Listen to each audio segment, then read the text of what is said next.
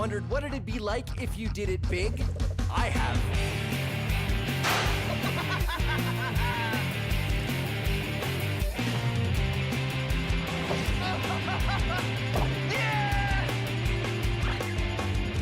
My name is Phil, and I take your everyday science experiments and do them big.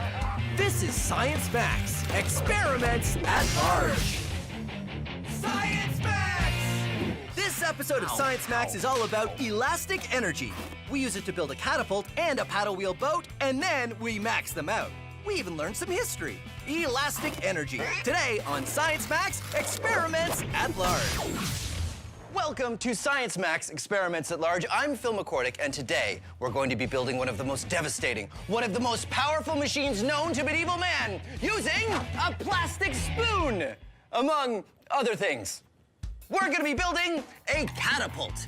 Catapults were used throughout history for all kinds of reasons to throw all kinds of things, but mostly big stone blocks at castle walls in order to knock them down. Here's what you need in order to build your own catapult.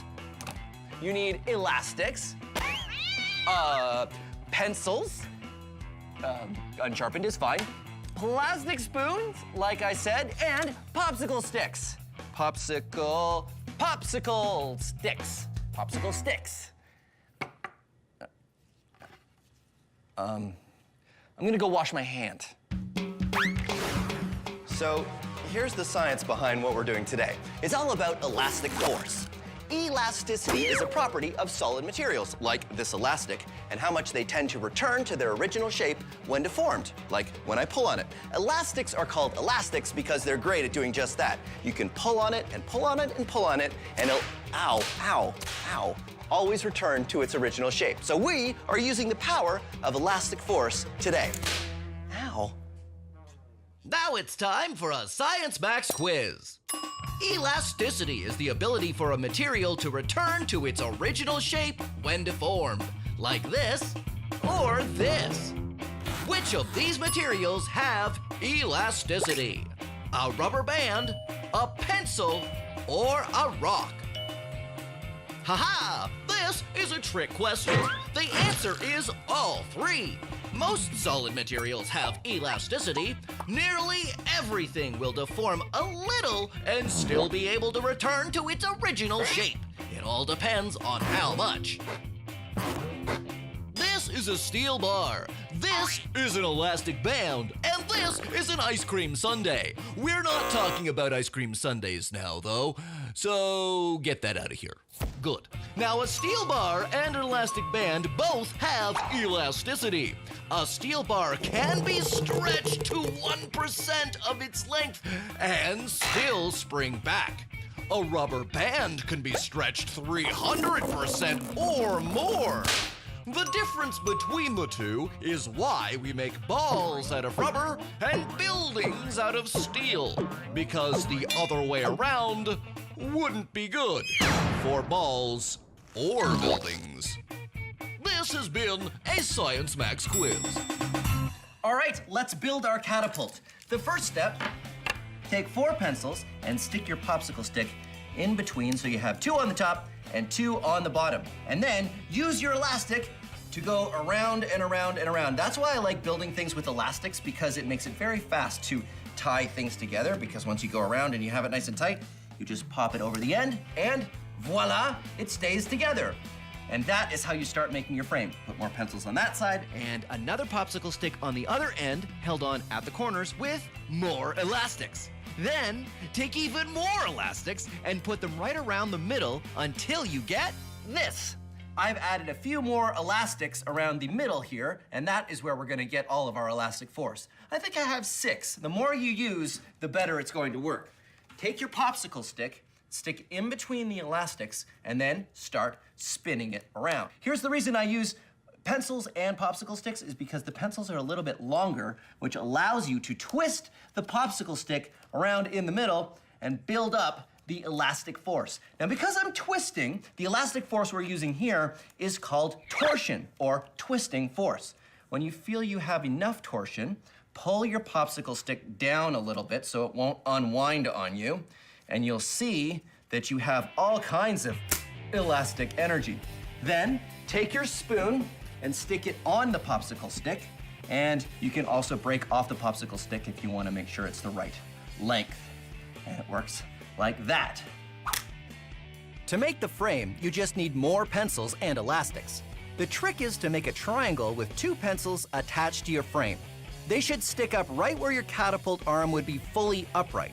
Then, take a final pencil and put it across the top. Don't forget to pull the arm back before you put the pencil across, otherwise it'll end up on the wrong side. Now, this is very complicated and I went pretty fast, so if you want the step-by-step instructions on exactly how to build this, go to our website. And there you go, a catapult of your very own that you can use to knock down very small castle walls. I've also built a larger catapult using all of the same principles. Pretty good, huh? It's got a longer arm, which means I can throw marshmallows even further. Whoa. Or I can throw larger marshmallows, or I can throw very large marshmallows. Now I know what you're thinking. You're thinking, Phil, is that the largest catapult you're gonna make? Well, of course not. This is Science Max, experiments at large. I'm headed to the Center for Skills Development and Training, and we're gonna max out the catapult so that it's big enough to throw one of these.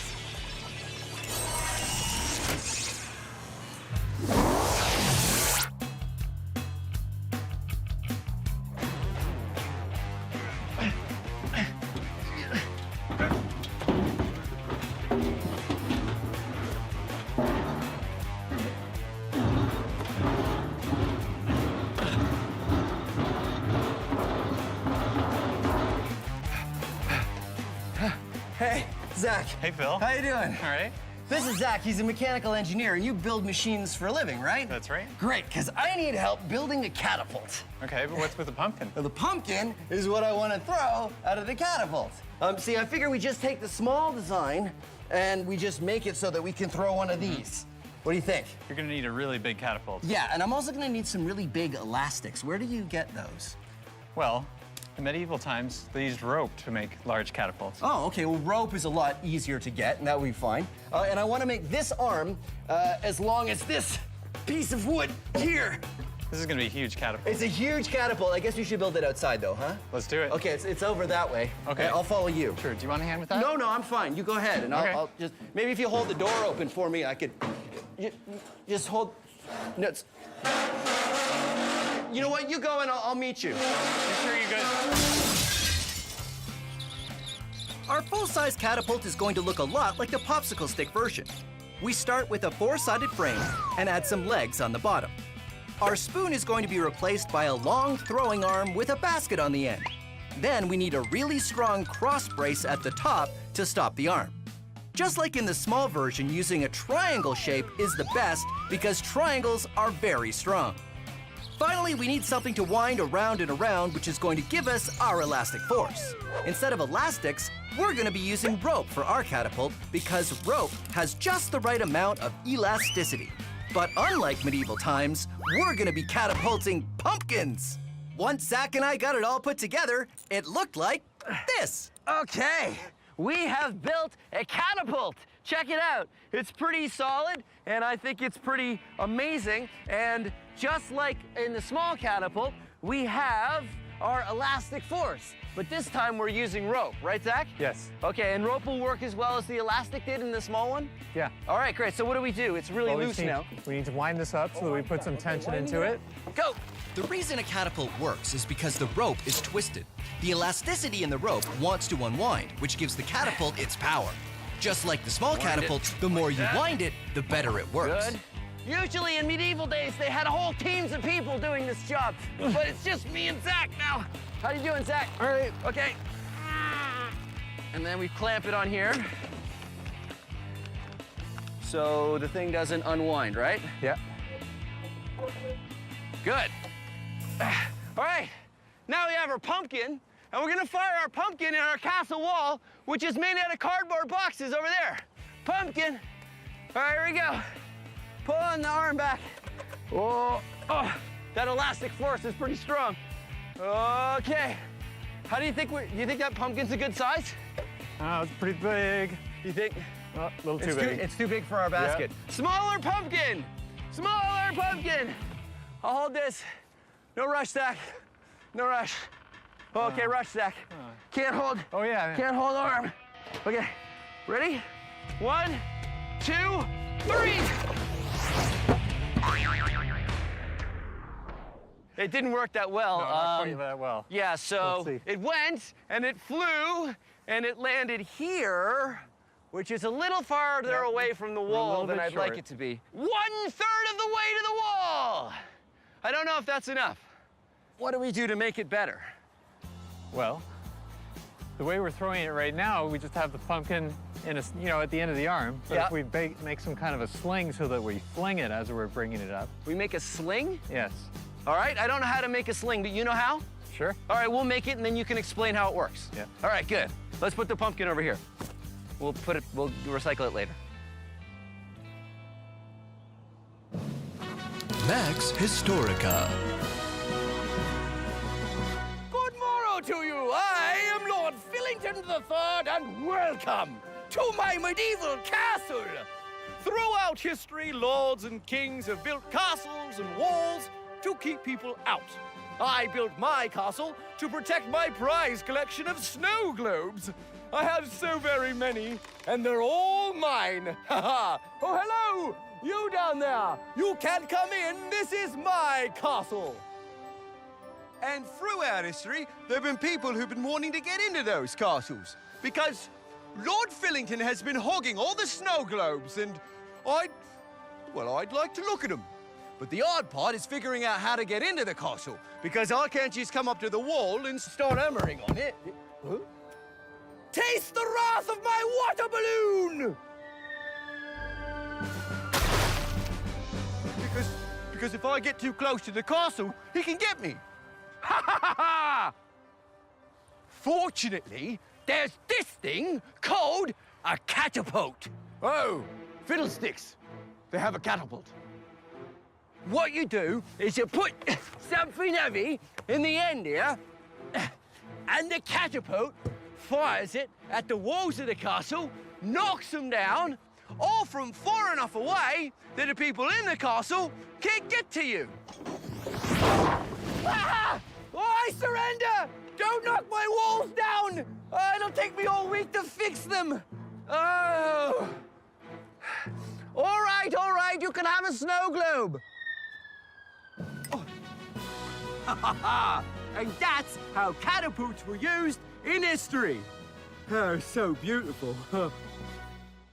Back to our maxed out catapult. Our first design threw a pumpkin just like it was supposed to, except it only threw it 1/3 of the way to the wall. Now Zach and I are planning to outfit the catapult with a sling. The sling attaches to the end of the throwing arm and gives the pumpkin a lot more distance to travel.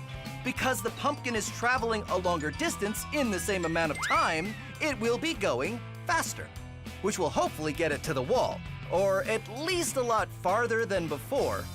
So we built this sling. How does this work, Zach? Well, we've got one end tied here. Yeah. And then we put the pumpkin in here. Wait. Okay, pulling arm down. Pulling arm down.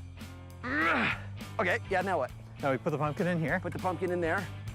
Yeah. And then we loop this over the back of the, over that. As the throwing arm goes up, this will slide off the back of the throwing arm and it will release the pumpkin. All right, you're the expert. I believe you. Let's try it out. 3, 2, 1. Whoa!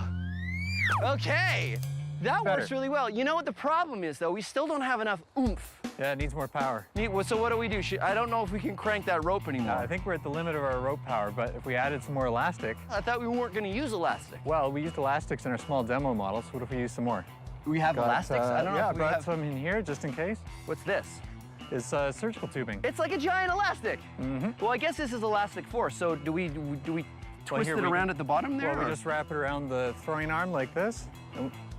Oh, I see. So we tie it here. Yeah, we just need a lot more, and then... And then we pull this, and it would be...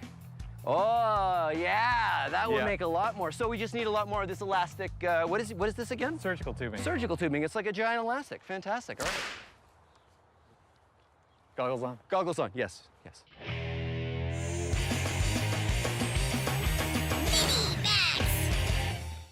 another fun way you can play with elastic force. Take a milk carton.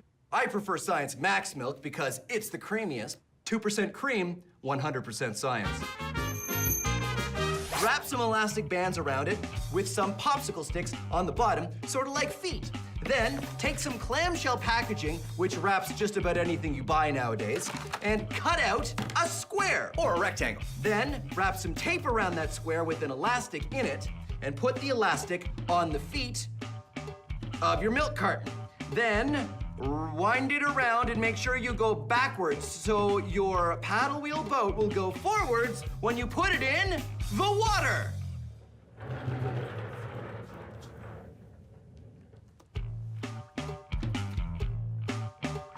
And there you go, a paddle wheel boat. Now it is time to max it out. Ahoy, the SS maxed out elastic force paddle wheel boat mattress. I need a better name. But I've made a giant paddle wheel boat that will work on elastic force because I've got surgical tubing as my elastics, and that's an air mattress. And then I use some lumber to hold it all together. And of course I need a paddle wheel, and what better thing to use in a pool than a flutterboard. Okay, here we go. So normally you're not allowed to wear your clothes and your shoes in the pool, but I got special permission because of science. Besides, I'm not worried at all, so I didn't wear my swimming outfit because I figure I can totally do this entire experiment without even getting wet. That is how confident I am.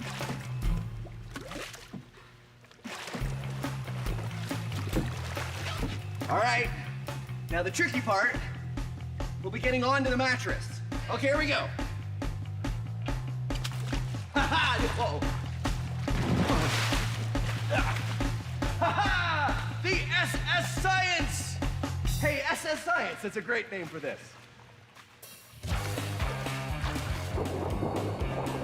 Look, it works great, and I managed to stay totally dry.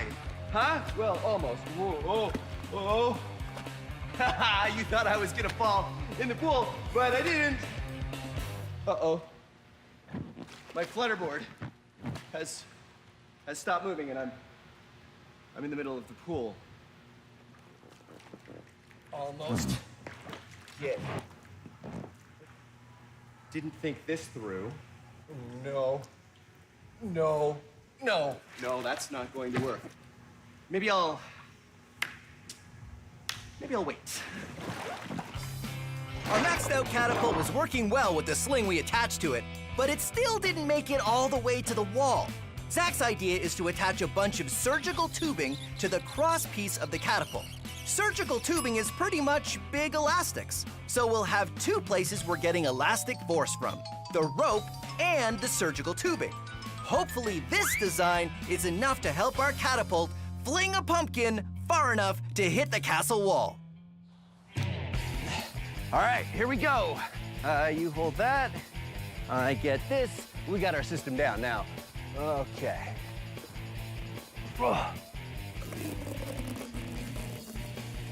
This goes up to there. Okay. Okay. 3, 2, 1. Nope.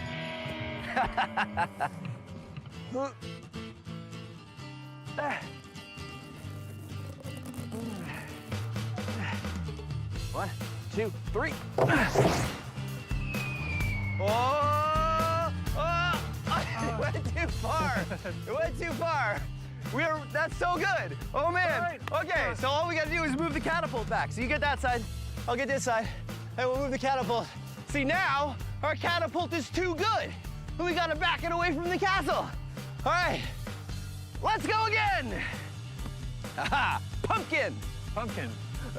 Pulling arm back. Pulling arm back. Grunting. Loading. Pumpkin.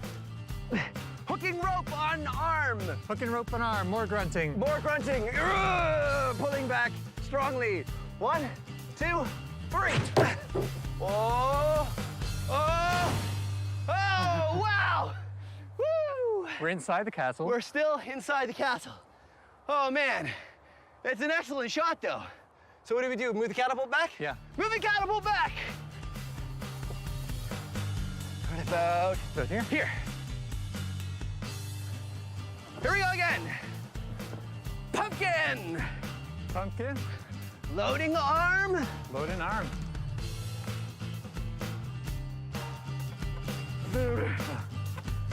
All right, you ready?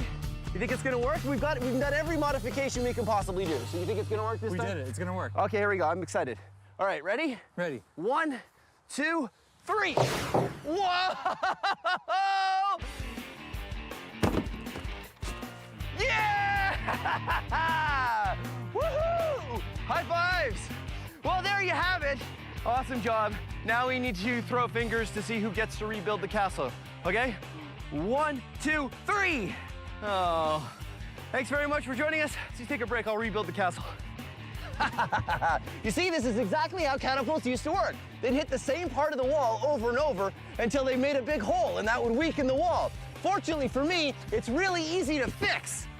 Just put this right in here. Oh, man.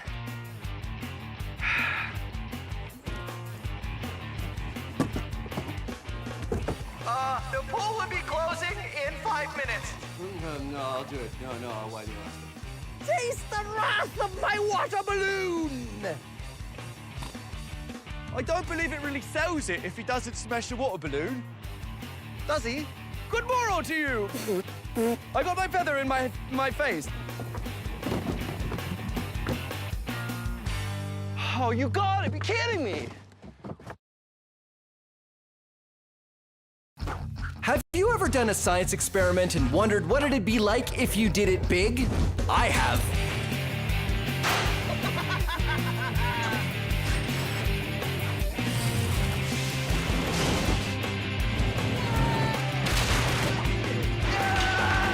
My name is Phil, and I take your everyday science experiments and do them big. This is Science Max, experiments at large. Science Max! Gravity. Gravity. Gravity. Gravity makes things fall. But on this episode, I'm doing everything I can to defy gravity. You win this one, Gravity. From a hoop glider to an egg drop to a hover balloon, it's a gravity-defying dance party. All on this episode of Science Max Experiments at Large. Greetings, Science Maximites. Welcome to Science Max Experiments at Large. My name is Phil, and today on Science Max, we're going to be looking at gravity. What goes up must come down. Today,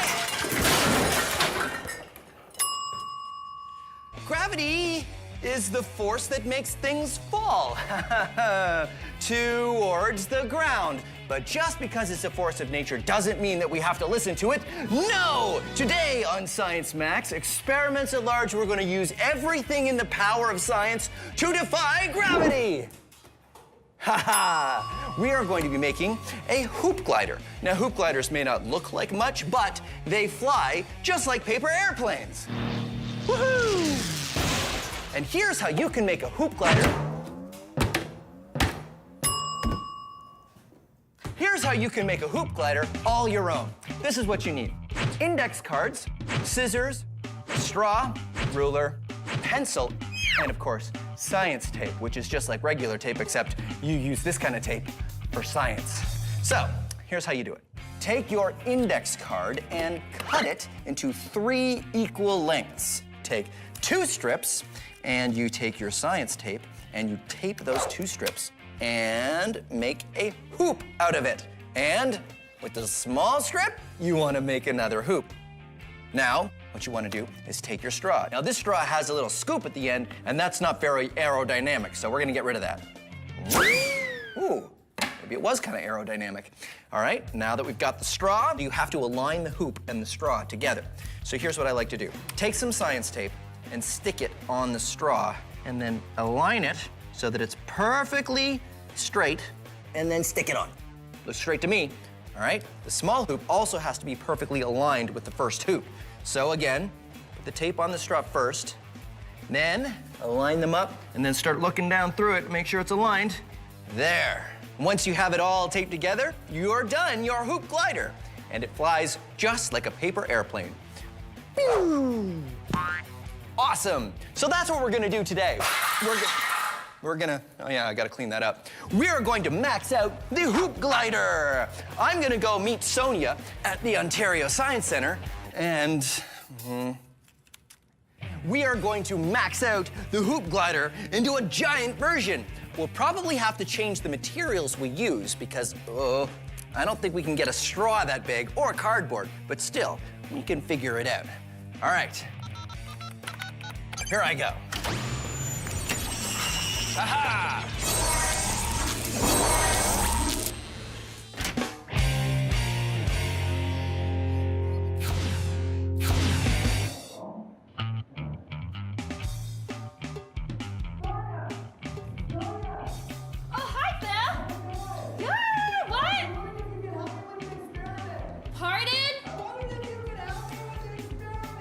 You want me to help you with an experiment? Okay. All right.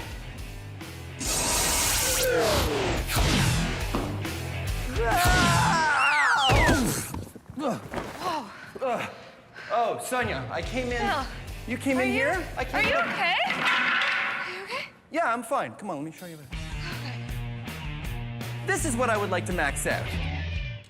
It was in my pocket when I fell, so What is that? It's a hoop glider. It was a hoop glider. So how do we max this out? First, we're gonna need a larger tube. To replace the straw, yeah. Exactly, and we're gonna need 2 hoops. So we need something that's flexible that will convert into a hoop. Okay, that's great. So why don't we get started? Sounds good. All right, high fives.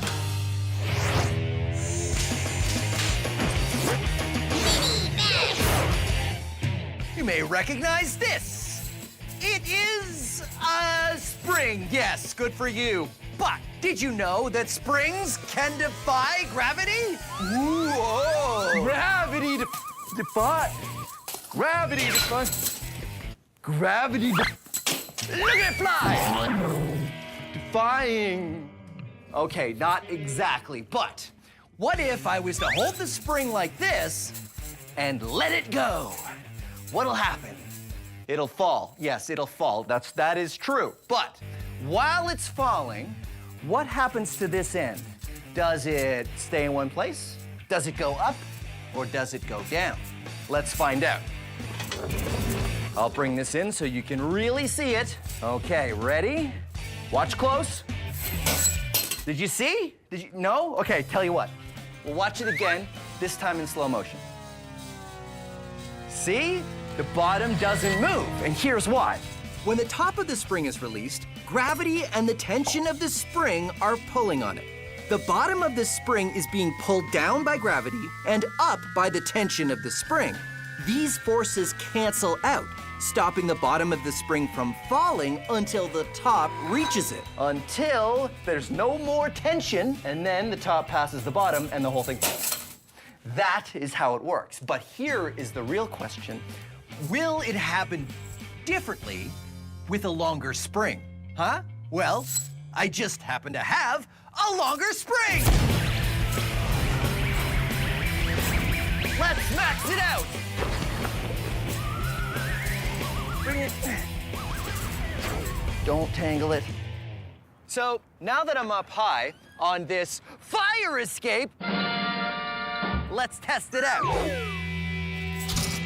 Okay, 3, 2, 1, go!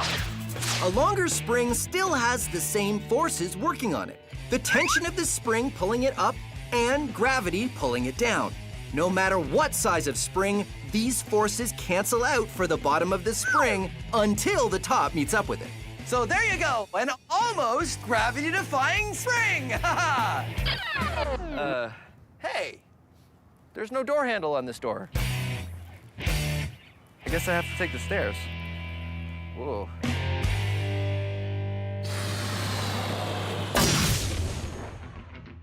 Sonia and I are maxing out the hoop glider out of bigger and better materials. This is the largest tube I have, right? A giant ABS pipe and some bendable metal to make into hoops. Then we attach them all together, and... Okay, big hoop is done. And little hoop is also done. Awesome. Not bad. Not bad at all. Super solid. And that's the thing. We have pretty heavy material, so it might not fly as well as we'd like. But something heavy can always be good, right? Oh no. That's what I'm talking about. See how solid it is? Pretty No solid. damage whatsoever. You want to test it? I think we should. Okay. I'm excited. We take our plastic and metal hoop glider outside to test it, and... Ready? Ready? 1, 2, 3! Huh. It didn't really fly, did it? Sonia and I made a very solid design, but the problem with it became pretty obvious. Yeah. It's just too heavy. Well, that's what science is. Back to the drawing board.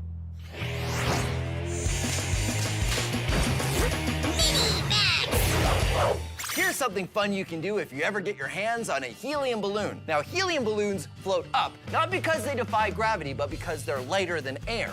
It's because the heavier air around it actually falls past the balloon, and that ends up pushing the balloon up. But what if this helium balloon wasn't lighter than air or heavier than air? It was exactly the same. This is what I like to do. Just take a helium balloon with a long ribbon and a bunch of paper clips, and adding a little bit of weight every time. And what we want to do is make this balloon neutrally buoyant. That means it won't go up or down, but it will be neutral. You want to check it every once in a while. Let's see, 3 paper clips is clearly not enough. 5 paper clips is, 5 paper clips is pretty close. It still might float down, so you want to take off just a little bit of weight, maybe about there. Watch this. You just take the balloon and you put it somewhere, and it stays. It stays put. It doesn't go up. It doesn't go down. It's attached to nothing. Now, let's max it out. I had a big balloon, and it was oh, there. A giant balloon. And look, it's a great paper towel delivery device. Say, did you want some paper towel? Here you go. Science. Yeah, don't worry about Ramona. Just put them up high. Put them up, yeah, higher. Good. Hey. Grab it. Grab it. Gravity makes things fall. But where do they fall? They fall down. Towards the center of the Earth. Eh? Gravity. It fell, didn't it? So, the Earth causes gravity, right? Well, yes, gravity. Oh, come on. Everything that has mass has gravity. Gravity. But the Earth has so much mass that the gravity produced by everything else is like nothing. I mean, forget about it. But let's say I was in space with this chicken. I would have gravity, and I could exert a gravitational force on this chicken. And if I get my angles right, I might be able to get the chicken to orbit me, like a moon. Behold, my chicken moon, huh? Gravity. But let's get serious. What causes gravity? We don't know. But what we do know is that without gravity, there would be no universe as we know it. No you, no me, no chicken moon. I'd miss my chicken moon. Chicken moon, you what? Gravity. Like it or not, the universe wouldn't exist without it. You like the sign? I'll give you a good deal. Half off.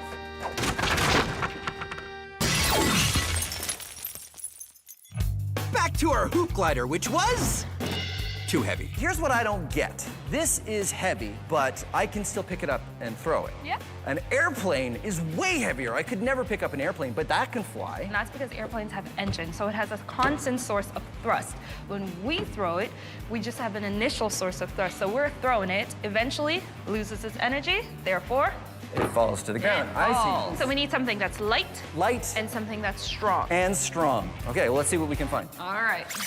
Sonia and I try a plastic tube and some heavy-duty paper. We make hoops and attach them with some duct tape and run outside to try it out. Hoop glider dance!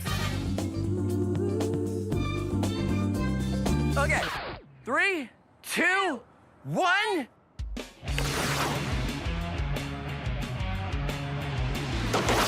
That's pretty good. That was Pretty amazing. good. Let's try that again. Here we go. I throw the hoop glider, and although it doesn't keep flying forever, it goes much further than our first version, and also further than I could have just thrown the pipe by itself. Pretty good. So we've done a good job of making something that flies. Why don't we make a couple different kinds out of different materials, and we'll see if we can get one that flies even better than this. I think that's a good idea. Yeah, okay, let's do it. Sonia and I have created a pretty good maxed out hoop glider, but we wanted to see if different materials would make an even better one. Sonia made a much lighter version, This time I used cardboard. and I made this! Made a slightly heavier one. Let's do it. Okay, 3, Yeah. 2, 1, go! Not bad. My turn. Here we go. Okay.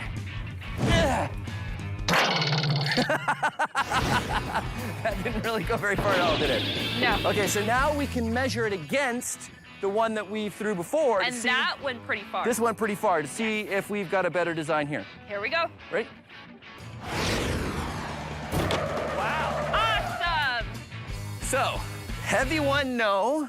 Light one, no. Interesting. No. This design seems to be the best one. I keep thinking about how you were talking about thrust. Yep. All the thrust that we can put in is just what we can put in with one throw. Yeah. What if we could give it more thrust than that? How can we do that? I don't know, like some sort of slingshot or something. Like it'd have to be a pretty big slingshot. A pretty big slingshot. Do you But I we can think make that sounds great, though. I think make a big slingshot for this? Why not? Okay, high five. Let's do it.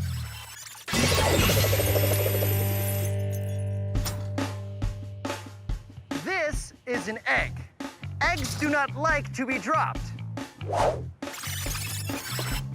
Oh, fortunately, we can use the power of science to design something that'll keep the egg safe as it falls. Behold, my egg drop contraptions. The thing I really like about this experiment is there's no wrong way to do this. You can come up with any design you want and see if it works. This one here is a bunch of helium balloons. This structure is just to keep the helium balloons on so the egg can touch down very gently. Here it goes.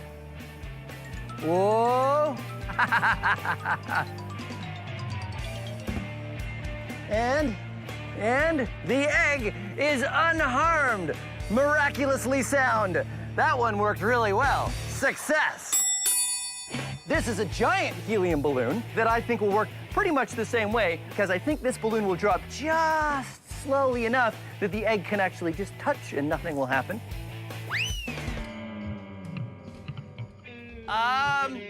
So that didn't work. And then there's this one, which has no slowing at all. It's all designed to just absorb the impact. And the idea is that the cone will crumple and absorb the force when it hits the bottom. Oh, no! Oh, no. I think it would have worked if it hadn't turned in the air, but it did, and, well, I guess the egg is completely broken, so I'd call that one a fail. This one is the parachute. You see the egg has been nestled into this foam container, and this is a parachute that will hopefully slow the egg down. Woo! Uh-oh. Whoa. Over, good. And that one seemed to work well. Yep, the egg is totally fine. The parachute worked.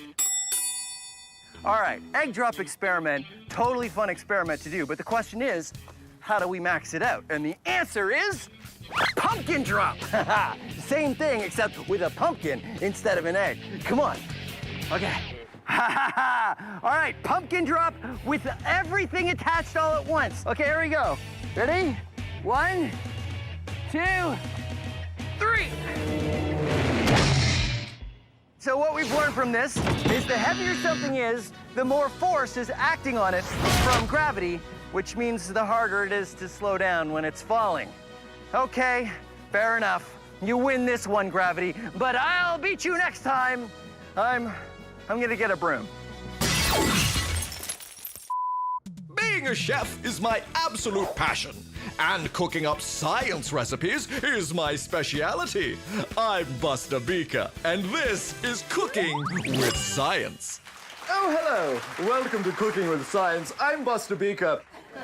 Delicious. Nothing is more important to have fresh than your seafood. It's what makes the difference between a fresh fish and one that isn't so fresh.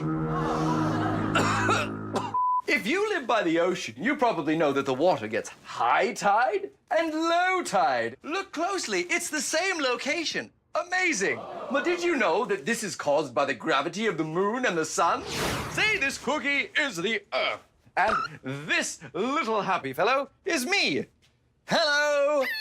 And this string represents the water around the Earth. If we didn't have gravity to worry about, the water would all be equally deep around the Earth. But here comes the moon, this mushroom. Now, the moon has gravity, and that pulls the oceans towards it a little bit, like this.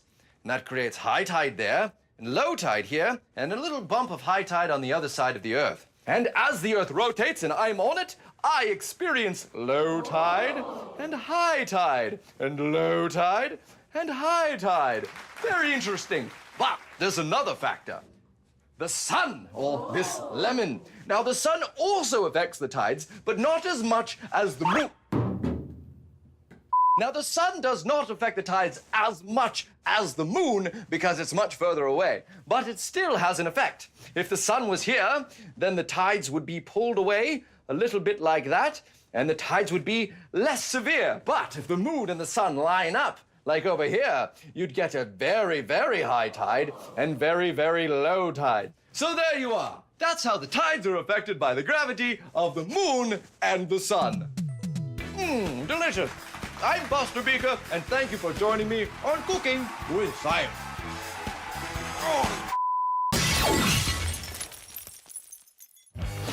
Our maxed out hoop glider was working pretty well. That was amazing. Good. Here we go. But we could only give it so much thrust by throwing it.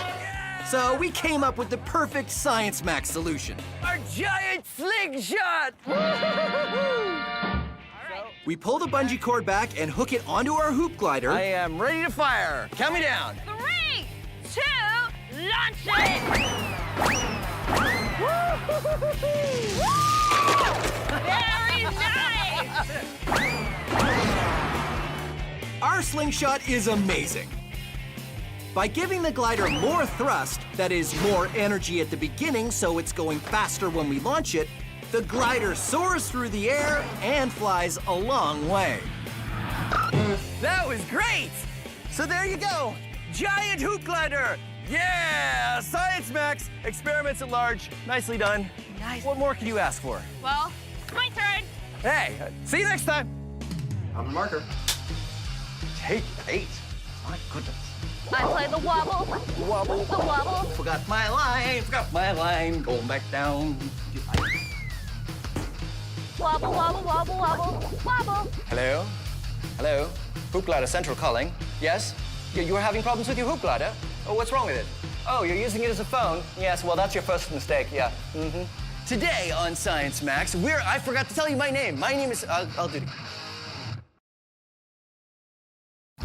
Have you ever done a science experiment and wondered what it'd be like if you did it big?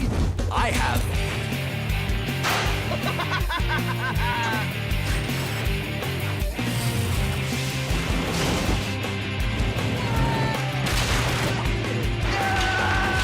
My name is Phil, and I take your everyday science experiments and do them big. This is Science Max, experiments at large. Science Max! Today, I'm maxing out the power of water. Water is very heavy. Pressurizing water to make a water-powered car, water pressure pumpkin carving, water flying, and more. All on this episode of Science Max Experiments at Large. Greetings, Science Maximites. Welcome to Science Max Experiments at Large. My name is Phil, and today we're gonna be looking at water.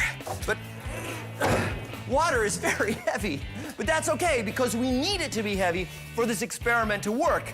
I don't know if I need that much of it though. Maybe I can get, here we go. Yeah, that's probably all I need. Today, we're going to be building a water-powered car. You'll need a base for your car, like this styrofoam, water bottles, shish kebab skewers, straws, scissors, elastics, paper plates, tape, a square of paper towel, modeling clay, vinegar, baking soda, water, and glue or a hot glue gun if you have an adult to help you, and... yeah, I know, this one is pretty involved. That's why you should go to the website for step-by-step instructions. Take your paper plates and glue 2 together to make a wheel. Then make 3 more. Wrap elastics around your base and then tape straws on the bottom. Trim them down, maybe about that much. Then take your shish kebab skewers and push it through a water bottle cap to make a hole. Then stick one wheel on, put the skewer through the straw, and do the same thing on the other 3 sides. Then take the water bottle cap and get an adult to help you make a perfect hole in it so that it fits your straw. Then use some modeling clay and hot glue to seal the straw and the cap so it's airtight. Attach the water bottle to the base of your car, then fill it with some water and vinegar. Next, you'll want to wrap up a spoonful of baking soda in the square of paper towel so you can make a little package. Finally, stick something underneath the underside of the bottle to raise the end up off the base. Bring your cap and then go outside. Here we are outside. Yeah, I know, we're not really outside, but I have a science lab and you probably don't, so I highly recommend you do this outside. And don't forget your safety glasses. Now, this is why we make a little packet of baking soda, because we want to delay this reaction as long as we can. So I like to hold it there. We'll hold it there with one finger so I can get the cap ready, because we don't want it to react until we can get the cap on, and then kink the straw to keep the pressure inside till we're ready to let it go. Then, at the last second, you want to drop that packet in and quickly cap it, and kink the straw, and woohoo! Woohoo! There you go, a water-powered car. Now, I know what you're thinking. You're thinking, Phil, wait a minute, that's a vinegar and baking soda-powered car. Well, kind of. The vinegar and baking soda create a gas, and that gas creates pressure in the bottle, and that pressure forces the water out of the bottle. But it's the water leaving the bottle that creates the thrust. The water going that way pushes the car that way. Newton's third law, every action has an equal and opposite reaction. So what we're gonna do is max out the water-powered car. Figure out how to get water going that way so we can go that way. But we means me and someone else. Who can help me? Oh, I know, Anthony from the Ontario Science Centre. He'd be great at this. Hopefully he's not busy. We're gonna max out the water-powered car. Ha.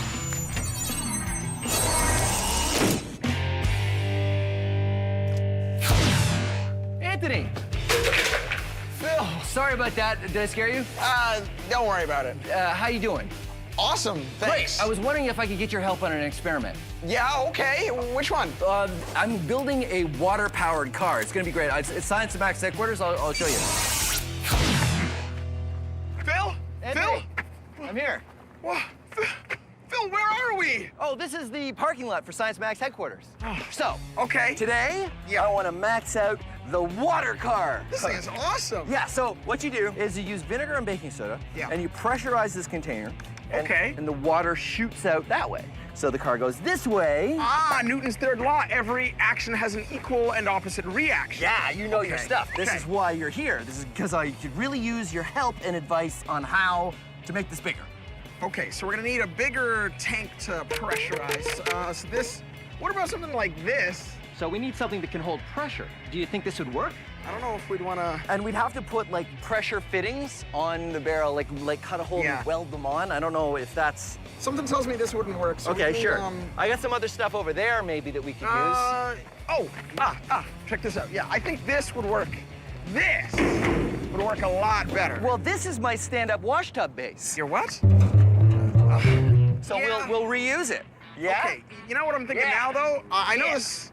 The problem is, I think this is like an oil drum, right? It is. It's an oil tank from a house. And these things are not built for pressure. You can get water tanks that you pressurize. Like hot water heaters, yeah, you can pressurize. They're built for that stuff. You pressurize them in your basement, and then the water travels up to like the top your floor. shower That or makes, something like that. So all we need to do is get a pressurized water tank. Okay. Put water in it, put pressure in it, and put it on wheels.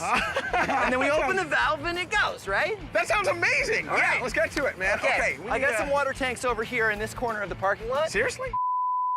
Being a chef is my absolute passion. And cooking up science recipes is my speciality. I'm Buster Beaker, and this is Cooking with Science. Oh, hello.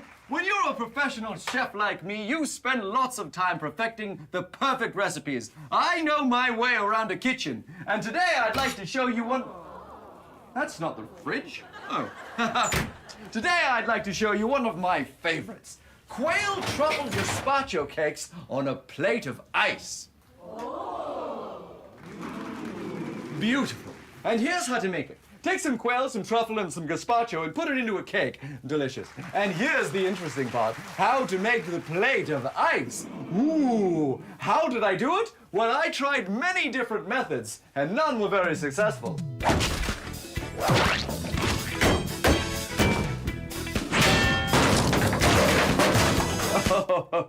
But now I let science do the work for me. So here's what I do. You see, I've got my large block of ice, and I've got a fishing line over the top, and on the bottom, I've got 2 heavy weights. Now we wait. The heavy weights put pressure on the fishing line. This pressure melts the ice where it's pressing down. As the ice melts, the fishing line moves through the block of ice and eventually cuts its way through. There we are. My hours of waiting have almost paid off. You see, I've got a perfect line through the ice, and I stopped it just before it finished. It's the pressure of the line on the ice that makes it work. The same thing happens when you use ice skates. You see, it's a very thin line, and your body weight presses down on the ice, melts it a bit, and that allows you to glide across the ice. It also allows me to just pop this off. There you are, you see? Perfect plate of ice to put my delicacy on. Let's just try that now. There we go.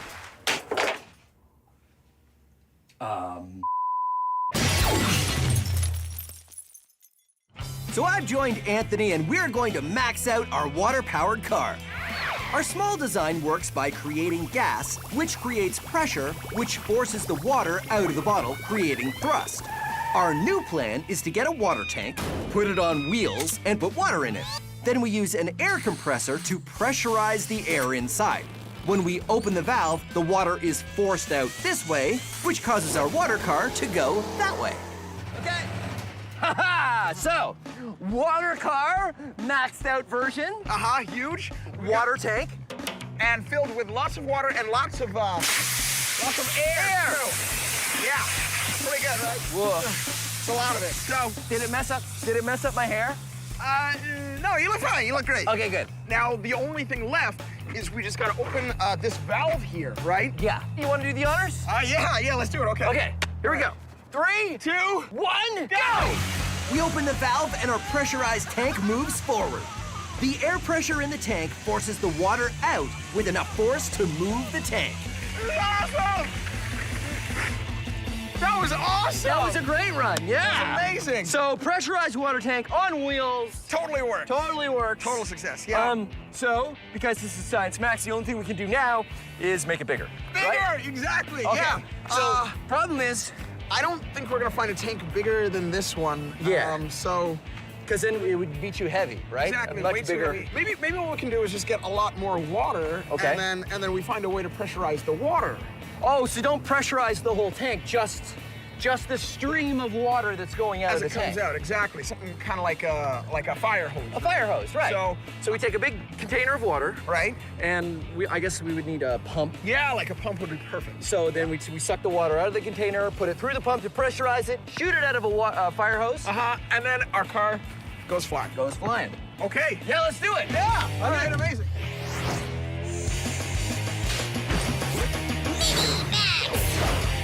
When water is going fast, it has a lot of force. This is a power washer. It's made for cleaning concrete and wooden decks, but it doesn't use soap and it doesn't use heat. It only uses the power of water. Let's try it out. The power washer creates a stream of water that is moving really fast. It has the force to clean concrete, strip the paint, or even the Science Max logo off wood. But how do I max out the power washer? What's the most ultimate use I can think of? Power washer pumpkin carving!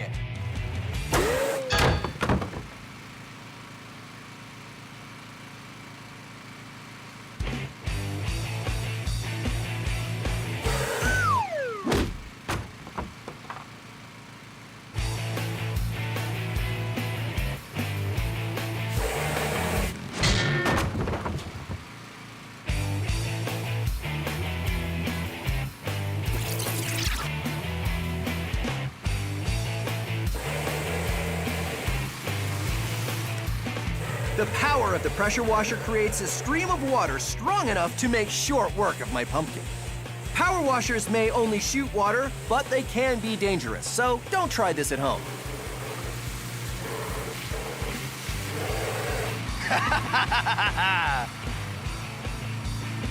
Yeah, science! The Wizard Academy. All you have to do is demonstrate true magic, and you'll be granted entry. Send in the next candidate. Oh, no, not Overwhelmo. Did someone say Overwhelmo? No, wait, no. Next. Oh, not that. Okay, good. Okay. Behold, it is I, Overwhelmo!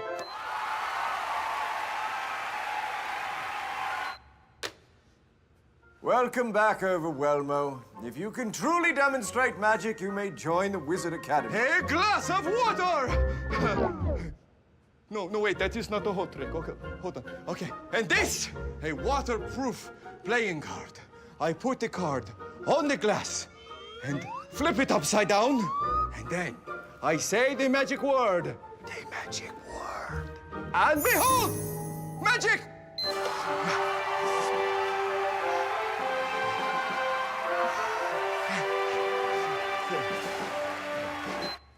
Yes?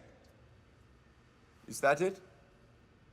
Yes? Well, it's not magic. It is defying gravity. Nope. The water would fall and the card would fall to the floor. It's not magic. This is magic. No, it's science. Horse feathers.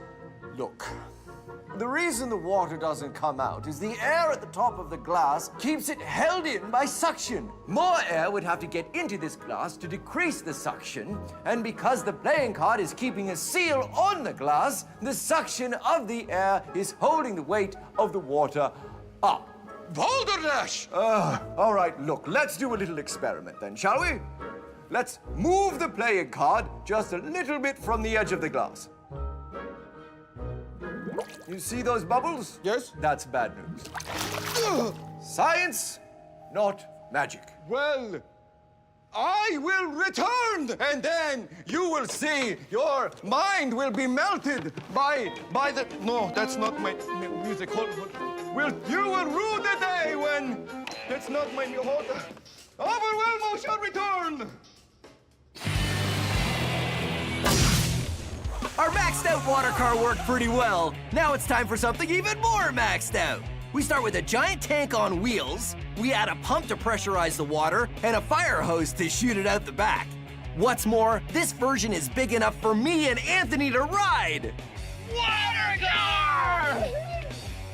So amazing! This is the more super improved water car. This tank holds 1,000 liters, and right now it has 720 liters of water. We have a pump, that's right, our water pump. So the idea is we take the water from this container out through your hose, really pressurized, going really fast that way. Our car goes really fast this way. All we gotta do is just turn on the pump, and we're ready to go. So we fire up the pump, and the water stream comes out really strong. So strong, I can barely hold on to it. Here we go! But even so, there's a problem. What's going on back there? I got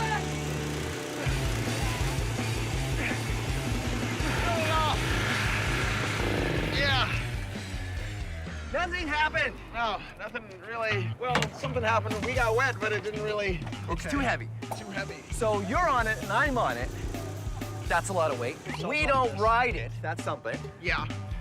Also, this is kind of going crazy. Yeah, because if nobody's holding it, it's just gonna flap around. So we'll have a brace here.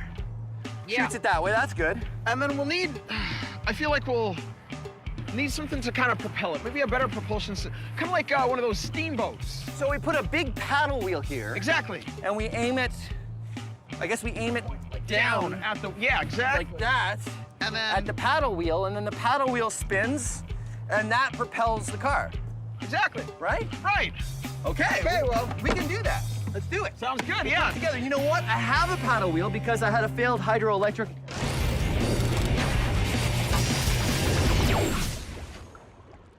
This is called flyboarding. Wow.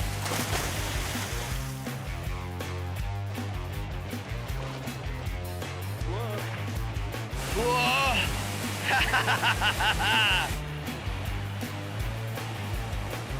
Powerful jets of water are being shot out from this board at my feet. Whoa. The engine on the watercraft behind me creates the water pressure, which travels up the hose and through the jets.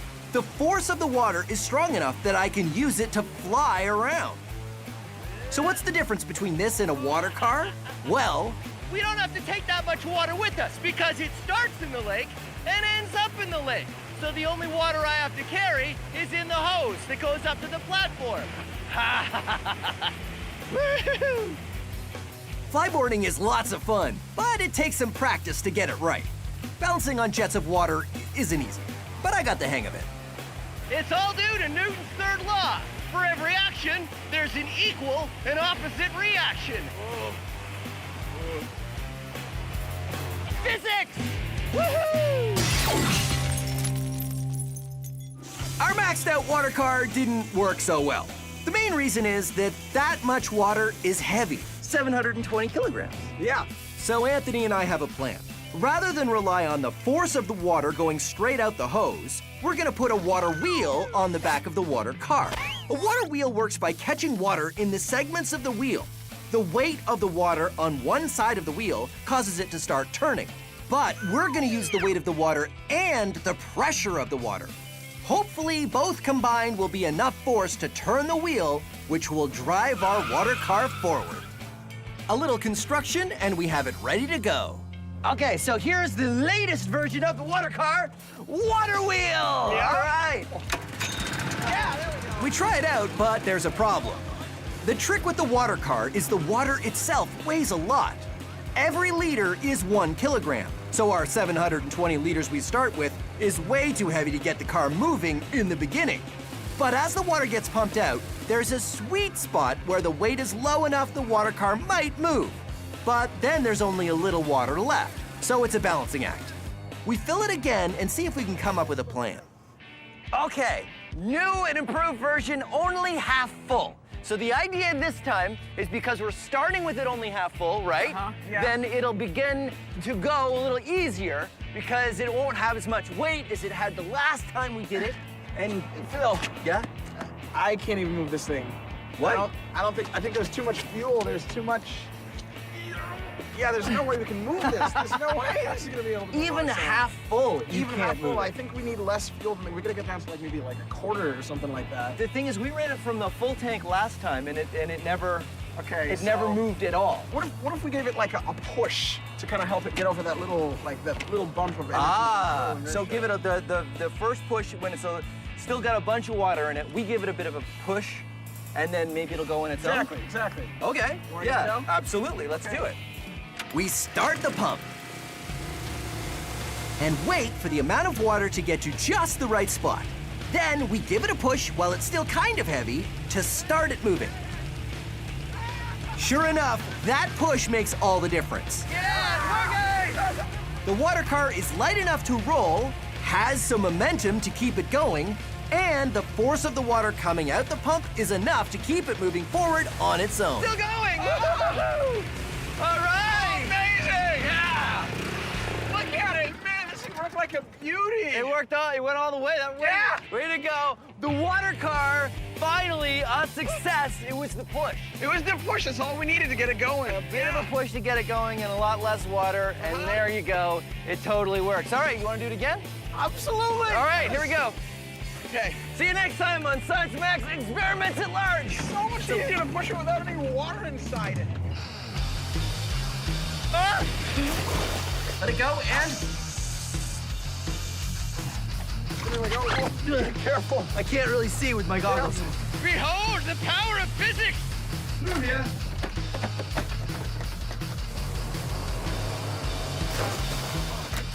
The door's full. This is called whoa! All we have to do is wait.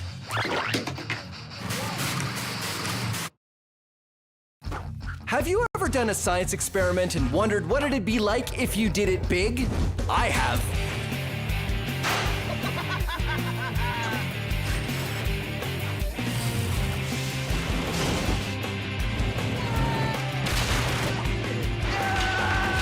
My name is Phil, and I take your everyday science experiments and do them big. This is Science Max, Experiments at Large. Science Max! This episode of Science Max is all about generating electricity. Where do we get this electricity that we use all the time? We try to generate as much as we can using human power, plus solar energy, tidal energy, wind energy, and more. All you need to do is turn the generator. All on this episode of Science Max Experiments at Large. Greetings, Science Maximites. Take a moment and imagine with me, if you will, a time when the only way to light your house was with candles or oil lamps. There was no electricity. That meant no power tools, no video games, no telephones, and worst of all, no TV. Fortunately, we live in a world of electricity. If you've ever lost power in your city or neighborhood, you know how hard it is to get by without electricity, even for one day. But where does it all come from? Where do we get this electricity that we use all the time? We make it. That's the cool thing. And I can show you how to make it as well. Check it out. All you need is an electric motor. Electric motors are pretty simple. All you do is get a battery and you attach it to the electric motor, and that makes it work. There we go. Attached to the battery, it spins. But if you spin the electric motor, it creates electricity. And that's what we're gonna look at today, creating electricity. We're gonna build a wind turbine. But first, you need an electric motor. And you can probably get one from a broken toy. Just make sure that the toy is broken and that the broken part isn't the electric motor. Here's what you need: index cards or construction paper, scissors, push pins, science tape. It's the same as invisible tape, except I use this one for science. A cork, chopsticks, craft sticks, and modeling clay. And remember, all the steps for this experiment are on our website. To begin, cut the index cards into strips and tape down a push pin so it sticks out. Then fold over the index card and tape it together. Then stick the pin into the cork and repeat that step. If you want as many blades as you can get on your fan, you're welcome to do that. Next, take your modeling clay and stick the chopsticks in, then tape the craft sticks in between with science tape. Then take the motor and stick the cork on the end, then wedge the motor in between the craft sticks and tape it down so it stays put. And there you go, a fan that will spin in the wind. You want to adjust the fan blades so they all face on a bit of an angle. That way they will catch the wind and spin. There we go. Now when it spins, it will create electricity. I'll show you with this. It's a multimeter. And a multimeter measures little amounts of electric current. There. The hairdryer makes wind, spinning the fan blades, and we are creating electricity. Now, pretty much all electricity that you make comes down to turning a generator. A small motor like this isn't gonna produce a lot of electricity, barely enough to power one tiny little LED, but it's a start.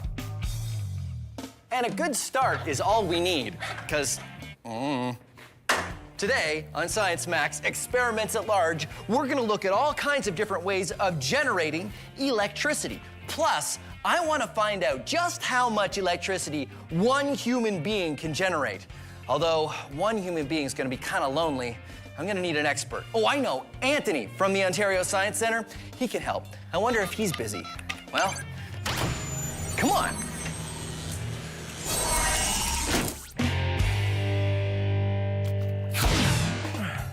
Oh, Anthony! Phil? So I was wondering if you could help me with an experiment. I want to generate as much electricity with human power. What do you think? I think that sounds awesome. Okay, great. Let's go back to Science Max headquarters. Is that the portal? Yeah. Don't worry, all the kinks are worked out.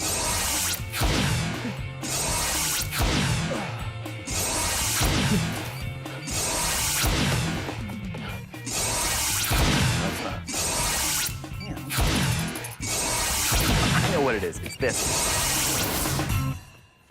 Where did you end up? I was in the vents. Oh, I ended up in the bathroom. All right, well, now that we're here. Okay, so this is what I started with. And this is just, an electric motor, right? Right. So you can generate electricity, you spin it, so I figured in order to generate more electricity, you get a bigger generator? Exactly, yeah. The bigger the generator, the bigger the magnet, the more the copper, the more the electricity. Oh, well, you know what we should do is we should just get an even bigger one, like a giant one that they use in like at a power plant or something, or? Not quite. That would be too big for a person to be able to turn. It'd just be impossible. So you think this is a good size? I think this is a great size. Okay, so that's good. This is called a multimeter. We're gonna hook up the wires. I will do black to black. Black to black. To red. And as you turn our generator, we can see just how much electricity we're generating. Okay, so. Here, you hold on to that. This, and you I'll can turn start the turning generator. Now it's time to play How Much Electricity Did They Make? 2.4 volts, yeah, it's not bad. Oh, 2.4, yeah, it's not great. That's just enough to power a small LED flashlight. Better keep trying, boys. I got some handles here that we're going to attach to the end of the generator so we can spin it. Okay, let's try. No matter how fast I cranked the large handle, I couldn't make any more electricity than before. Okay, let's try something else. But it's a smaller handle. Perfect, okay, yeah. That's good? Yeah, well, maybe it'll let us get more spins in. Oh, yeah, because I don't have to make as big a circle. Exactly. Yeah, it's working already. We're up to like 3.5. Now, how much electricity is Phil making? 4.5. That's the same as 3 AA batteries. Maybe enough to power a toy car. Still a long way to go. Yeah, it's a lot higher with the faster spins. Oh, all right. You okay? I'm okay. Maybe we could use like some gears or something like that. Oh, yes, that's a good idea because this circle that I'm making here, I can only go so fast. So maybe with gears, you can do 1 circle here equals like 10 circles on the other gear. Exactly. Yeah. Okay, so kind of like the gears on like a bike. Yeah, the gears on a bike or something like that. A bike, of course. Yeah. So we get a bike and we attach the back tire to the generator. The generator, and then you can use the pedals of the big gear to power the small gears. Okay, great. We'll go get a bike. Yeah. Yeah, high five. All right. Oh, right, they're over here.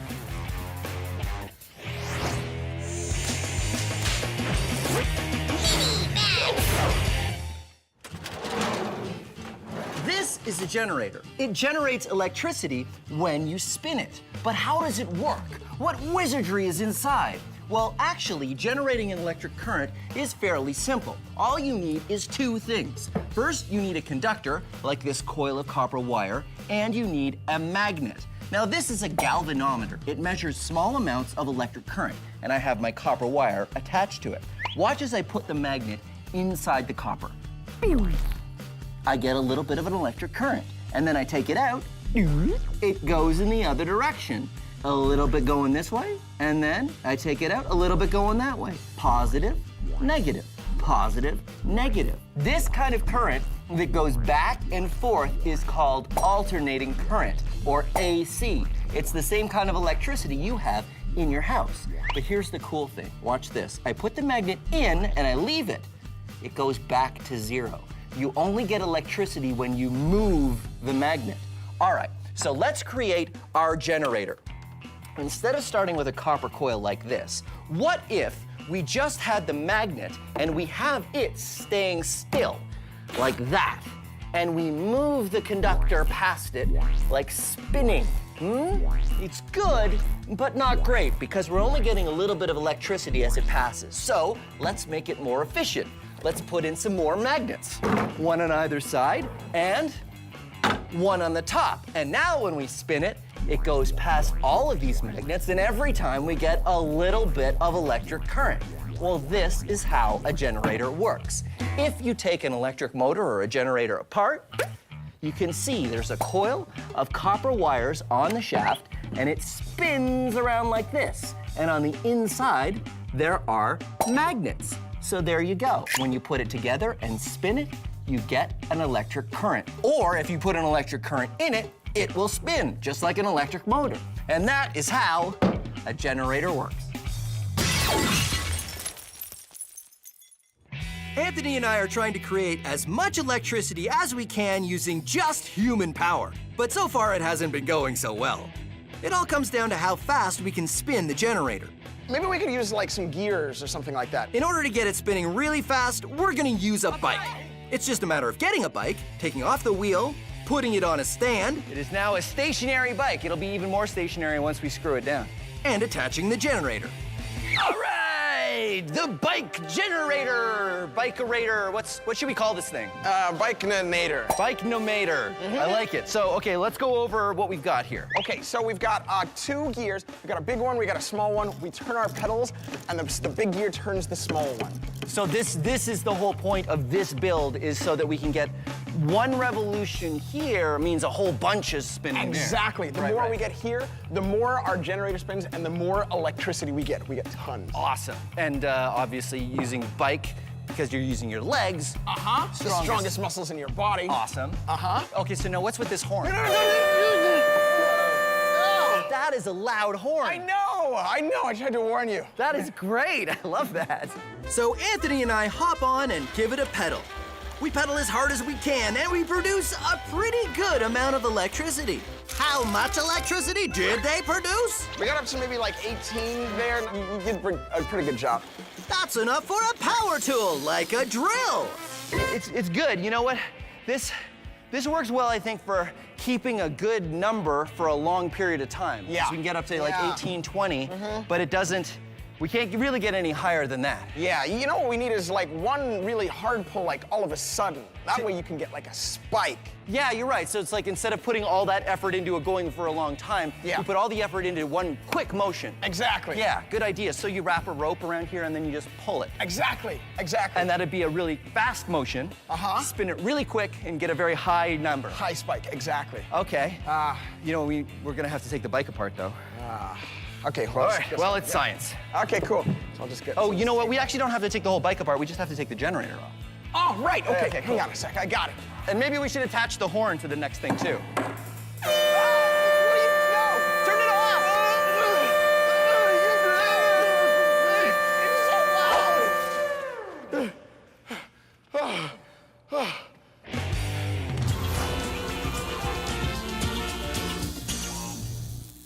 So you want to generate some electricity, but what do you choose to generate that electricity? Hydro, nuclear, coal, solar? Who knows? I do.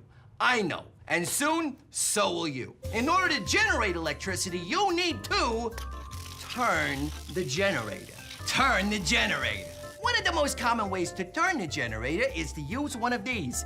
It's a steam engine. Usually they're a lot bigger. You see, you heat the water to boil it and turn it to steam, which works a piston, which turns the generator.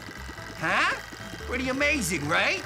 But what it really boils down to is heating water to make steam. Boil water to make steam to turn the generator. Coal power. Burn the coal to boil water to make steam to turn the generator. Natural gas. That's different, right? Nope. Burn the gas to boil water to make steam to turn the generator.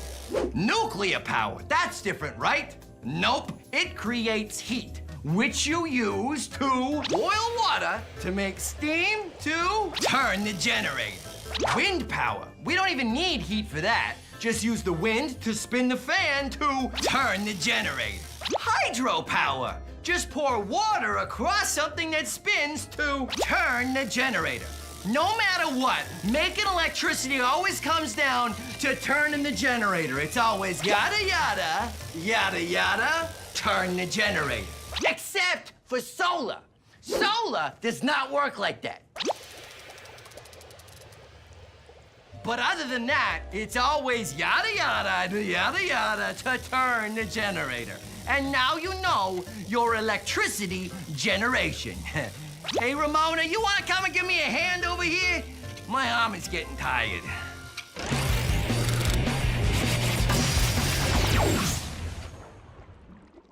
Whew, it is hot out here. Oh, in order to generate electricity, you need to spin a generator.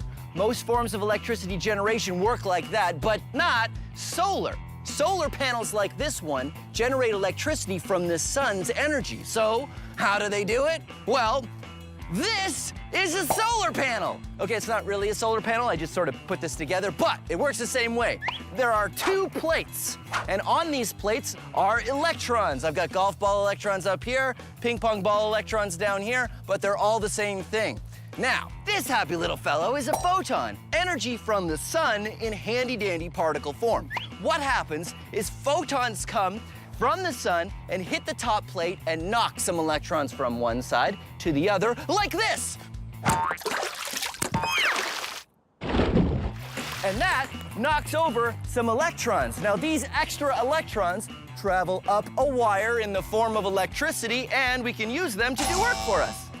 Then they change to the other charge, go back, and we start the process all over again. That is how solar panels work. But remember, it only works when there's sun and photons.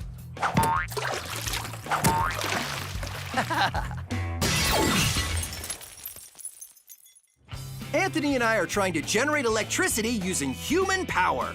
Spinning the generator didn't work too well, but we found if we used some gears, like those on a bike, it worked better. You know what we need is like one really hard pull, like all of a sudden. Using gears is a great way to get work done. The good news is there are generators with gears already in them. That means if we can turn the spindle once, the gears inside will spin the coil a lot of times. The only downside, turning the spindle gets harder the higher the gear.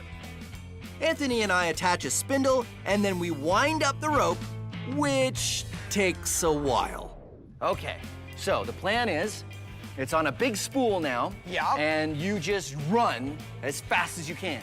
Got it. And we'll hopefully get as many revolutions as we can, depending on how fast your top speed is. Okay. Sounds good? Sounds good. I can be pretty quick. Okay, good. All right. Ready? On your mark. Uh-huh. Get set. Uh-huh. Go. How much electricity did they create? 24 volts. Actually, not bad. That's enough to power their own personal scooter. Not too shabby, boys. We need like a hard pull all at once. Yeah, from something like really big. So what if we could get like really high, like up there?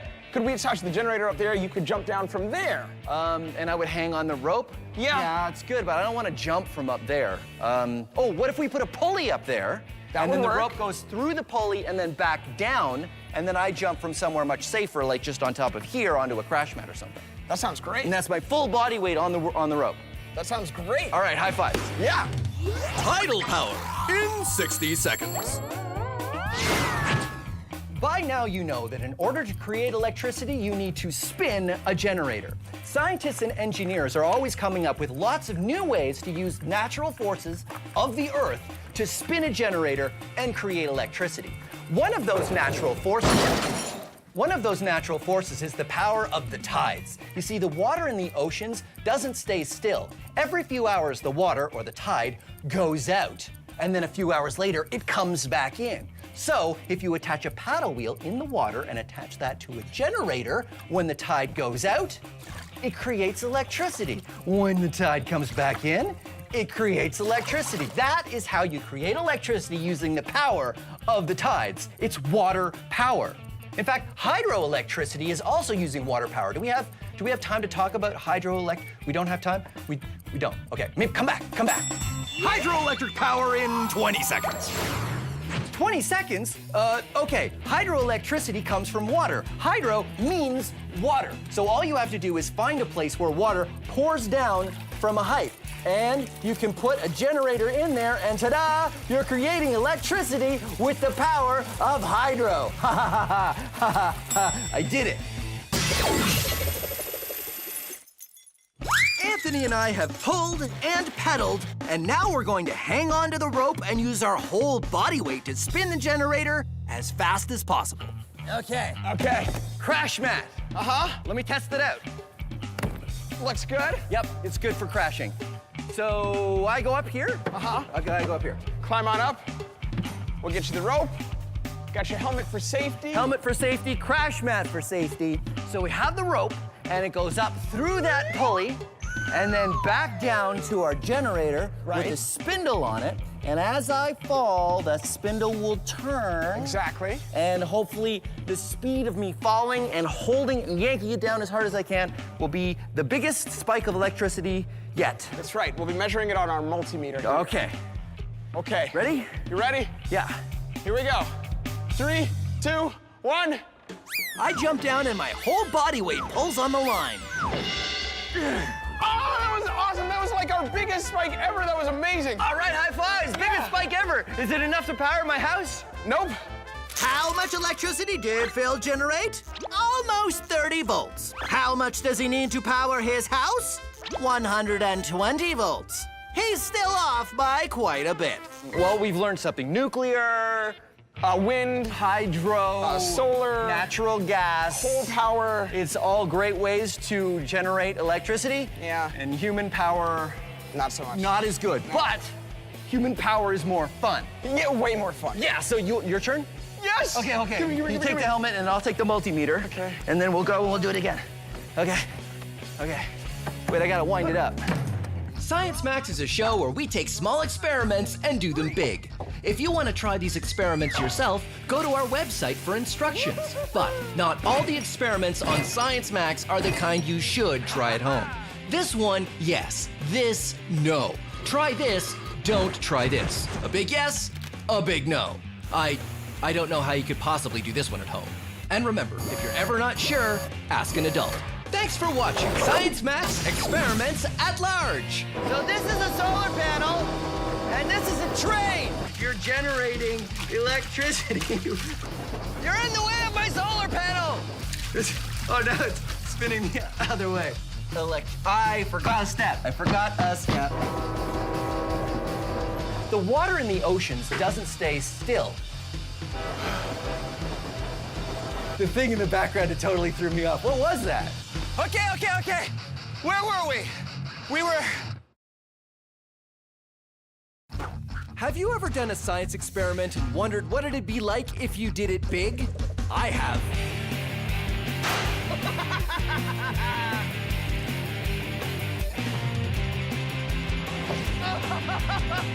Yeah! My name is Phil, and I take your everyday science experiments and do them big. This is Science Max, Experiments at Large. Science Max! Today's episode is about friction. How can I hang onto this rope without falling? Can we reduce it so we can slide around? I'm going towards the wall! Can we increase it so I can climb a wall? Ha-ha! I did it! Can I use it to fly? Yep. Friction, today on Science Max Experiments at Large. Hey, Science Maximites,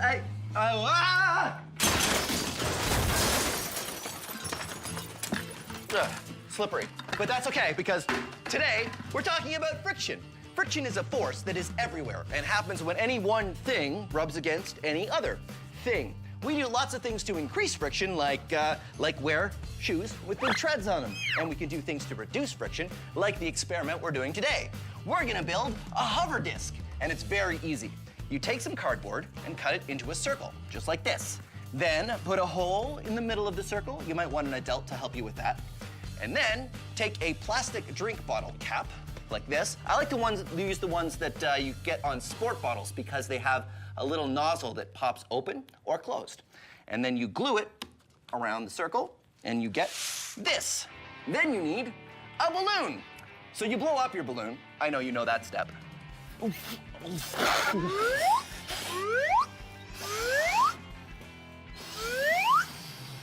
And then twist the balloon so it doesn't get away from you. When it's nice and twisted, you can stick it over the drink bottle cap like this, and then untwist it. And this is why I like to use the plastic drink bottle caps that come from sport bottles, because you can open it when you want. And when you do, your disc rides on a cushion of air, reducing the friction with the table, and it's almost like it's sliding on ice.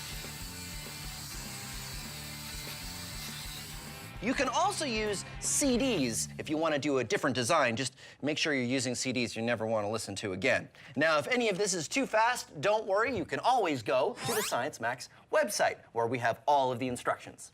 And now, it's time to max it out. We're going to see if we can make a human-sized, rideable, low-friction hover disc. I'm going to the Ontario Science Centre, where hopefully I have an expert that can help me. Door is stuck. I think there's a little bit too much friction with it. Oh, that's got it. Oh no, this isn't the Science Center. Did I go back in time again? Oh. It is the Science Center. Helena, hi. Hey, Phil. You're here to see the hover disc. Yes, please. All right, come on, right this way. So I made one in the lab that works pretty great. It's on cardboard and it has a balloon. The one you have here works on the same principle?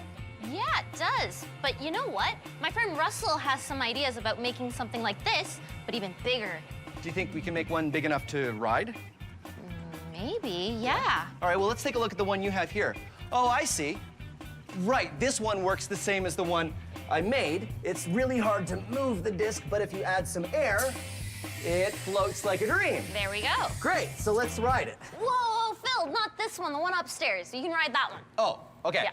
Should we bring this one just in case? No, it's a little heavy. I think we can leave it there. What if we need it for reference? No, I'm sure we'll be okay. It is pretty heavy. Yeah, but... come on. Let's go. Russell's waiting. Are you sure we won't need it? I'm positive. Okay, but if we have to come back, I get to say I told you so. Okay. All right. Hey, Ramona, you change your hair? Yeah, it's nice. It's like doing this now. Because but now it's, yeah, I like it. You should give me the name of your guy, because I wanted to, hey, oh, hey, how are you? You ever think to yourself, no matter what I do, I can't seem to get anywhere. I can't get enough traction? Well, you, my friend, need some more friction. Which one of these two shoes has more friction? Take a closer look. Huh?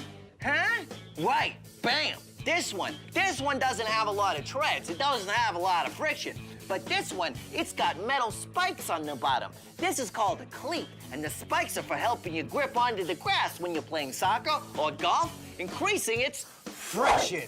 Why do you think skis are smooth on the bottom? Come on, look at that. It's so smooth and glidey. My hand I can barely even touch the surface. It just slides right off. It's sort of glidey and smooth. They're smooth to help you glide across the snow, reducing their friction. Why doesn't this box slide down this ramp? Friction. This roller skate has wheels. Wheels reduce friction. But when I push the roller skate, how come it doesn't just keep rolling forever and ever and ever and ever? And going all the way around the world and writing a memoir. Say it with me. Friction. Louder. Friction. Can't hear you. Friction. A little too loud. Friction. Ease it back. Friction. How can I hang onto this rope without falling? Friction. How can I jump down on the floor without falling over? Friction. And now you know your friction.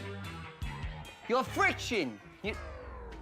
Your friction. Come on. Uh-oh. Oh, Ramona, the friction sign is broken. Reset. Uh-oh. The plan is to take our small hover disc and make one big enough to ride.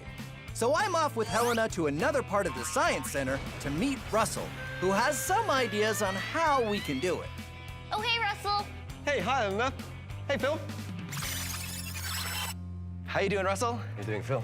So this is the hover disc. This is our small hover disc, yes. How does it work? Well, obviously you sit on here, right. Air will go into here. It gets vented through all these separate holes here, so we get an airflow over the entire area. Hopefully this will work to pick someone up. All we need is... Air. Oh, well, that's easy, because the small one worked like this, so we just put the balloon on, right? I hope you got the Okay, so we put the balloon on the... hold on. Larger balloon! Oh, okay. Sorry. That's okay. Okay. Yeah. Uh-oh, twist it so it doesn't... He's losing his air! Okay. All right. On you get. You grab Right? one side, I'll grab the other. Okay, here we go. Go. It doesn't Feel way too much It doesn't friction feel on like No. it still feels pretty frictiony. I think we might need something more than a balloon. So what do we do? Well, I think we need more consistent air going through here. Okay. So not a balloon. Not a balloon, something, I don't know, opposite to a vacuum cleaner? Opposite to a vacuum cleaner. That would be Like a leaf blower. Like a leaf blower. a leaf yes. blower. Right? High five. Yeah. Awesome idea. Yeah, leaf so blower it is. why don't we make a couple larger discs and we'll hook some leaf blowers to them and we'll see what happens. Definitely give it a go. Okay, great.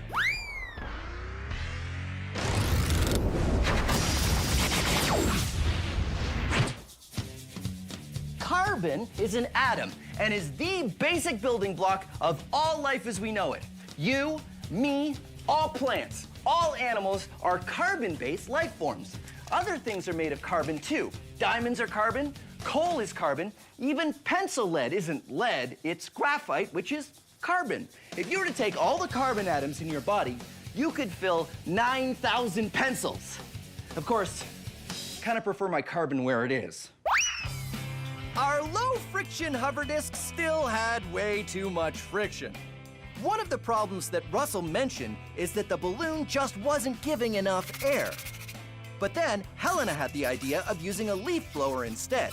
The plan now is to make a leaf blower powered disc by starting with a big circle of wood, cutting a hole in the wood where the air will come through, and then covering the bottom with a tarp that has many holes cut out of it for the air to escape. Because leaf blowers are made to push lots of air, hopefully there'll be enough for me to ride it. Well, this is the business. Look at this. That's amazing. It's good, right? Oh, yeah, I love the So- tubing. A high volume of air through that. Yeah. So yeah, I think it's a dryer vent I just found it in the lab. And then this, of course, is leaf blower. So I get on here, and then Helena, if you want to turn it on. Yeah. So once we fire it up, the air coming out from the bottom of the disc raises me up, and I float on a cushion of air. I can't control it! Because the friction between the disc and the floor is so low, I end up floating wherever Helena and Russell push me.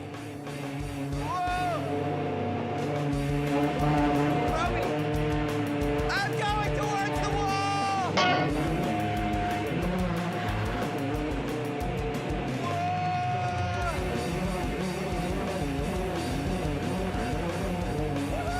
It's like human air hockey! Okay. A little bit unstable. Do you want to turn it off? Wow, that worked amazing. Not too much control, though. I have no control whatsoever. Yeah, no. But this is great. So so we have the no friction Yes. down pat. I feel we need some way to actually move. Well, something to push you along. I was thinking as you were going, like, you need like a broom or something. A broom? Okay, yeah. What if we do like something low friction, like a broom, and something high friction, like that we could really sort of stick on the ground? Yeah. That Yeah, works for me. and then we could build 2 of them, and we would have 2 discs and 2 ways of moving them. Are we gonna race? And we can race! Yes. Yeah! Okay, Yeah. race. That's what we're gonna do.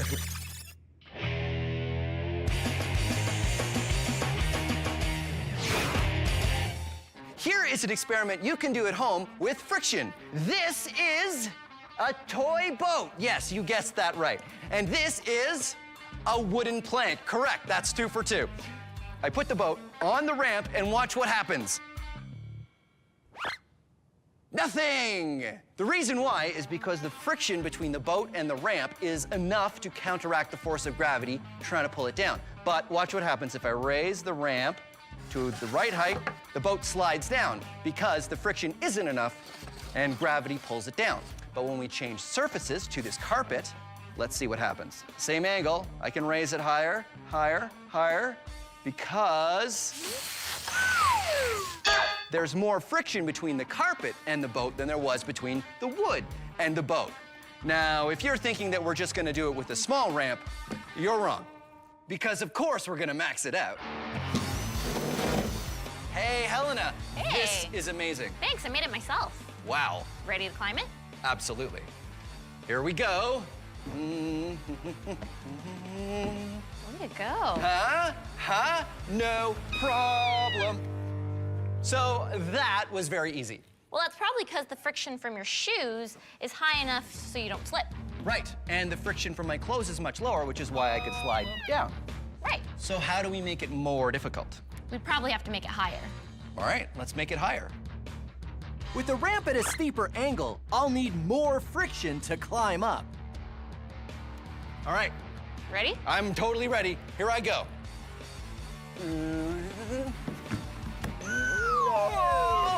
You try. Okay, hold Ranger.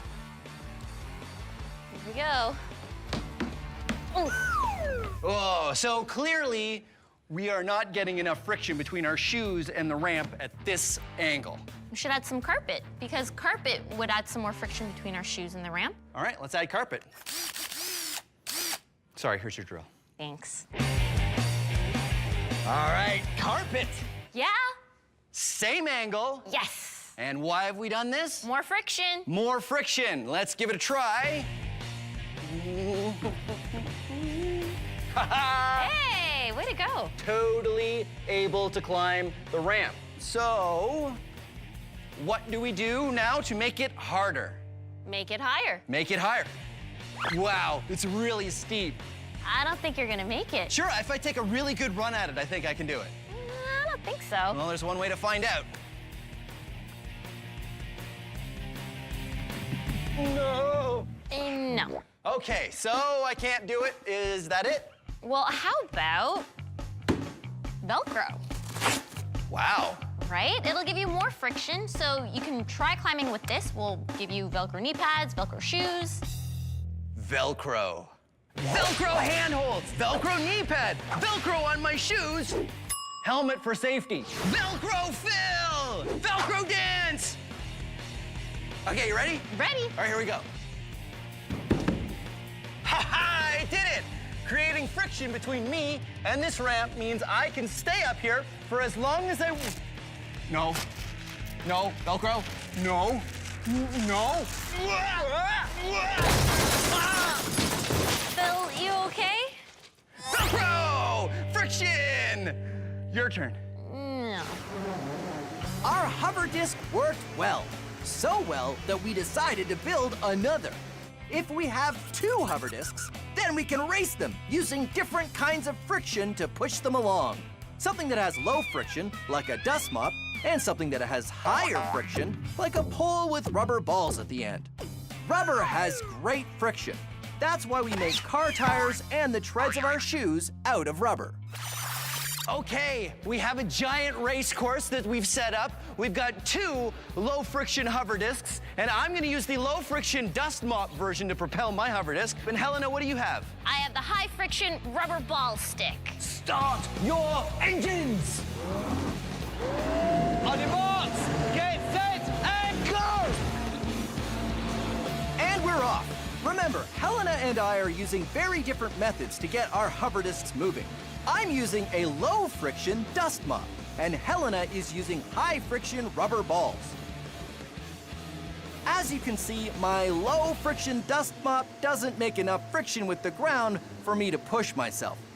Helena, on the other hand, is having no problems. Go, and go, and go, and go! Go ahead, you can beat him! He's way back! Oh, bit further! He's way back for the win! It's the leader! Jay crosses the Yes! And here we have our winner! Yes! Over the finish line, and it feels way back over there. I'm still stuck at the second turn. Way to go, Helena. Thank Nice. you. So what was the strategy? How did it work? Well, pretty much while I was using those red balls, I was getting friction, helping me steer. You know what? I think we need a little bit more thrust. That would work even better if we had something pushing us even harder. Definitely. Wait! I have an idea. Wait, hold. I need your help. Come on. Okay. I'm at iFly Toronto indoor skydiving to talk to you about friction. That's Mike. He's gonna help me out. Okay, here we go.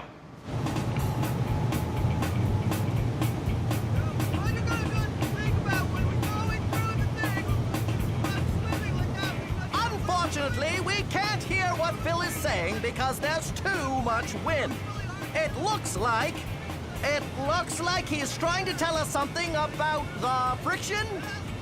Yes, he's saying the friction from the air rushing up in the chamber is enough to counteract the force of gravity, which is why he's able to float, or swim, or whatever he's doing.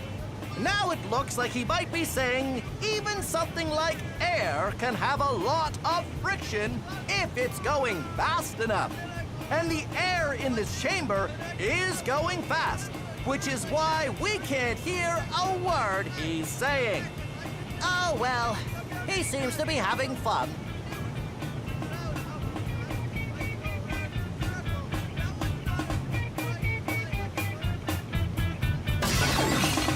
So how important is friction?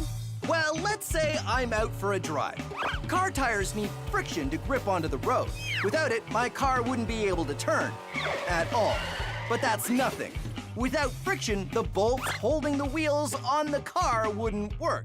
In fact, none of the bolts, screws, or glue on the car would work, and nothing would stop moving or stick to anything else. Even the trees would blow away with the slightest breeze. Friction is everywhere, and without it, nothing would work. Okay, hover disc race round 2. This time we decided to have a little bit more thrust, so Helen and I are going to be using fire extinguishers. Now, do not use fire extinguishers at home. Fire extinguishers have a very important purpose, and it's not for this, but we've got these ones special. Are you ready, Helena? Oh, yeah. Oh, yeah. Okay, here we go. Russell? So, racers, start your engines. And go!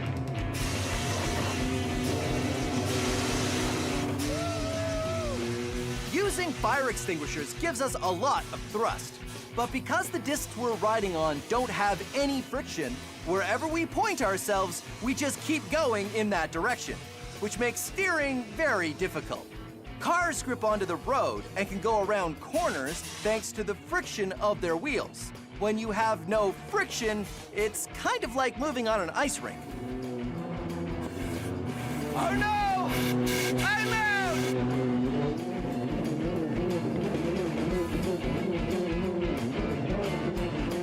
Yeah! High five! Yeah! High five! Yeah! Okay, wait. Oh, I ran out of fire extinguisher at the end there, so I had to cheat a little bit. So 1 for you, 1 for me, and all of them for friction. Or the lack of friction. Or the lack of friction. Science Max, experiments at large. What do we do next? Larger fire extinguishers? I think so. Oh, Okay. yeah. See you next time. I know where we can get some, actually. We can go, if we go to the fire extinguisher store where we got these fire extinguishers, we can get like a rack of extinguishers. Science Max is a show where we take small experiments and do them big. If you want to try these experiments yourself, go to our website for instructions. But not all the experiments on Science Max are the kind you should try at home. This one, yes. This, no. Try this, don't try this. A big yes, a big no. I don't know how you could possibly do this one at home. And remember, if you're ever not sure, ask an adult. Thanks for watching Science Max Experiments at Large.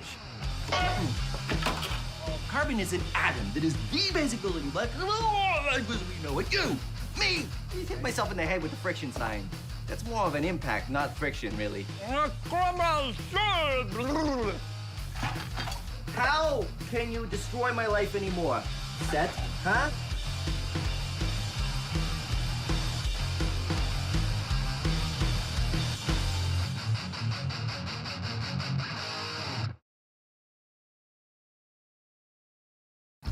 Have you ever done a science experiment and wondered what it'd be like if you did it big?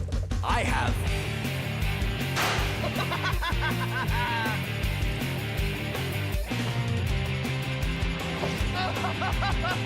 Yeah!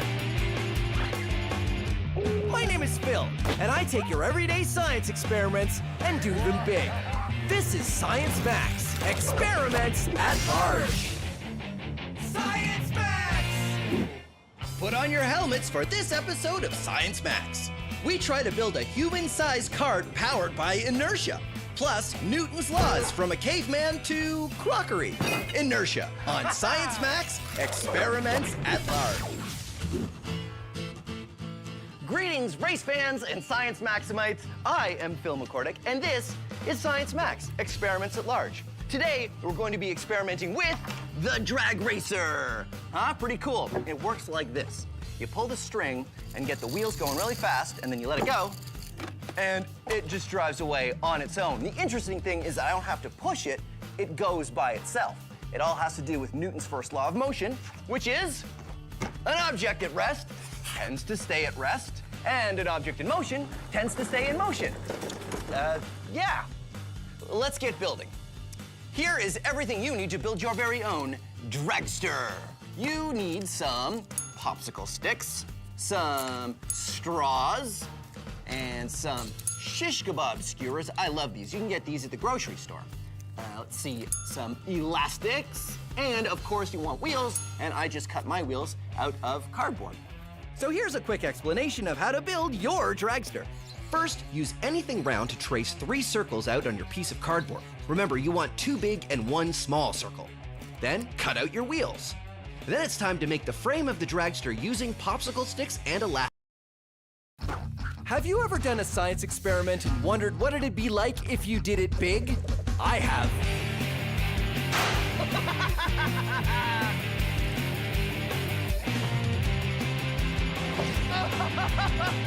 Yeah! My name is Phil, and I take your everyday science experiments and do them big. This is Science Max, Experiments at Large. Science Max! It's time to get stuck on magnets. What's our attraction to magnets? What's their attraction to each other? And can I use magnets to levitate and float in the air? All on this episode of Science Max, Experiments at Large. Greetings, Science Maximites. Welcome to Science Max, Experiments at Large. My name is Phil, and today we're going to be looking at the power of magnets. You see, magnets are fun things to experiment with because they are really, they're really interesting. This magnet that I've got here is a neodymium magnet, or a rare earth magnet. It's one of the strongest magnets you can get. A magnet is an object that is attracted to anything that is ferromagnetic, which is iron, nickel, or cobalt. And magnets are interesting because they have 2 sides. There There are two poles. I'd show you, but I can't rip the chain off. Hold on one second. Ha-ha! There are two. Oh, no.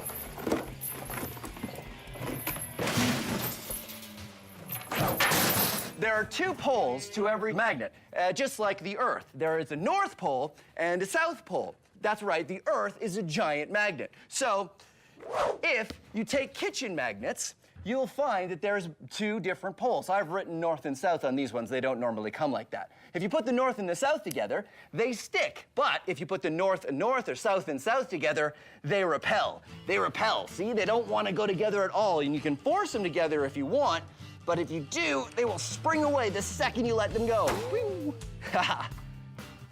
But when magnets repel each other, I find that some of the most interesting stuff.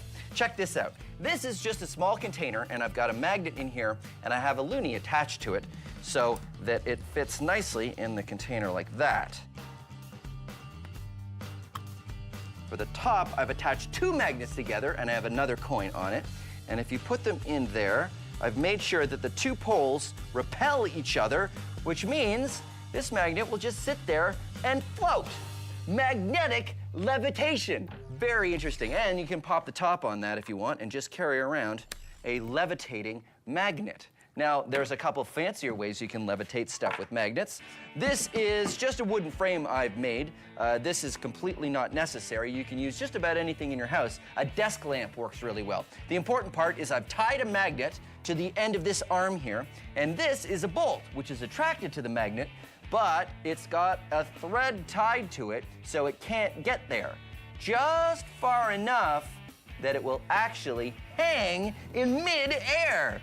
Look at that. It's not attached to anything. It's just being pulled up by the attraction from the magnet. The thing is, as soon as you pull the bolt away far enough, it will lose the attraction and it'll just fall. Very cool. Here's one that's a little bit more complicated, but is also really neat. This one uses disc magnets, which have a circle or a hole in the middle of them here. And you put two around a pencil and then four more in such a position that you can put the pencil against this wood on the side and it will just levitate on its own. You can even give it a spin. Look at that. And if you want to make a levitating pencil yourself, there's step-by-step instructions on how to build an easy-peasy version on our website. Meantime, we are gonna max this out. Magnetic levitation on Science Max Experiments at Large. But you're probably thinking, what are we going to levitate? Well, we're going to levitate meat. At least, that's the plan. That's why I'm going to the Center for Skills Development and Training. Come on.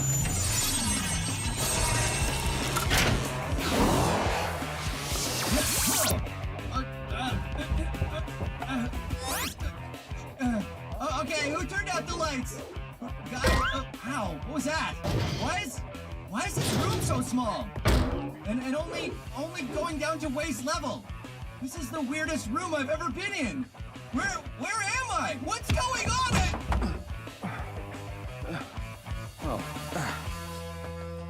Hey, Matt. Hi, Phil. This is Matt. He's from Jobmaster Magnets. Now, you guys use lots of big magnets, right? That's right, we do. Awesome. So maybe you could help me max out this. Wow. You did a great job of building the levitating pencil experiment. Yeah, so what's going on here exactly? Well, all magnets have at least a north and a south pole. Right. And when you put like poles together, they want to repel. Oh, okay. So have you ever levitated a person? Not yet. Well, let's do it. All right. Do you think we can use these? We can try. Okay, well, put that one on the ground. And, okay, so north, and I'll put the north one on my foot here. And then if I just step, oh, wait a minute. If I step, stop moving. If I step on the, okay, well, first of all, this magnet keeps sort of moving away from me when I try to push down on it. What do we do? How do we fix this? Well, we need to keep the magnets in position so that they don't move around when you try to bring them together. Yeah, because I have to come straight down on it, don't I? That's right. So why don't we attach this one to the floor? Good idea. And then we'll put a board on this one, and we'll see how it goes. Perfect. Okay, let's do it. All right.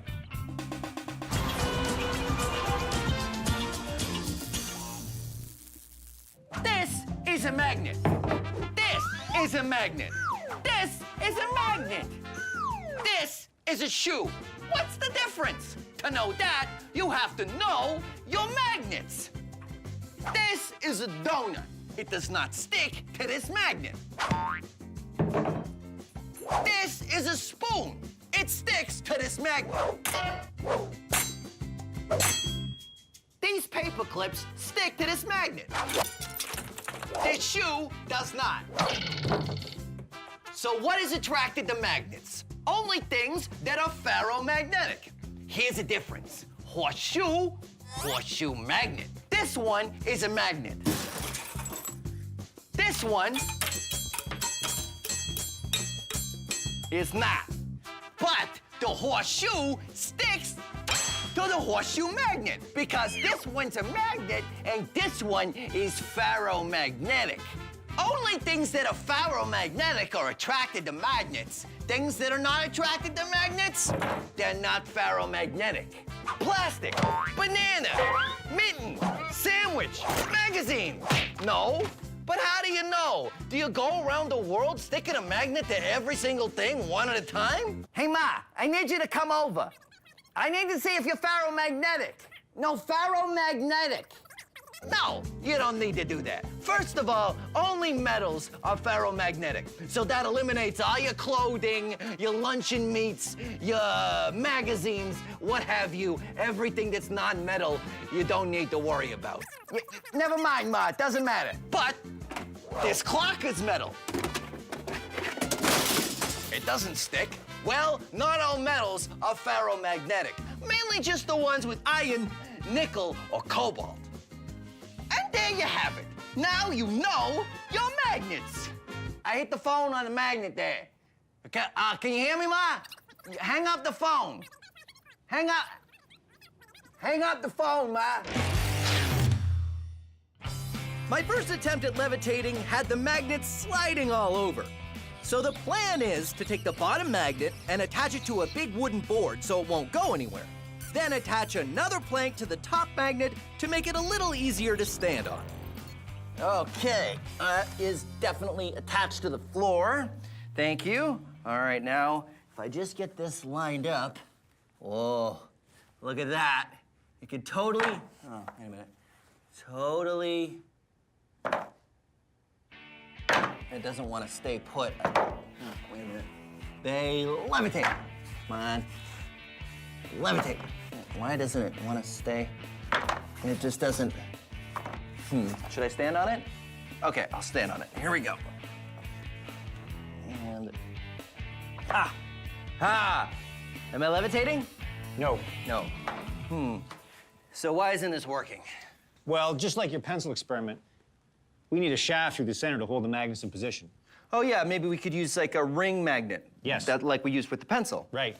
And we're gonna need stronger magnets. We're gonna need stronger magnets. Are the ring magnets strong? Yes, they can be. Awesome. All right, let's do it. All right.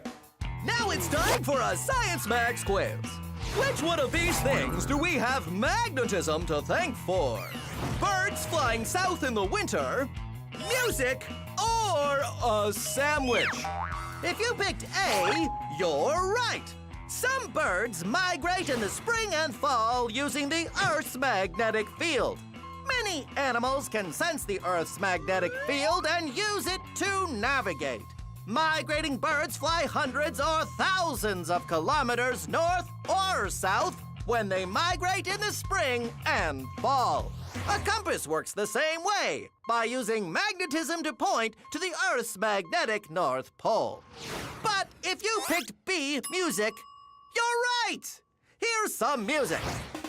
The way you're hearing this music is because the musicians recorded their instruments using microphones, which use magnets. And then the signal was translated by a computer and stored on its hard drive, which uses magnets.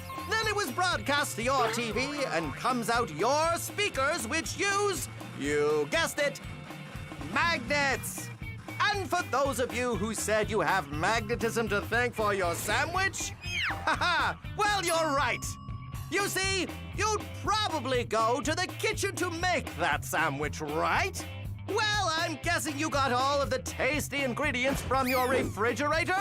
Well, it works on electricity, which is produced by magnets. And then there's an electric motor in the fridge that circulates the air and keeps it cool. And guess what? Magnets. And finally, the door on your fridge stays closed because the door has magnets. So there you go. You can thank magnetism for birds flying south, music, and your sandwich. It just goes to show, when you're talking about magnets, everybody wins because magnets are everywhere. This has been a Science Max quiz.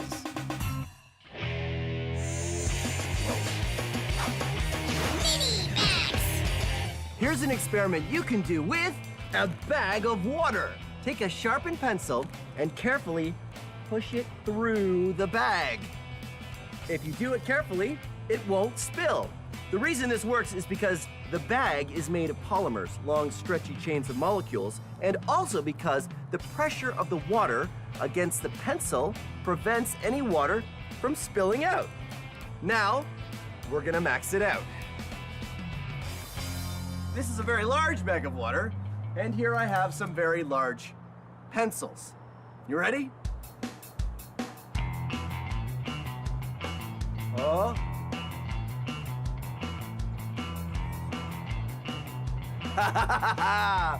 That's one.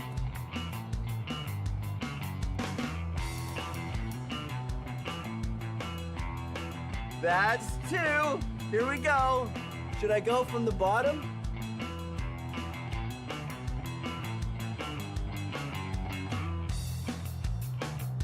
Ta-da! Science! Okay. I know what you want.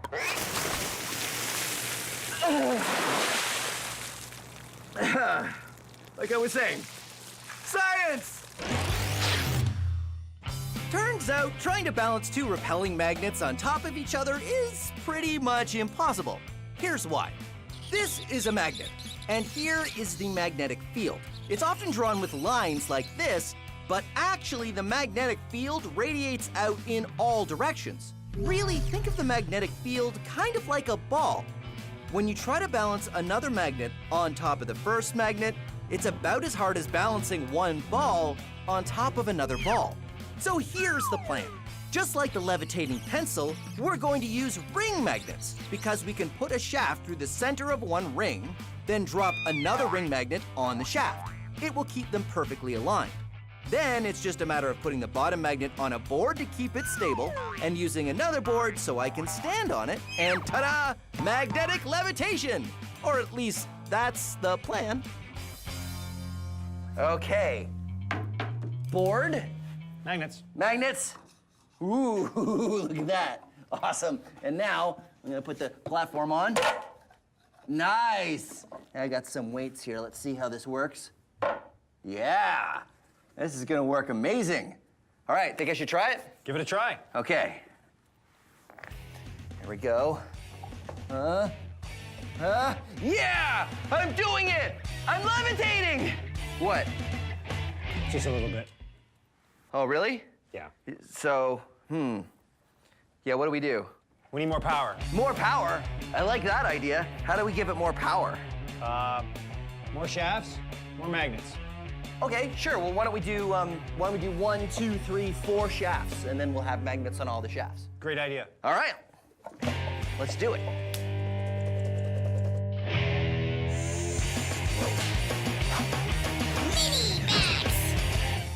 If you attach something ferromagnetic like this washer to a magnet, not only does it stick, but the magnetic field travels down the metal, making it a magnet too, which means you can stick more and more things to each other, and they will continue to stick until you run out of magnetic field. You can do this yourself at home with anything ferromagnetic. Paper clips work pretty well, or washers like I have, or screws or bolts, and they'll continue to stick to each other as long as the magnetic field is strong enough. You can see it's getting pretty weak here, and they'll all stay magnetized as long as the first one is still attached to the magnet.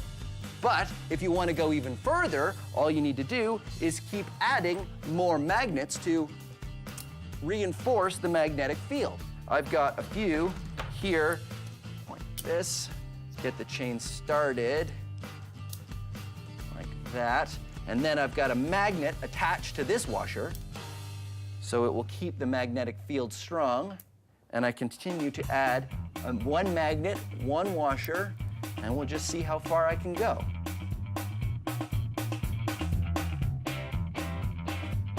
You can even sculpt it a little bit. Look at that. And then at the end, a whole bunch of paper clips.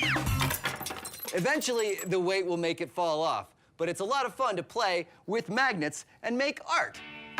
Speaking of art you can make with magnets, you can also make sculptures. When everything sticks to everything else, you can make some pretty fancy designs. This is a rare earth magnet, a very strong one, and a bunch of nuts that I've gotten. And this one here is an electromagnet, but electromagnets are a little different because they need an electric current to work. Check this out. This is sort of a magnet dude with crazy hair. There's an earth magnet here, and this is a giant screw, and these are some metal bits, and then I've got two more magnets at the top here to hold on his crazy wire hair. He's got crazy wire hair because he's crazy magnet dude. Now, of course, we couldn't just talk about magnetic sculptures without maxing it out, so let's max it out. This is a bunch of scrap metal from leftover experiments, and I've got a bunch of rare earth magnets, and now I'm gonna max out a magnet sculpture. Let's see.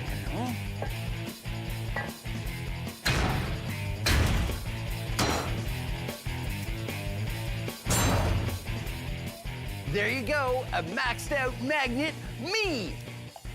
I made this guy out of metal pipes with earth magnets in between, and these are his arms attached, of course, with magnets. His hand, his little metal pieces attached with magnet. Steel wool for the hair, and of course, hat, non-magnetic. All right, here we go, ready?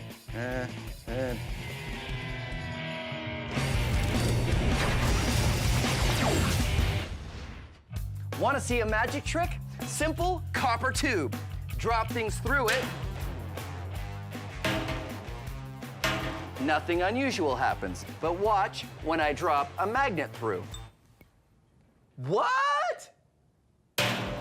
It's not magic, it's science. Because the magnet creates a magnetic field, when it goes through the tube, the magnetic field repels the magnet upwards. Now, the field isn't perfect, so the magnet doesn't come to a stop, but still, it slows down from a fall to a nice, graceful drop. Take a look from above. Pretty amazing, right? Magnets. Not magic, science.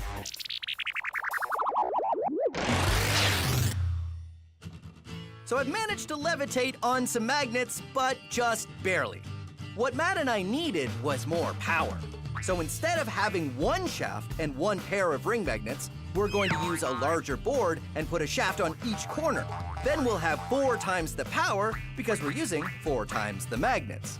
Hopefully this will be strong enough to get me floating on a cushion of magnetic energy. And magnets? Magnets. Okay, here we go. This is gonna work great. And top board. Ooh, what do you think? Looks great. Yeah. Okay, here we go. Matt? You're levitating. I'm levitating! Woohoo! All right. It feels cool. It sort of feels like surfing a little bit. All right, thank you so much, Matt. That was amazing. And there you have it. Science Max, experiments at large, magnetic levitation. You know, I'm surprised we could do an entire episode on magnets, and we never actually got them so close to the camera that the camera went all weird, because cameras and magnets, they don't, oh dear, no, that's okay. I can fix this. If I just maybe, maybe if I put the magnet to the camera again, that would, okay, that's not, that didn't help. Oh, okay, well, thanks very much for watching Science Max, experiments at large, and we'll see you again as soon as we get a new camera. Today, we're gonna be looking at the power of magnets. Magnets. Magnets. Wait, okay. This one here is called a neodymium magnet, or a rare earth magnet. magnet. It sticks to this magnet.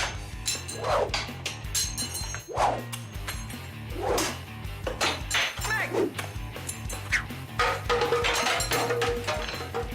Ramona! The fish fell!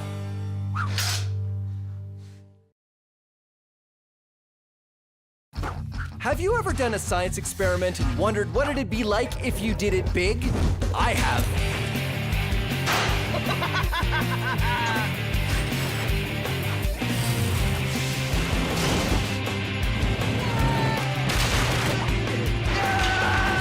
My name is Phil, and I take your everyday science experiments and do them big. This is Science Max, experiments at large. Science Max! This episode of Science Max is all about earthquakes. Exciting. How do we build something that won't fall apart when shaken? Plus a lot of other ways to shake things or build things. Science! All on this episode of Science Max, experiments at large. Greetings, Science Maximites. My name is Phil, and this is Science Max Experiments at Large. Today, we're going to be looking at earthquakes. Earthquakes! Huh. Today, we're going to be looking at how to build something.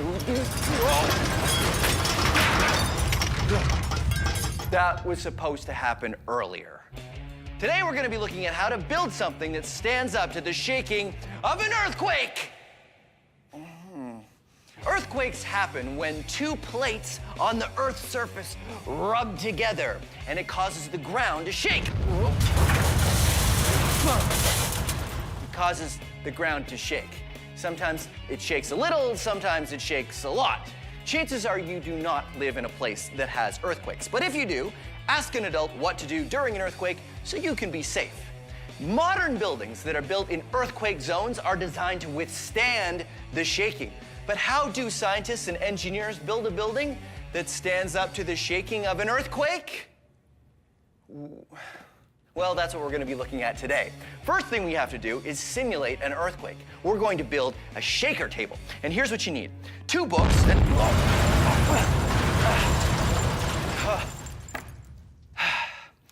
2 books, 4 elastic bands, and 4 rubber balls. Oh, wait. Okay. 4 rubber balls. All right, so the first thing you do is actually take your 4 elastic bands and wrap them around your books. Put 1 set on one side, 1 set on the other side, till you have that. Then you take your 4 balls and you stick them in between the books in the middle-ish area. But you don't want to have them too close to the edges. And now 2 at the back. And ta-da! You've made your own shaker table. What are you shaking, you ask? I will show you. You build a tower. Like this one here that I built out of building blocks. So here's what you do. You'll need your base to be securely attached to the shaker table. I use painter's tape because it'll come off again without harming the books. And what I want to find out is just how much shaking this tower can take before it falls apart. Ready? Oh. And there it goes. And when you've done that, what you do is you be a Science Maximite and you design another tower. And you tape it down to your shaker table and see if you can make this tower fall down in an earthquake. And if you built it really well, probably won't. But you don't have to just use building blocks. There's all kinds of other materials you can use. Check out this building, which is really tall, and you'll see there's a cup at the top, and that's for a baseball. Put it up at the top, and that means there's a weight up there, and then we shake it, and we see what happens. Oh no! Oh, there it goes. So that is what we're going to be doing today on Science Max Experiments at Large. We're going to be making a giant shaker table and putting a giant structure on top and seeing how we design it to make sure it stands up to the shaking of an earthquake.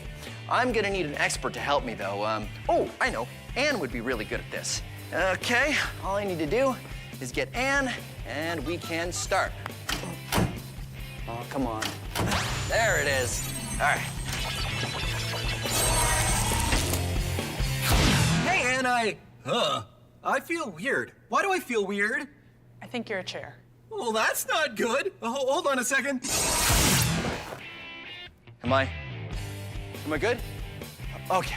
Hi, Anne. Good to see you. Here's your lab coat. Thank you. So you're from Let's Talk Science, right? I am. All about science education, just like us. Today, I need your help to max out our earthquake table. This is the table This looks part, great. obviously, but this is a tower I've made out of popsicle sticks. So in order to max it out, I've already built a large shaker table. Come on.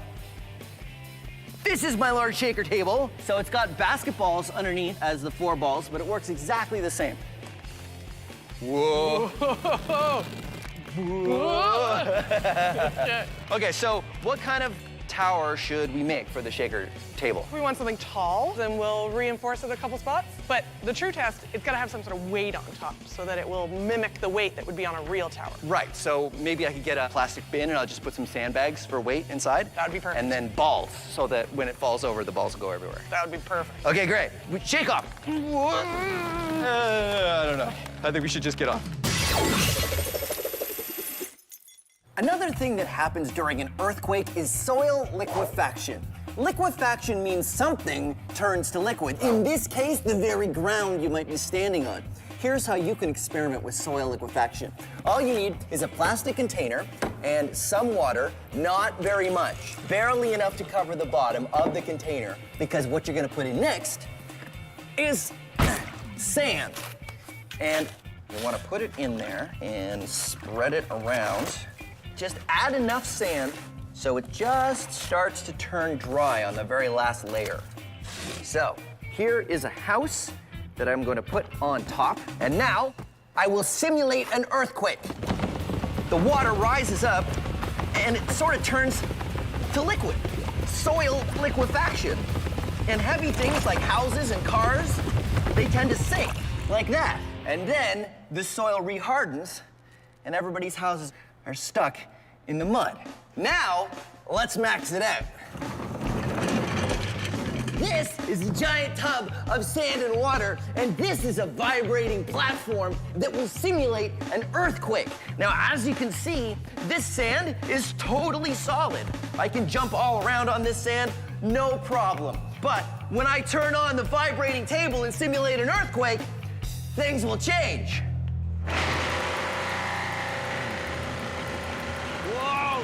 The vibrations bring the water below the sand to the surface and cause the sand particles to separate. What was solid now turns to liquid in my simulated earthquake, and I start to sink. I'm up to my shins!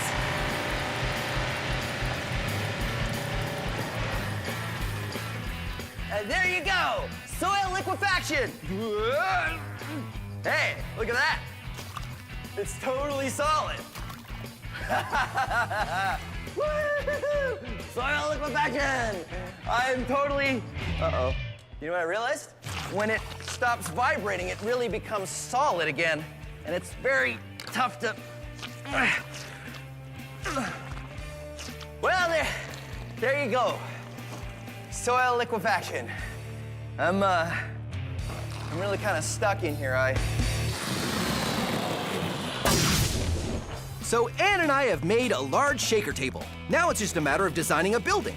We use lumber and cut it up, use screws to attach it all together, put a platform on top for a weight, and attach it securely to our shaker table. The building is super simple, just 4 corners and a few planks around the outside. No structure in the middle. And finally, the big heavy weight on the top.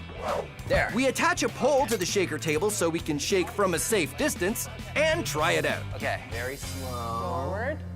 Let's see how much shaking it can stand with our shakeometer. That seems to be okay. Just kidding. Oh no.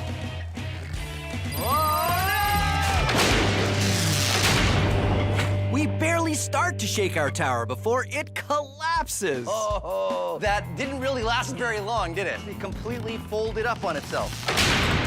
What do we do to fix this, make it better? I think the easiest thing we can do is to use thicker wood. It'll make it less wobbly. Okay, sure, let's make another one. High fives. We do have lots of wood, that's a good thing. Anne and I are trying small improvements every time. There. Our last building used thinner pieces of wood. Now we're using thicker wood, which we think will help keep the weight at the top from collapsing the building. Everything else about the design of our building is the same. We put the weight on top and fix our pole, and we're good to go. All right, you ready? Okay. Starting to creak. But it recovers. You can see it lean, and then it comes back, and it resets. Definitely doing better than the last one. Oh, no. I'm impressed. Uh-oh, here we go. But it definitely did better than the first one. It did better than the first one. And the thicker wood definitely helped. But it was really starting to turn. I think on the next one, we need some platforms in the center to help strengthen it even more. Earthquake Building 3.0. Thicker wood this time, but with platforms in the middle. So we're gonna see how well this version works with these middle parts that'll hopefully reinforce. And they're just like the floors of a building. Okay, well, let's find out if it's gonna make any difference. Starting to wobble a little, but it looks pretty good. As soon as we start shaking, it's really obvious this building is more solid. Uh-oh, starting to creak. Oh, it's really starting to creak. The platforms in the middle really seem to improve the structure. You can see it bend all the way over and still recover. But still, it wasn't long before... Really starting to lean.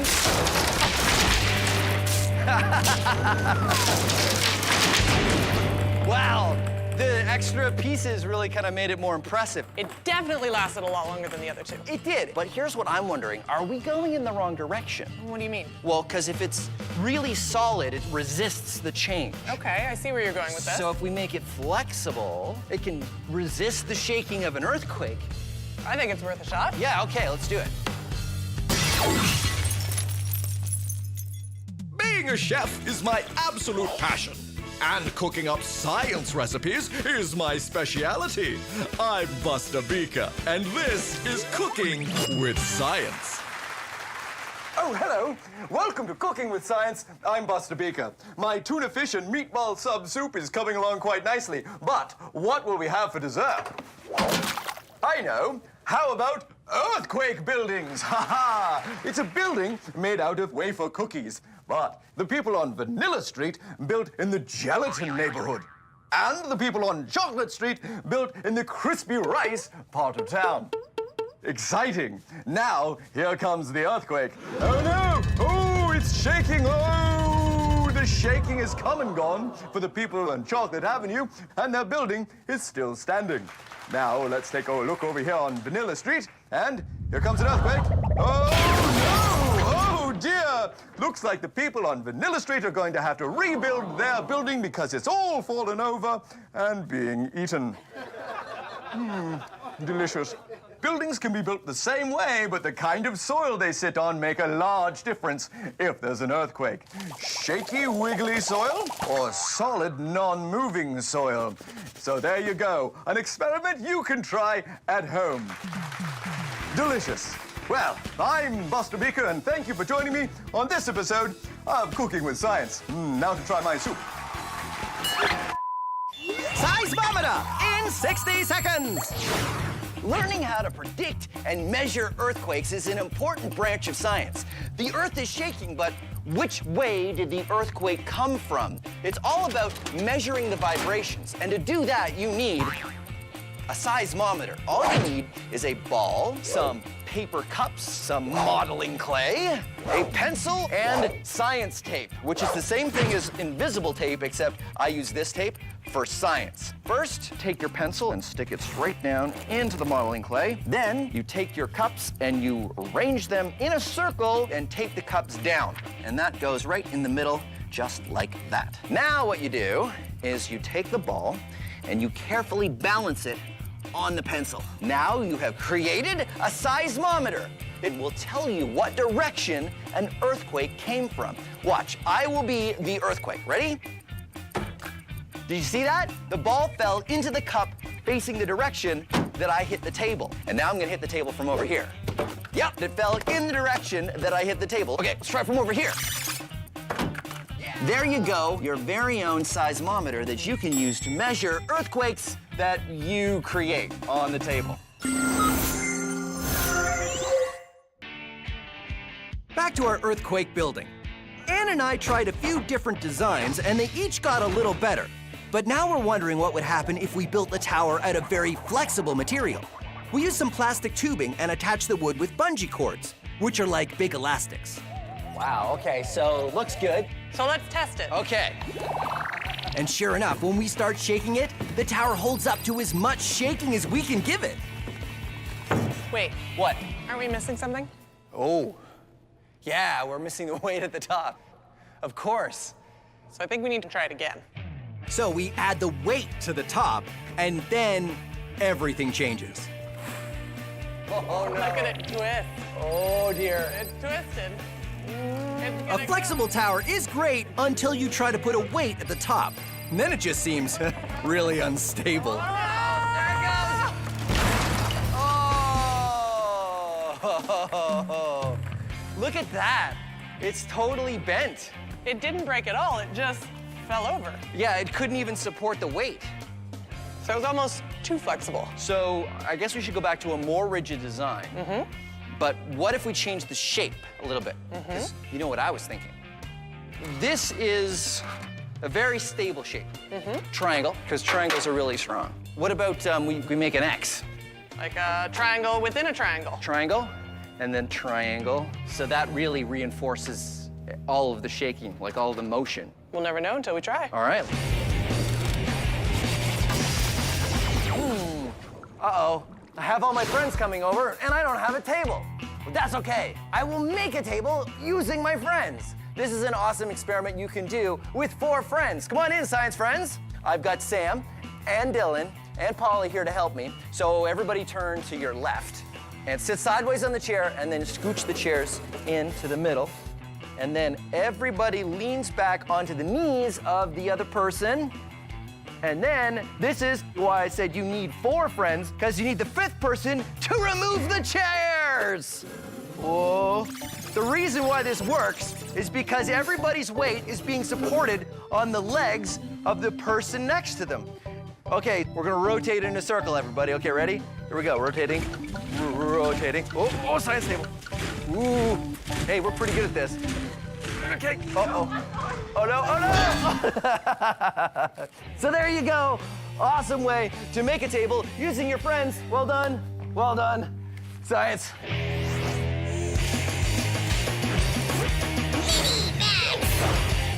Here's an experiment you can do to impress the adults in your house.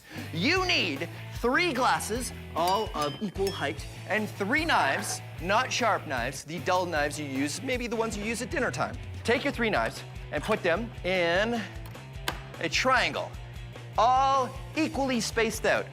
Then move the knives together to make a little triangle, right like that.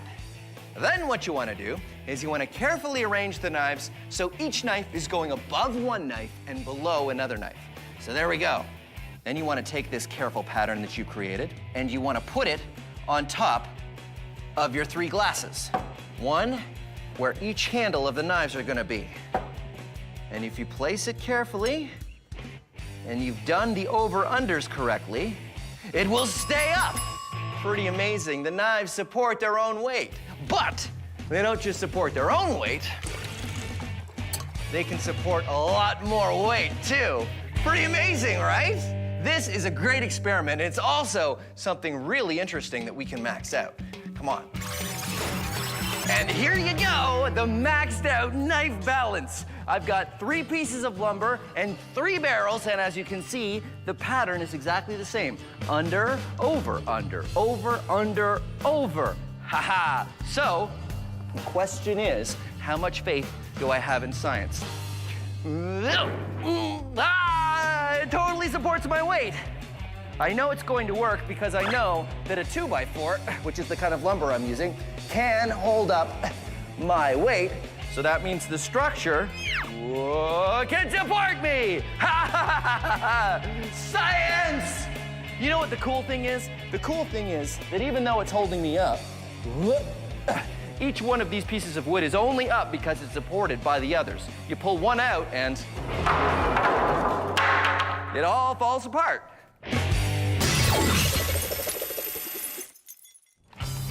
Ann and I have tried solid towers and flexible towers, and nothing has worked fantastically yet with a big weight on the top. Having a big weight on the top of our tower means we need something that will resist the movement of that weight. So now we're going to start with a triangle. Unlike a rectangle, triangles are very stable.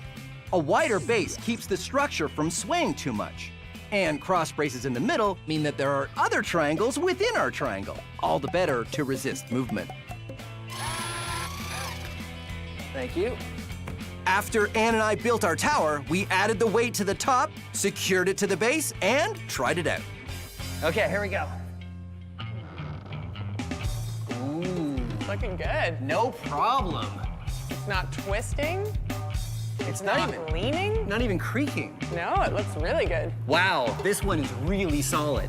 As you can see, this tower is way more solid than our square tower or the flexible tower. Okay, look at that. Like, if that's not an earthquake, I don't know what is. Look at that. Look at the way the ground is moving. I don't know if we can shake it much more than this. Faster. Our triangular tower is up past a level of shaking that made the other towers collapse. Now it's time to max out the shaking. There's only one level of shaking that we can do above this. What's that? We shake from either side. We give it all we have. The floor was bouncing from side to side, the tower was tilting, and was totally solid. It's still holding strong. In fact, Ann and I wore out before the building showed any signs of falling over. I think we've done it. Woo! Nice job. Nice. Science Max experiments at large earthquake-proof building. I mean, come on. That was impressive. I like it. Here is an invisible tower. Huh? Ha ha ha ha ha ha. I escaped. I'm just preparing I forgot my line. Hello.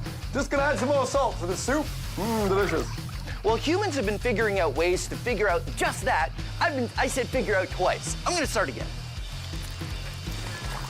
Okay. English is not my first language. I guess those are staying in there.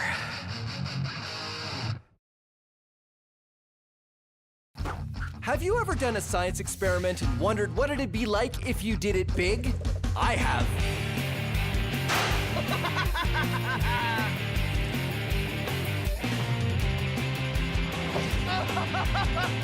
Yeah! My name is Phil, and I take your everyday science experiments and do them big. This is Science Max, experiments at large. Science Max! Science! Today's Science Max is all about balance. Okay. If it's a potato or if it's me, figuring out how things balance is what we're all about. It works really well! Swinging, spinning, and staying put. Today on Science Max, experiments at large. Greetings, Science Maximites. Today, we're gonna be talking about, balance, or what you call balance in science, which is center of gravity. Now, the center of gravity is a place you can find in any object where it's equally balanced on all sides. I balanced this spoon on the eraser of this pencil, and where the spoon is balancing is its center of gravity. But if I take this little tiny dime and put it in the spoon, it doesn't balance anymore. But if I put the dime in this spoon and balance it in a different spot, I can find the new center of gravity, and the spoon balances again. Here's another experiment you can do. Take a potato and a ruler or a stick. Try to balance the potato on the ruler.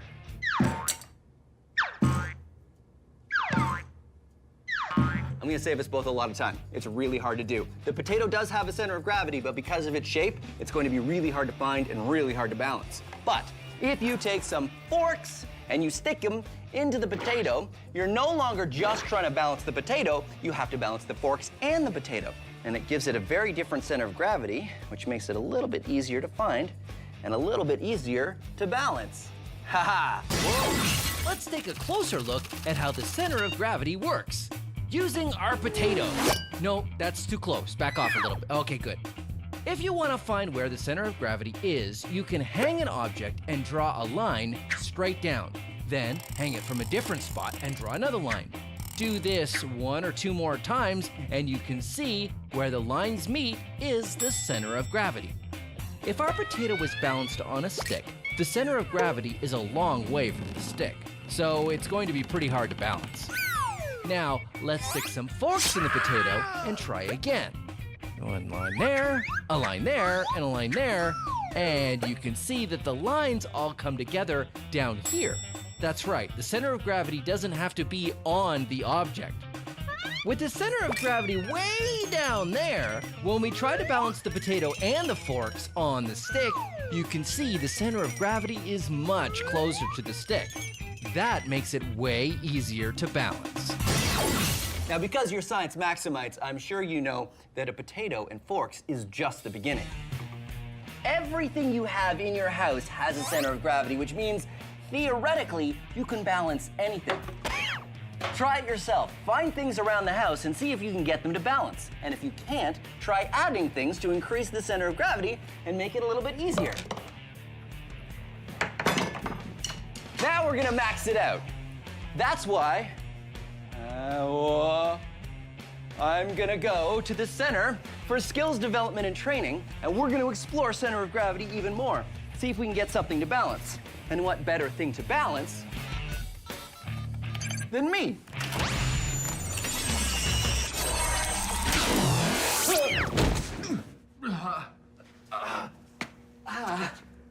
Oh, table, right. Hey, this is Sandia and Swapna. No, Sandia and Swapna. Right. And they are going for their PhDs in science. And you guys, thank you for coming. Thank you. Work with Let's Talk Science, right? That's right. All about science education, just like us. And I'm glad you guys are here because I need to max out this. Oh, look at it balance. Whoa. Hey, whoa. Okay, I got it. It's fine. Good. So we're gonna get a gigantic potato? No, I thought we would use me instead. So you're the potato? Yeah, I guess I'm the potato. All right. And I need something to balance on. Well, how about a tightrope? Oh, yeah, a tightrope. Have either of you done a tightrope before? Nope. Me neither. All right, let's set one up. All right. Okay, good. Yeah, get some cigarettes. We're gonna take our balancing potato experiment and max it out. To get a potato to balance is pretty hard, but if you stick forks in the potato, it works a lot better. In our maxed out version, we're gonna balance on a slack line, which is sort of like a tightrope. It's a flat strap tightened between 2 points. And in this version, I'm the potato.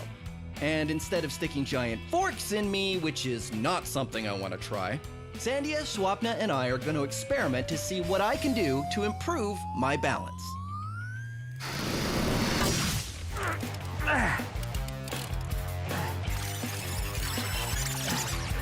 There. We're using this ratchet strap above a crash mat because we only have it about 3 feet off the ground, but it's still gonna be really hard to balance on, right? Right. Okay, so who gets to go first? Okay, here we go. Ready? Hey. Got it? No. No. Okay. I think what you need to do is spread your mass out more to be able to find that center of gravity easier. So I should balance on one leg? Start by trying to put your arms out. Let's Good try call. this again. Trying it again. All right. All right, arms out. Okay. Let's see if this works. Okay, so when I say, you're gonna let go. Ready? All right. 1, 2, 3, go. No! It's a little bit better. It was a little bit better. A little longer. That I went from 1 second to 3 seconds. Yeah! Yes. I would like to actually take 1 step. Okay. That would be nice. Well, What else can we do? maybe we can try weights. Try and hold them out. If I have weights in my hands, that would increase the center of gravity in terms of putting it the out. weight on the outside. You guys have something we can use? Sure, yeah. actually. Okay, good. Wow, these are heavy. Okay. These are weights. Yes, they are. Well, that's what they're for. They're supposed to be heavy. Good call. When I hold this one, and I'll borrow your shoulder, Swabna, and then when I say, Sandy, pass me the other weight. Here we go. Ready? And pass me the weight. No. Okay, that didn't work. Okay, good. Whoa. Okay, let go. Okay, let go. Oh, no. Oh, it's really hard. I feel I would work better if I could lift the weights up but they're too heavy for that. All right. So what else can we do? Well, tightrope walkers use a long pole so that they can balance on a tightrope. That's right, I've seen that. Do we have a pole? I think we'll find one. Okay, great. I'll put the weights away.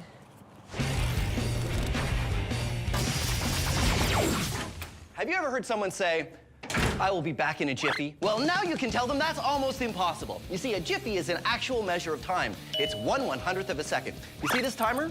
The first number is seconds. The second number is tenths of a second. And that third number that you can't even read, it's going so fast, that's hundredths of a second. Each one of those is a jiffy. Here are some things that happen in a jiffy. A cheetah moving top speed travels 20 centimeters. A hummingbird flaps its wings almost once.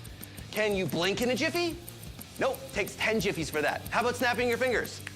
8 jiffies. So the next time someone tells you, I'll be back in a jiffy, you can tell them it took 170 jiffies just to say that. So I tried walking the slack line, and I wasn't very good at it. Holding my arms out at my sides seemed to help a little. Then I tried holding some weights to see if that would make any difference, and the weights were so heavy, I couldn't really hold them out very far. Now the plan is to try a long pole. Tightrope walkers use long poles to help them balance. The longer the pole is, the more it affects your center of gravity, especially because you can move it up and down to help you stay balanced. Ta-da! Nice.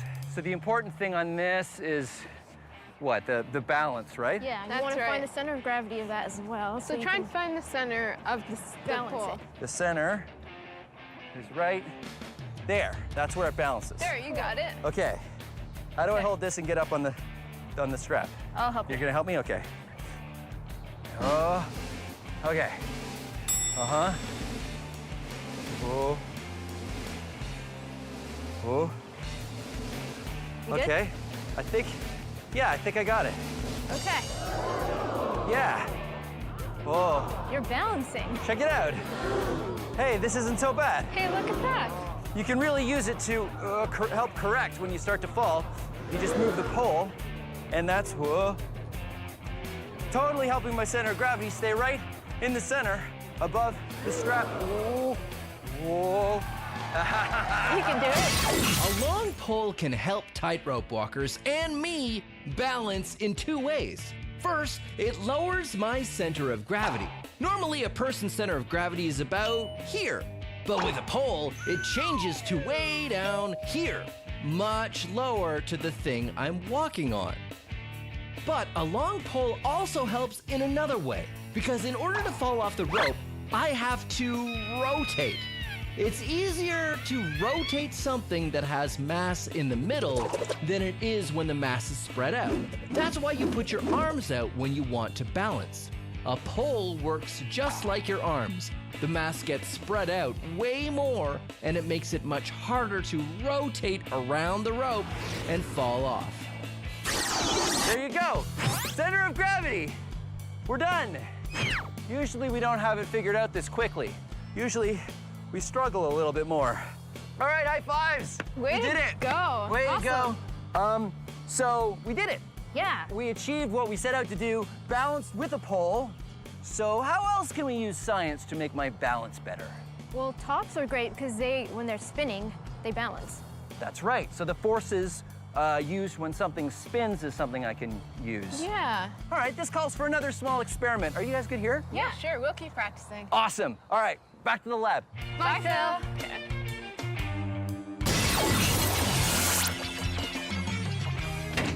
Here's another experiment that's all about balance. Take a pencil and try to balance it on its tip.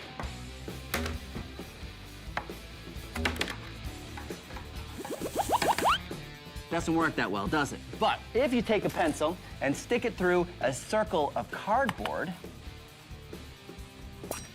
and try it again, it works. The reason is because this circle is spinning, it creates a force that keeps the pencil standing up. As long as the circle is spinning fast enough, it counteracts the force of gravity because of the conservation of angular momentum. The conservation of angular momentum. The conservation of angular momentum. Science Max presents Ways to Sound Super Smart. A top will balance when it's spinning. It works because it spins. But why say it that way when you can impress your friends and all the adults you know by saying conservation of angular momentum? Why does a top spin? Because of the conservation of angular momentum. Between you and me, we know that it boils down to the fact that it's spinning. But conservation of angular momentum is how you say it if you're studying physics in university. Just remember to thank Science Max when you impress everyone by telling them a top balances because of, say it with me, the conservation of angular momentum. Now, let's max this out. Gyroscopic force is pretty amazing. Because this bike tire is spinning, it's hard for me to move it. But it's really hard to see how much it resists a change in orientation unless I do this. Ha ha ha! It looks like it's defying gravity, but really it's because the amount of force needed to change its orientation is more than the force of gravity pulling down on it. It won't last forever, only as long as the bike tire keeps spinning. But you gotta admit, it's pretty cool science.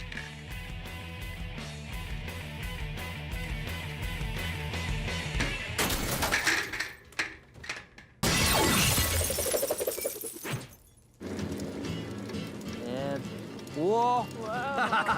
Science! Look at that, it totally balances. Yeah. So this is a great way to balance. Do you think it'll work if I hold it? Well, let's see you try. All right. right. So I'm gonna use you to get up on the thing, and Cindy, you go give her. Yeah, that's good. And spinning it up. Here we go. Ready? Yep. Okay. Yeah.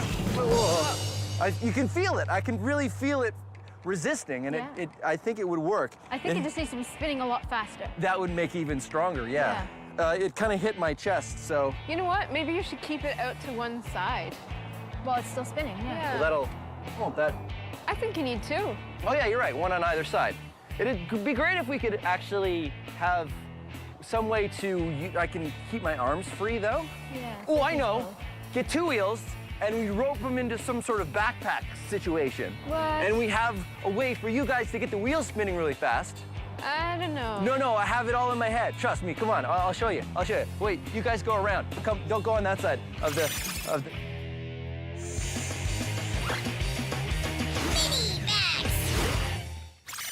Time for a mini-max. Here's how you can use the forces of things spinning around to defy gravity!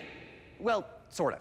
Take a ping pong ball and put it in a plastic container like a cup, or this is the top of a CD spindle. Put it in and start spinning it around. If you do it right, you can get the ball spinning only on the sides of your container and not touching the bottom. That's centripetal force at work.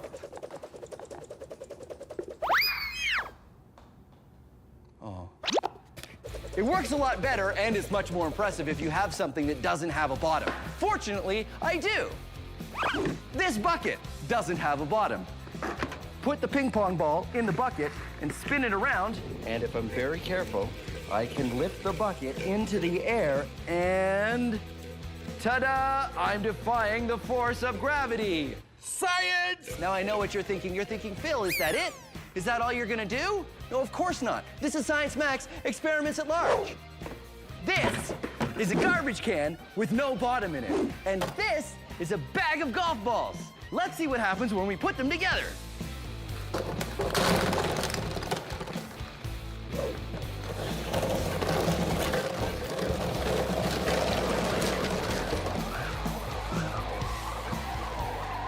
Well, I managed to keep one golf ball in my garbage can. But as you can see, it works really well. And there you go, sort of maxed out. This is a garbage can with the bottom cut out, and this is a soccer ball. I'm gonna see if I can keep the soccer ball inside the garbage can using centripetal force. Okay.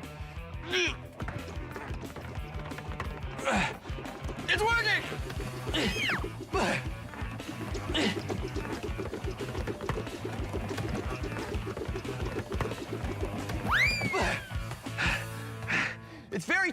thing, though. How do you throw out a garbage can that's been used? Science! Here's a fun experiment you can do that plays with the forces created when you spin something. Get a flat platform or a tray and tie rope to every corner. Get an adult to help you with this. Then you get a cup of water. Use a plastic cup, definitely, just in case. You put it on the tray and you start spinning. Now, the force is created when you spin something. Centripetal force pulls the water to the outside of the circle. And because the centripetal force is stronger than the force of gravity, no water spills out of the cup, even when it's upside down.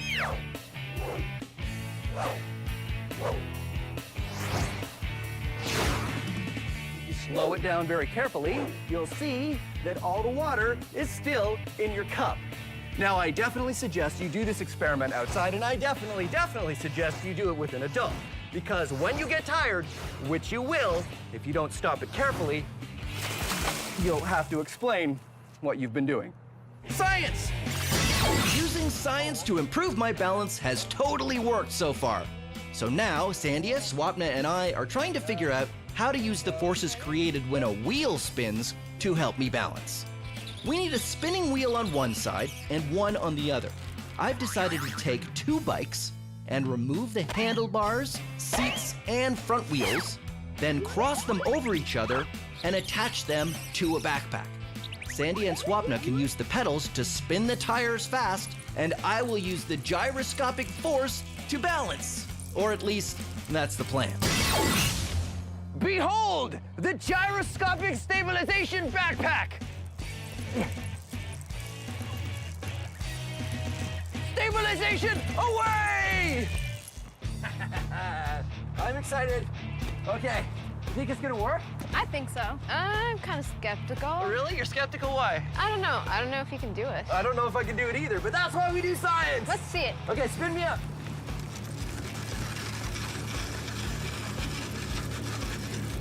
Okay. Oh.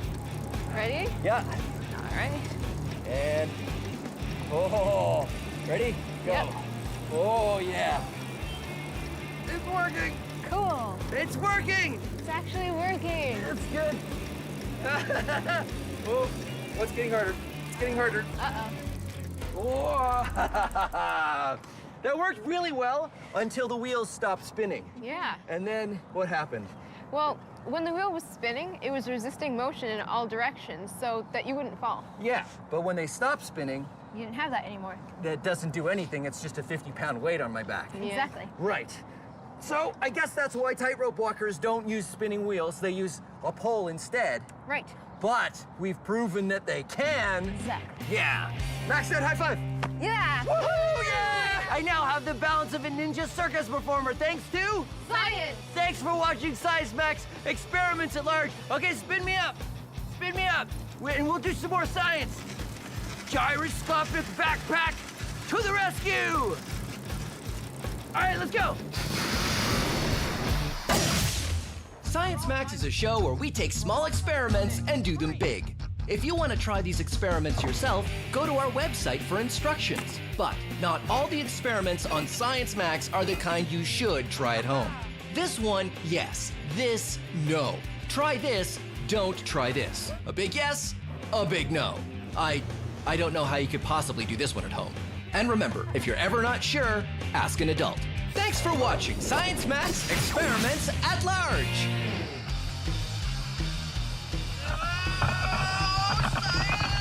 We should put fans on them and I can fly. Now, I know what you're thinking. You're thinking, why didn't that work? And the reason is because I didn't do it right.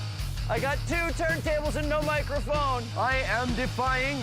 Come back here, spin it around, and spin it around, spin it around, and spin it.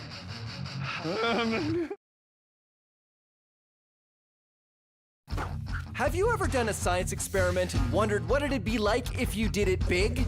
I have.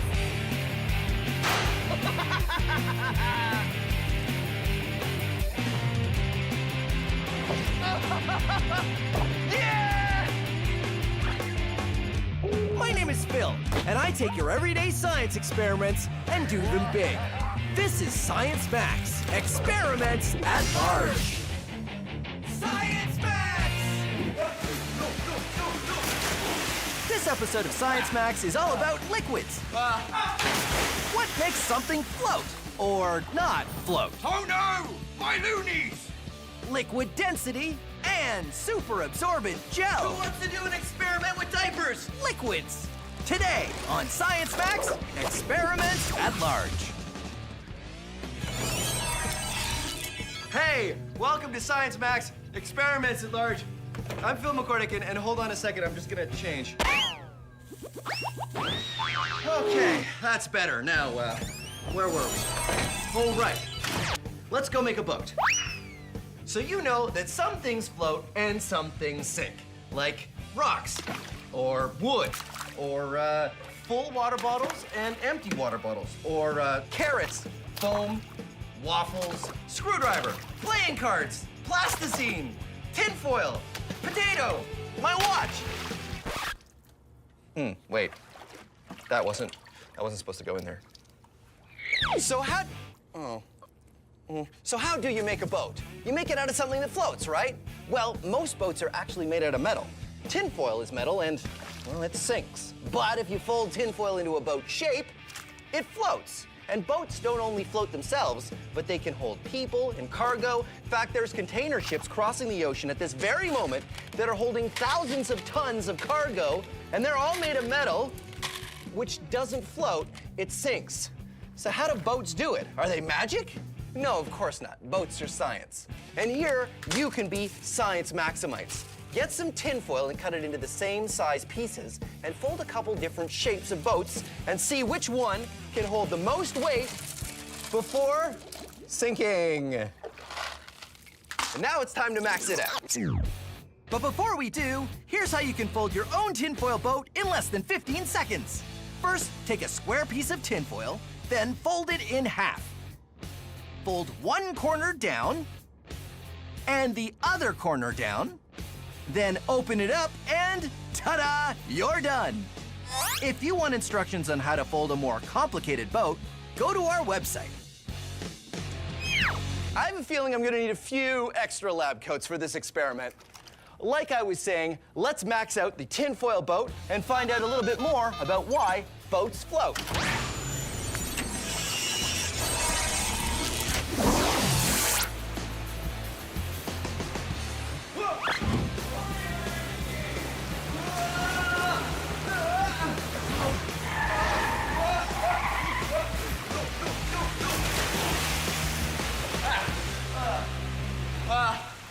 Okay, well, I'm here at an indoor pool, which is not, I wasn't expecting to be in the pool just yet, but this is where we're gonna build our giant tinfoil boat, so why not? Huznia. Phil, you're wet. Yeah, I thought I was gonna come in over there, but I came in on the water sled. I think I had the coordinates wrong. Anyway, this is Huznia, and she's from Let's Talk Science, which is all about science education, right? Yes. Just like us. So you're gonna help me max out the tinfoil boat. I think I dropped it in the water. Hold on. Whoa!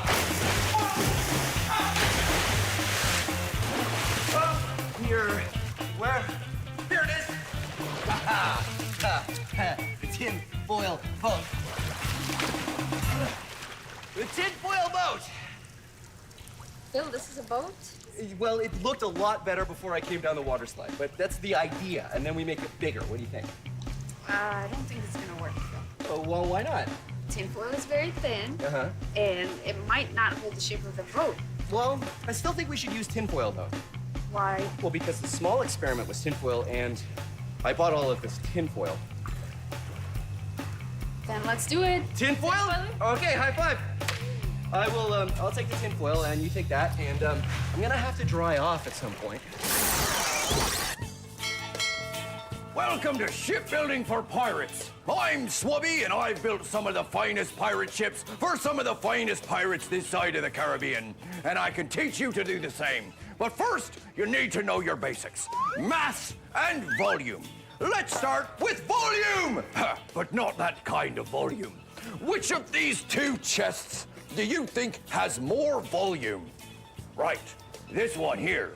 Which of these two balloons do you think has more volume? Right, this one here. Volume is how much space something takes up. Which of these two chests has more volume? That's right, they're the same. But which of these two chests has more mass? Which is heavier? Hard to tell, isn't it? But what if I told you that this one was empty and this one was full of treasure? Oh, loonies. Now, which one has more mass? That's right, this one.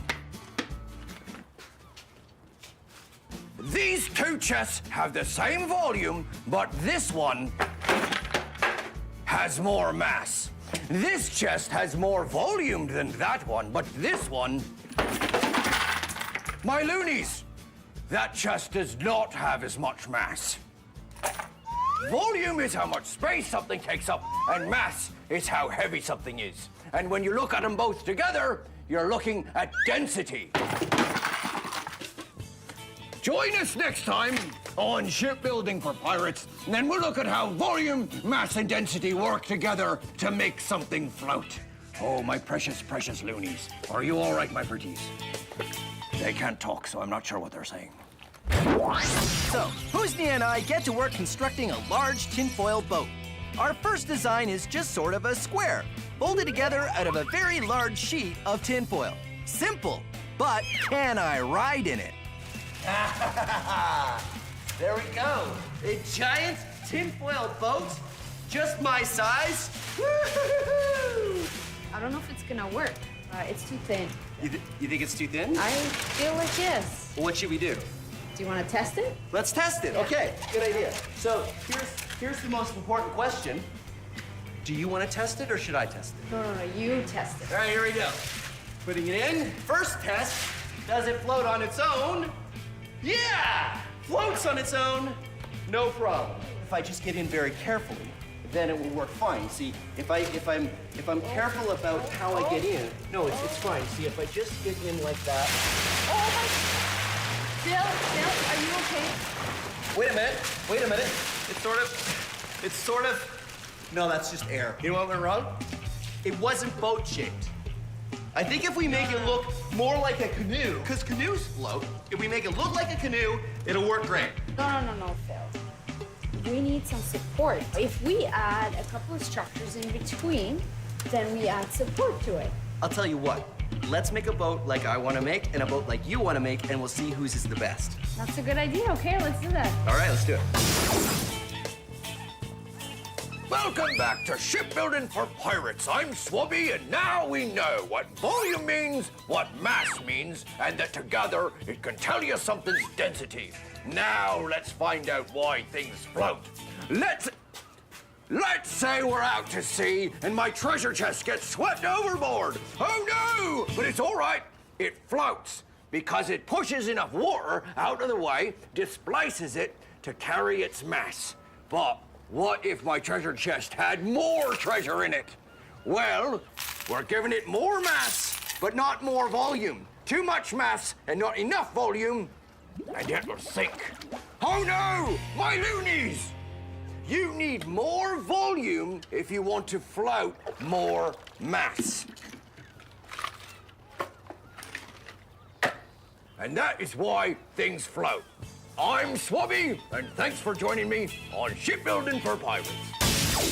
So, the first version of the tinfoil boat didn't work out too well. Like that. But my idea is to build a tinfoil boat more like a canoe to see if a different shape makes any difference. Tinfoil canoe! Very Canadian. Very Canadian. The canoe part, anyway. I don't know about the tinfoil part. So, Husni and I had a bit of a disagreement of why the last boat didn't work. I thought it was because it wasn't shaped enough like a boat. So this one looks like a canoe. What I thought is that it requires some structure. Structure so that it wouldn't fold together. That's right. And we'll see how it goes. All right. All right, here we go.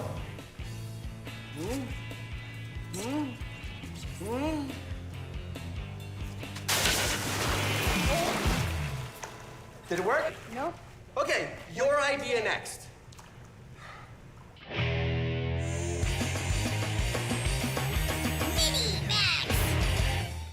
Did you know it's easier to float in salt water, like in the ocean, than it is in fresh water, like a lake or a pool? That's because not all liquids are created equal. They have different densities. This is fresh water, or it doesn't have anything in it. And this is sugar. If I was to put 1 scoop of sugar in this water and stir it around until it dissolves, now this liquid is more dense than before I put the sugar in. Here's an experiment you can do at home using liquid density. This glass just has regular water with yellow food coloring in it. This glass, green food coloring and half a cup of sugar in it. This one has a full cup of sugar in it, and this one has 2 cups of sugar in it. Now, when you do this at home, you'll definitely want an adult to help you because you have to heat the water if you want to dissolve that much sugar in 1 glass of water. I'm gonna put them all in 1 container. You can do this at home, and when you do, I suggest you use a very small container because you have to be very careful when you put the layers in. You can use a turkey baster or a straw. When you put your finger on top, the air pressure will hold the liquid in and you can just drop it in. But these kind of take some time, so I'm going to use the syringe of science. I'm gonna use the most dense liquid first because that's the one that's gonna want to be on the bottom. I carefully put it on the bottom of the container. The next layer, be very careful. And you'll see that the red and the blue aren't mixing because they have different densities. The blue is heavier than the red. We'll add the green, and you can see even when it drips into the red, it comes back up to the top because the green liquid isn't as dense as the red liquid, and the denser liquids push the lighter liquid up. And now we're gonna add the yellow, which of course has no sugar in it at all. And there you go. All the layers stay separate. If you put it on a light, you can really see it. Liquid densities. Now, let's max it out. Ta-da! The longest length of liquid layers. 12 liquids all organized by density. Starting from the bottom, we have honey, corn syrup, chocolate syrup, maple syrup, dish soap, whole milk, water, dyed blue, vegetable oil, extra virgin olive oil, rubbing alcohol, baby oil, and lamp oil. Liquid density. I really, really want to mix it up, but it took me a long time to make this, so I'm not going to. Our first 2 attempts at a tinfoil boat haven't gone so well. Husnia's idea is to make a tinfoil boat and add some more structure, because the tinfoil just wants to collapse when I get in it. So we start with a large piece of cardboard on the bottom, then we wrap the tinfoil around it and shape it into a boat. After that, we add some supports across the top to stop it from folding in when we add my weight to it. This boat feels a lot stronger than the one I was just in. I told you. So how does all of this work? So we got some support using broomsticks and then some cardboard paper. And then underneath we have cardboard. And so how will all of this help the boat not sink with me in it? Right. The broomsticks will prevent it from folding this way and you won't sink. Good. The cardboard will prevent it from folding this way and you won't sink again. Not sinking is my favorite thing to do in the tinfoil boat. All right, so let's try it. Let's do now, it. Are you gonna get in this one? I'll tell you what, Phil. If you get in and you don't sink, I'll go after you. Deal. All right. All right, here we go.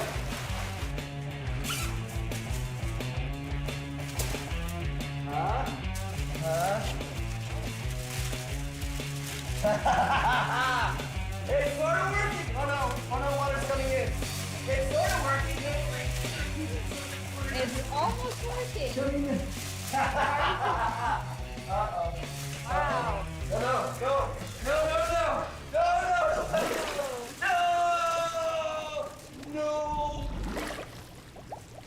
Hold on. 1, 2, 3, go. Another thing I learned is that a very light tinfoil boat can be very heavy when it's full of water. I don't know if fixing it is in the cards. I think we're gonna have to build another boat. So what do you think we should do? Let's add more structure. more structure. Oh, yeah. What if we add like a metal rod around the outside and maybe some more metal rods and ribs?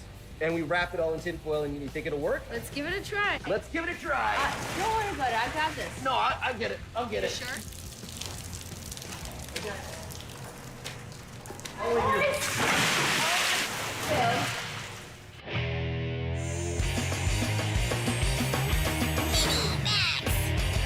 Who wants to do an experiment with diapers? Oh! No, I'm serious. You may have a little brother or sister at home, which means you probably know where you can find some diapers. But there are two things you need to remember. First, ask an adult if you can use the diapers for your experiment. And two, only use unused diapers, okay? Okay. So, you take the diaper, and if you cut it, be very careful, maybe get an adult to help you, over some black construction paper, like I have here, and you shake the diaper over the construction paper, you'll see that there's a little powder that comes out. And this is the secret ingredient. This is Superabsorbent gel. What it does is it soaks up all the liquid, and diapers are full of them. And you carefully pour it into a plastic cup, like that. Now you can see I have already done it with a number of diapers. It's important to use a plastic cup because it's a little messy, although it's non-toxic, it's totally safe, but it's still easier to clean up by just throwing the cup away. Now, add some water, and what happens is this Superabsorbent gel absorbs the water and turns very quickly into a paste. Look at that. Now, let's max it out. 5 kilograms of Superabsorbent gel, 500 liters of water. Now, it is time to do science!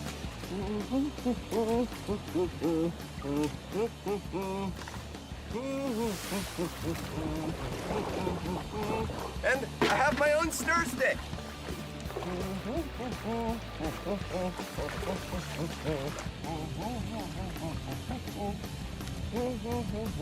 Yep, definitely coming along. I'm not exactly sure if we're getting anything on this camera, but I want to make sure it's recording. Yep, it's recording. There we go.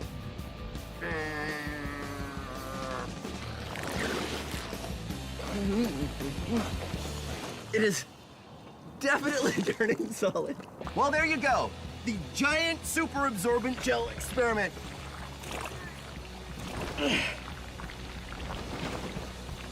Corey, Trevor, I need some help getting out. How many outfits have I been through in this episode?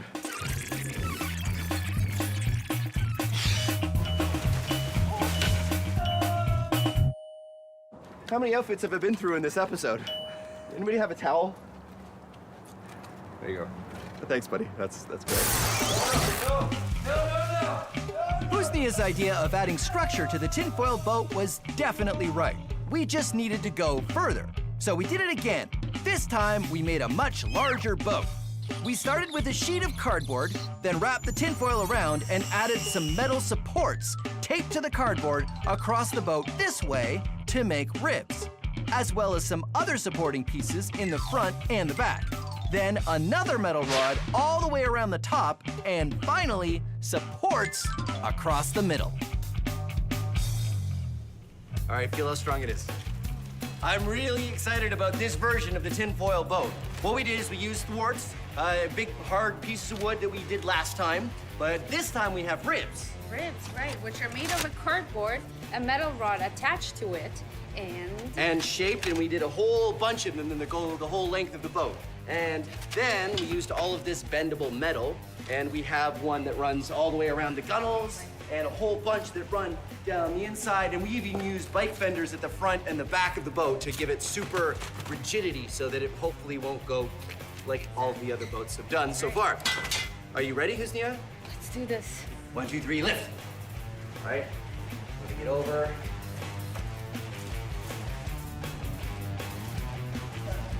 It floats, but that doesn't tell us anything because they've all floated at this point. It's only when I get into it. Okay, here we go. All right.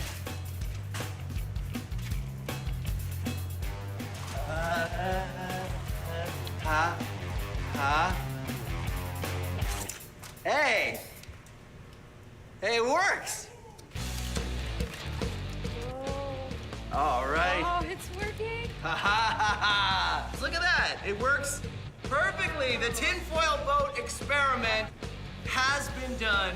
Science Max, experiments at large. What do you think, Christina? The only reason I got into this boat because I knew it's gonna work. Really? Oh, yeah. So you knew you would never get wet?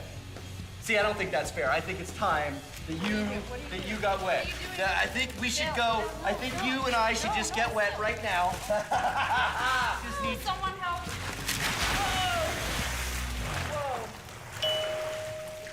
You're still dry, aren't you? That is so unfair. Science Max is a show where we take small experiments and do them big. If you want to try these experiments yourself, go to our website for instructions. But not all the experiments on Science Max are the kind you should try at home. This one, yes. This, no. Try this, don't try this. A big yes, a big no. I don't know how you could possibly do this one at home. And remember, if you're ever not sure, ask an adult. Thanks for watching Science Max Experiments at Large. Science! I don't know what you're saying. I don't speak treasure chest. The one thing I'm really trying not to think about is that this is the stuff that's in diapers. Let me talk to your brother. Whoa, whoa, whoa, whoa. Don't talk with your mouth full.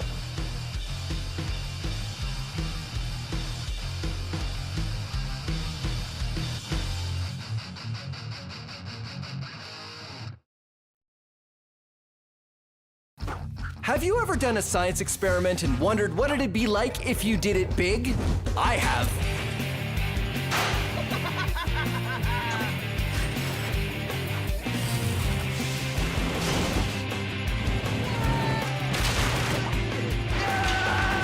My name is Phil, and I take your everyday science experiments and do them big.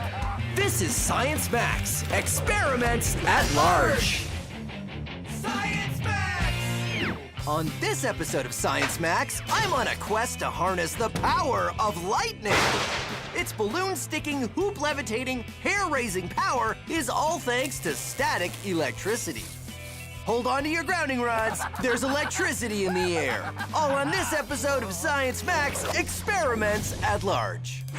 Greetings, Science Maximites. Welcome to Science Max Experiments at Large. My name is Phil, and today on Science Max, we're going to be harnessing the awesome power of lightning. How are we harnessing the power of lightning, you ask? With this balloon.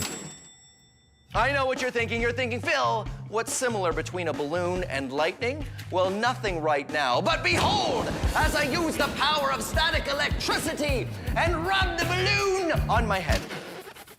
Because basically that's how it starts. You see, when I rub this balloon on my head, it's stealing electrons from me, creating a positive charge in my hair and a negative charge in the balloon. And the interesting thing is, you know that things with opposite charges attract each other, right? Something that has a positive charge will attract negative things and vice versa. But anything with a charge will attract anything with a neutral charge. See all these things on the table? They all have a neutral charge, which means they've got equal amounts of positive and negative. Right now, this balloon is building up a big negative charge, which means it will be attracted to all of these things. This can of Science Max soda, it has a neutral charge. The balloon has a negative charge, which means the can will be attracted to the balloon. And this paper is neutrally charged, which means the paper will be attracted to the balloon. And if you hold the negatively charged balloon next to neutrally charged sugar, haha, sugar storm.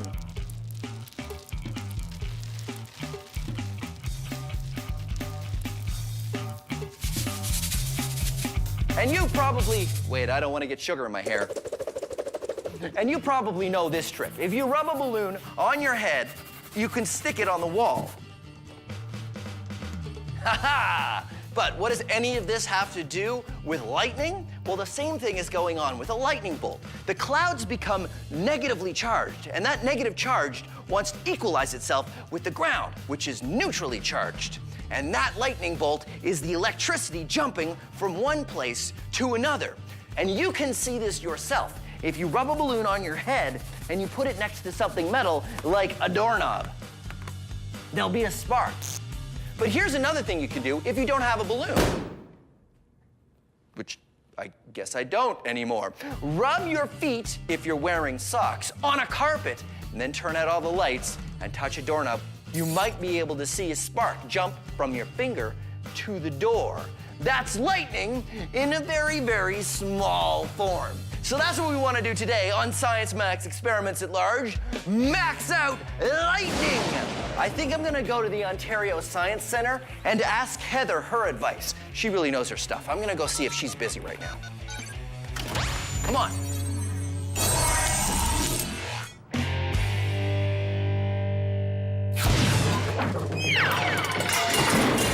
Phil, you got the portal fixed, so. Well, it's not exactly fixed. It's still got a couple bugs that I'm ironing out, but I stopped coming in 10 feet above the floor. Hey. So that's a step in the right direction. Anyway, Heather, I've come here because I want to ask your advice on something. Yeah, for sure. Awesome. So what I am doing is creating lightning.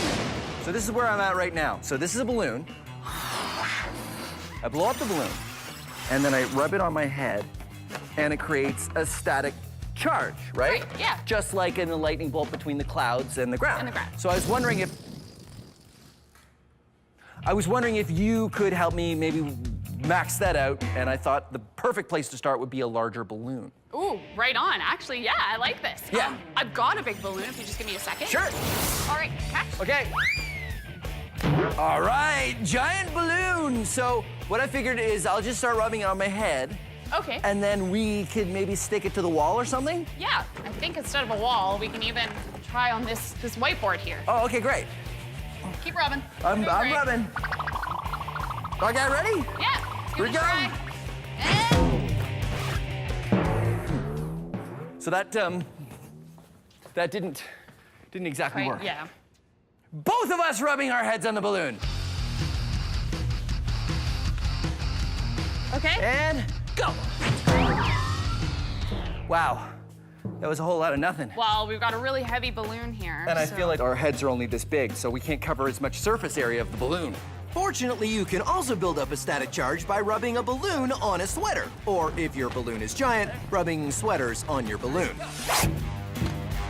But even that didn't work so well.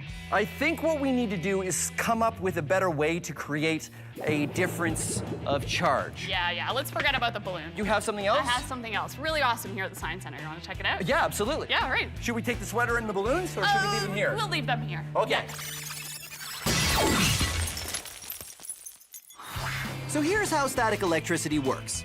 Normally, everything has equal numbers of positive and negative charges. That's when things are said to have a neutral charge. But when you rub a balloon on your head, the balloon develops more negative charge than positive because it pulls electrons from your hair. The same thing happens in clouds during a storm. The cloud develops a negative charge when water molecules start bumping into each other.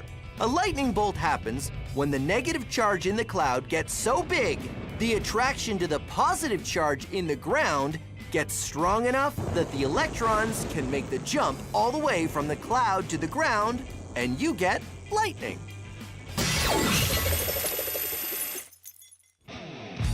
Heather and I tried to max out the static on a balloon, but a big heavy balloon just doesn't hold the same charge. That didn't exactly work. Yeah. But we're only interested in maxing out the static charge, and Heather knows just what to use. Wow. So this is the Ontario Science Centre electricity show? Yes. Okay, so where's the electricity part? The one we're going to be playing with is right there. So the giant mushroom. Yeah, well, it does look like a mushroom. We're gonna make some sort of electricity salad. All right, head on up onto that platform right there. And I need you to put one hand on that silver ball, yes. So the way it works... Nothing is happening. Patience. Okay.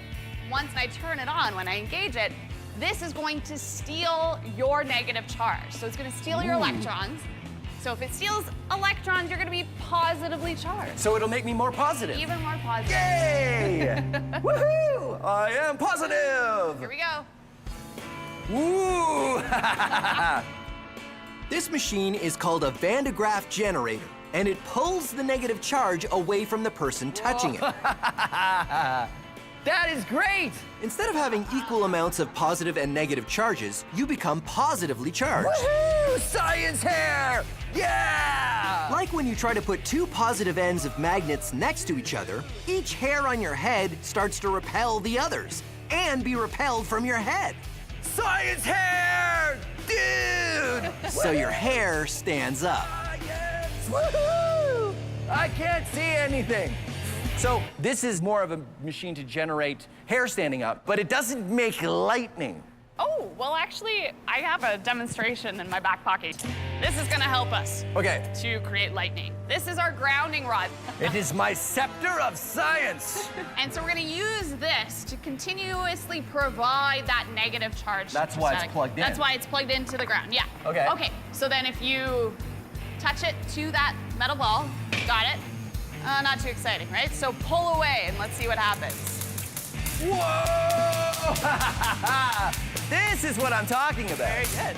The Van de Graaff creates a positive charge. The rod has a neutral charge. When the difference becomes big enough, the charge jumps the gap. Behold, I have the power of lightning!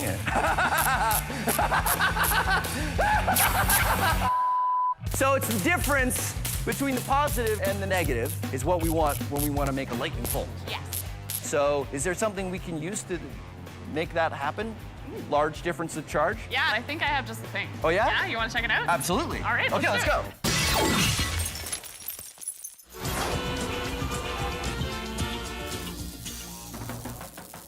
So, you would like to move electricity from here to there. Well, what you need, my friend, is a conductor. All right, a little more arpeggio this time. No, not that kind of conductor. All aboard? No, not that kind of conductor either. This kind of conductor. I know what you're thinking. You're thinking, hey, that's just a piece of metal. Well, that's right. That's because you're smart. This is a circuit. Electricity flows from this battery along the wires and into the light bulb. But Sal, you cleverly observe, the light bulb is not lit. This is true. That is because we have a gap in the circuit. And air is not a good conductor of electricity. Is metal a good conductor of electricity? Let us find out. Wahaha! Metal is a good conductor of electricity. What about wood? Nope. What about this horseshoe? Is a good conductor. Will this sandwich conduct electricity? Nope. No. What about this plastic fish? Nope. What about this pickle? No, pickle is not a good conductor. That's why we make electrical wires out of copper and not pickles. You know, in case you were wondering.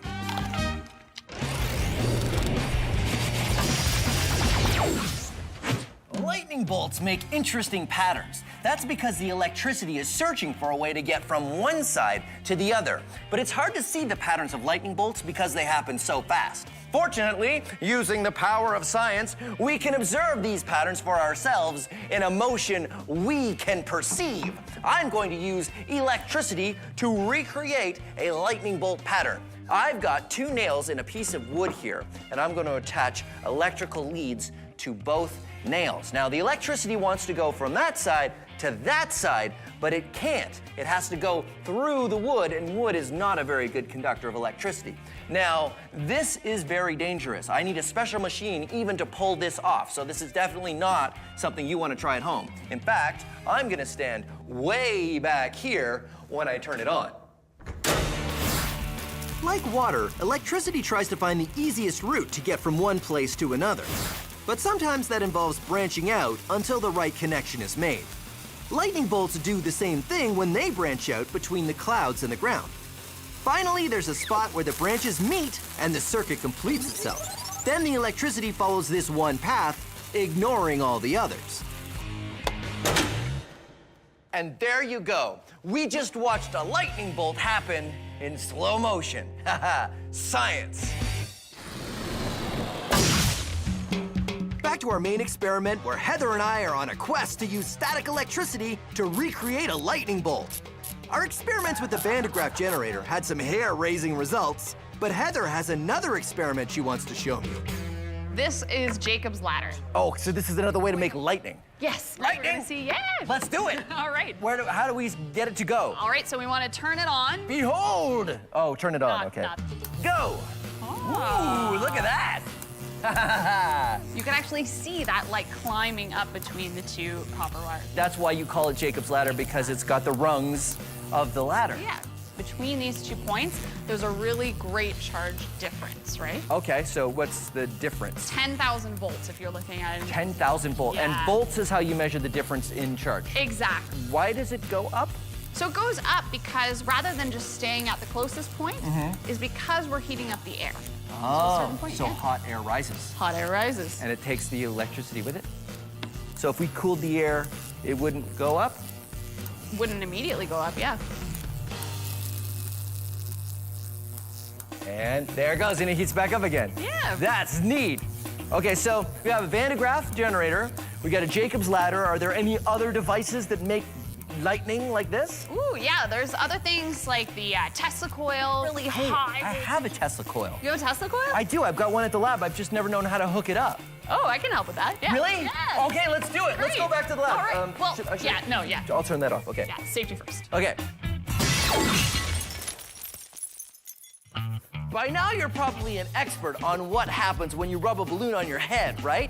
The balloon becomes negatively charged, which means it will attract anything of an opposite charge, or anything positive, or anything that is neutrally charged, like, well, like me. Look at the hairs on my arm when I bring the balloon close. Whoa! You see, the neutral charge in my body is being attracted to the negative charge in the balloon. So if something is negatively charged, what happens if you bring something else negatively charged nearby? Well, they'll repel each other. And here's an experiment you can do to make something fly using static electricity. You'll need a balloon, a sweater, scissors, and a plastic bag out of the thinnest plastic you can find. Fold the bag up and cut off the bottom. You don't want that part. Then cut another strip from the bag. This will give you a hoop of plastic. I find it works better if you break it and tie it again. Lie it flat and rub it with the sweater. This will give it a negative charge. You'll know you've got enough of a charge when it really wants to stick to the table. Then, take your balloon and rub the sweater on the balloon to charge it up. Because both the balloon and the hoop have negative charges, they repel each other. Then, put them together, and it will repel. And you can get the hoop to levitate. Ha-ha, a floating bag of static charge. But here's the thing, you need to keep it away from your body, because if you get close, the bag will stick to you, because you're neutrally charged and the bag is negatively charged. Pretty cool, right? Well, let's max it out. Maxed out floating static ring. Whoa, no. Yeah! Look out, look out! Oh, no! Oh, sorry about that. Oh, well. It was fun while it lasted. I gotta charge these up again. Being a chef is my absolute passion. And cooking up science recipes is my speciality. I'm Buster Beaker, and this is Cooking with Science. Oh, hello. I didn't see you there. My name is Buster Beaker, and welcome to Cooking with Science. Let's say, for example, I've spilled the salt. Oh no, look at me. I've spilled the salt. Oh, there's salt all over the place. Not really a big deal, right?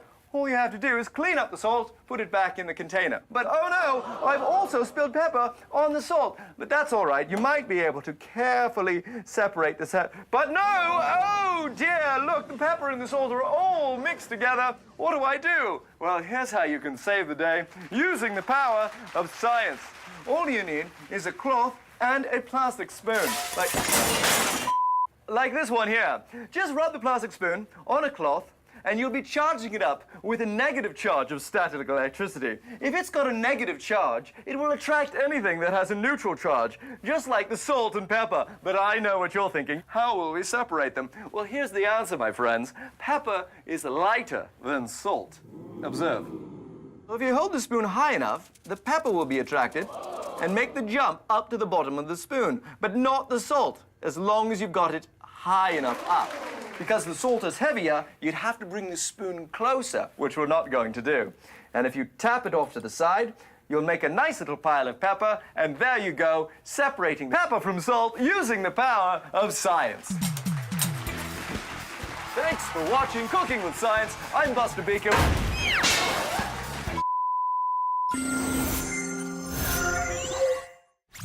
Heather and I have been on a quest to recreate lightning using static electricity.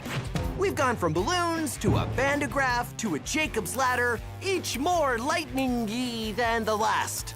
Finally, Heather suggests we use a Tesla coil. Oh, is this named after Nikola Tesla? Yeah, he invented it. Oh, one of the founding fathers of electricity, right? I love Nikola Tesla. He's cool. So how does it work? So the way this works is it is a step-up transformer, meaning we take a lower voltage and bring it up and ramp it up to a much higher voltage. Okay, so normal voltage is 120 volts. That's what we have a normal plug-in socket. Typically, we're getting it out of, yeah, exactly. And we're gonna ramp that up to really high amounts, upwards of 25,000, maybe even 250,000. Wow. Volts. That's a lot. And all that charge buildup, we're gonna see something pretty amazing happen. Okay. Do you wanna see it? Yes, we stand back there, right? Let's check it out. And... The Tesla coil builds up a charge which jumps through the air to this neutral rod. Just like a lightning bolt. We made a lightning bolt! That totally jumped a long way. That was impressive. That was a really good one. So can you control it? Yeah. Okay, show me. You wanna see? All right. I'm going to lower my frequency. Okay. Let's see what happens. Oh, that's amazing. Oh, it's like a scattered lightning bolt. Oh, wait a minute. So you can play different notes? Play different notes. I need 5 minutes. Hold on. Okay. Okay. All I need is 5 minutes. You know, I was thinking is if you can make different, hold that for a second. If you can make different frequencies, that means you can make different notes, right? Right. So I don't need that either. Hold on. Ah, that's not what I need. Okay, one more thing. Can I get that hammer? Yeah. Okay, ready to go. So what is this? When you told me the Tesla coil could play different frequencies, I thought we could make different notes come out of the Tesla coil, so I programmed it to play the notes of the Science Max theme song. What? Yeah! You wanna hear? Yeah! Let's try it. Yeah! Science Max, experiments at large, lightning bolts! Speeding lightning! We have created lightning! Woohoo! Lightning dance!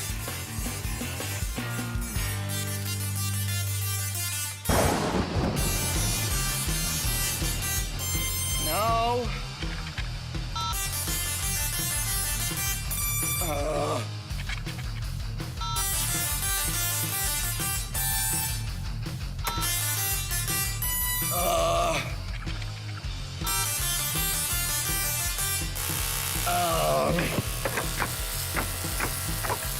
I give up.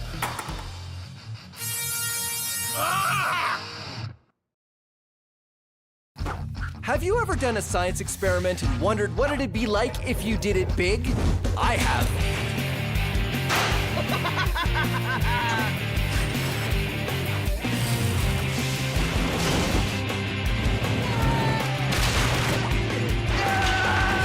My name is Phil, and I take your everyday science experiments and do them big. This is Science Max, experiments at large. Science Max! Today, we're moving air. We're moving it through a tube to make a Stomp rocket, vacuuming it out, turning it into a vortex, and taking it with us underwater. All on this episode of Science Max, experiments at large. That was amazing! Greetings, Science Maximites. My name is Phil, and it's moving day today on Science Max Experiments at Large. Let's see, where do I put this? This is probably a good spot. Today, we are moving air. You probably don't think that moving air will have a huge effect, but you'd be surprised what you can do by just moving air. But don't worry, we're not just gonna move the air around in boxes. We are going to build a rocket! And this rocket uses the science of stomping on something with your foot. This is a Stomp rocket, and it works by stomping on this plastic bottle, and air shoots through this tube and pushes the rocket up into the sky. And here is how you can build one of your very own. And remember, if I go too fast, don't worry, all of the steps are on the website, so you can follow along at your own speed. All you need is a 2-liter plastic bottle, 3 kinds of tape: electrical tape, duct tape, and science tape. Science tape is just the same as invisible tape, but I use this kind of tape for science. Then you want some plumber's tubing and some construction paper to make your actual rocket. First, you want to take your plumber's tubing and cut it into 3 lengths. And when I say you, I mean an adult, because you need to use a saw.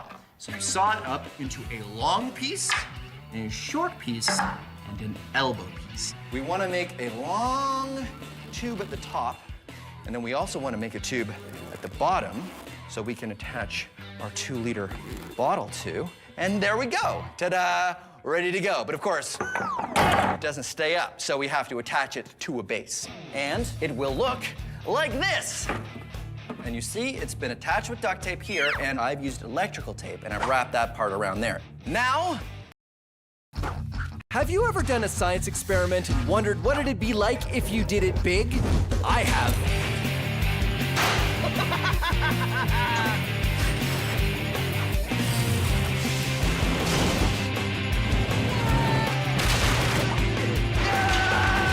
My name is Phil, and I take your everyday science experiments and do them big. This is Science Max, experiments at large. Science Max! This episode of Science Max is all about building things strong. 2. And let's do 3. An arched bridge, giant house of cards, magical stacking books, and more.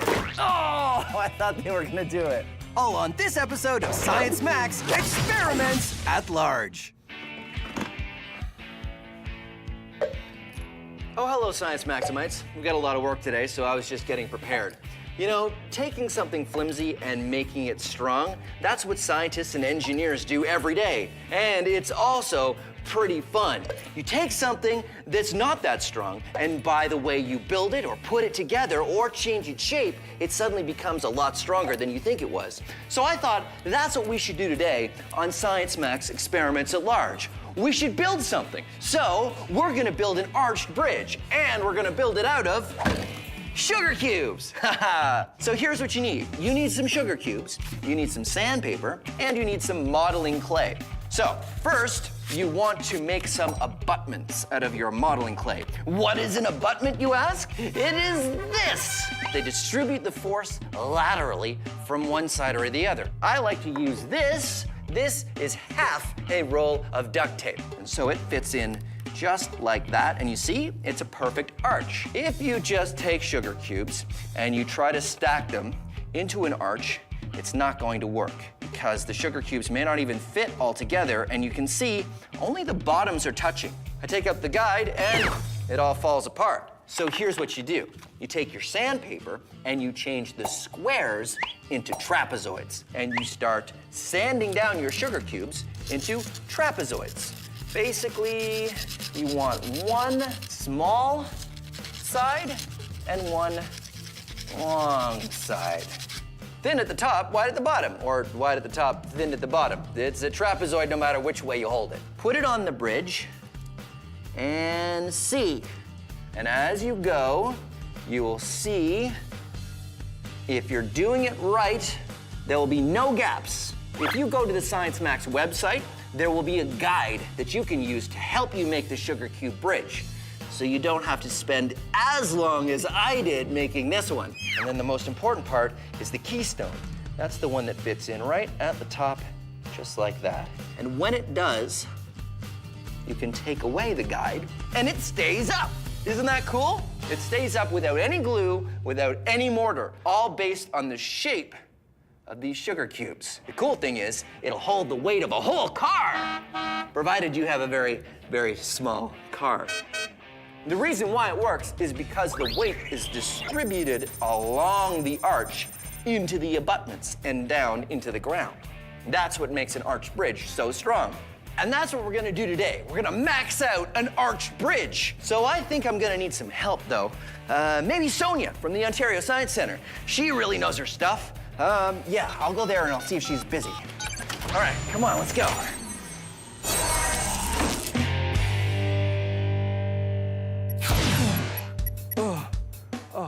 Hey, Sonia. Hi, Phil. How's it going? It's going good. I was wondering if you could give me a hand with something. Okay. What's up? I'm building, well, it's easier if I show you. All right. Do you mind coming back to Science Max headquarters? We can take the portal. But that thing doesn't always work. Oh, it is fine. Well, I mean, that worked just fine. Uh-oh, it usually makes a beeping when I do, oh, it's out of batteries. Oh, I told myself, Phil, charge the remote before you leave the lab, and then I...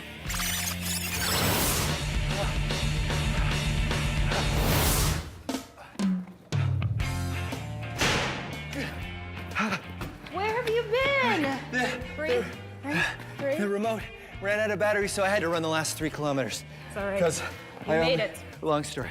So the Sugar Cube Bridge, you had a chance to look at it, right? This works on any scale, right? It should, no matter what size arch, it should be the same, right? Definitely. Good, because what I want to do is use these abutments, but go to these abutments. Oh. So I'm going to start the bridge here, and I've already created a thing that we can use to put the sugar cubes on as we go up, so that we can make sure that it becomes a Phil, perfect arch. Yeah. Do we have enough sugar for this? Yep. I got tons of sugar. Wow. Yeah. So I think we're gonna need some glue because it's gonna be really hard to get these to stay. Yep. To stay right on. there without a little bit of glue. We're gonna make a giant arch, maybe some walls, and we'll see what happens. Let's do it.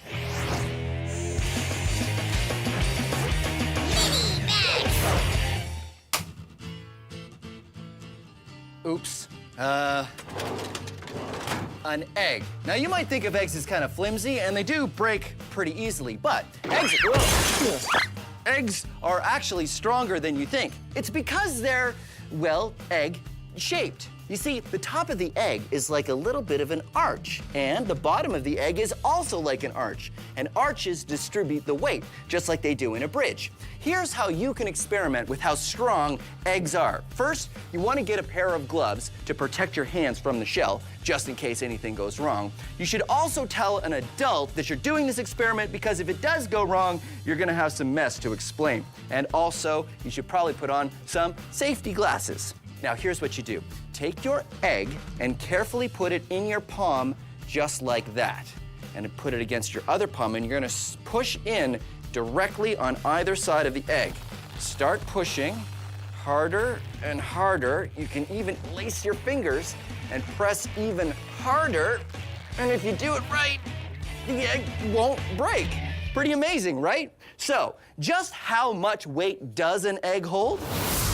Can one egg support my entire weight? Let's find out. I'm gonna lift my weight up like this and lower myself down. And no, cannot hold my weight. Can my weight be supported by 2 eggs?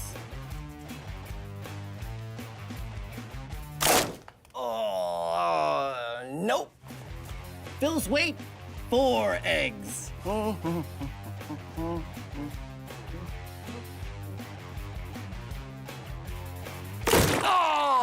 I thought they were gonna do it. Nope. My weight on 8 eggs.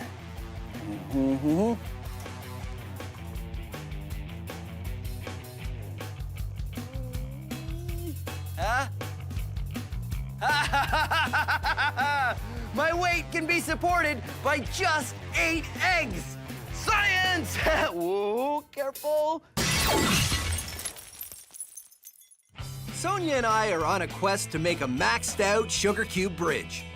The reason why an arch works is because the weight, or the load, of whatever's on top of the bridge is carried outward along the curve of the arch to the abutments at each end, which carry the load and keep the ends of the bridge from spreading out.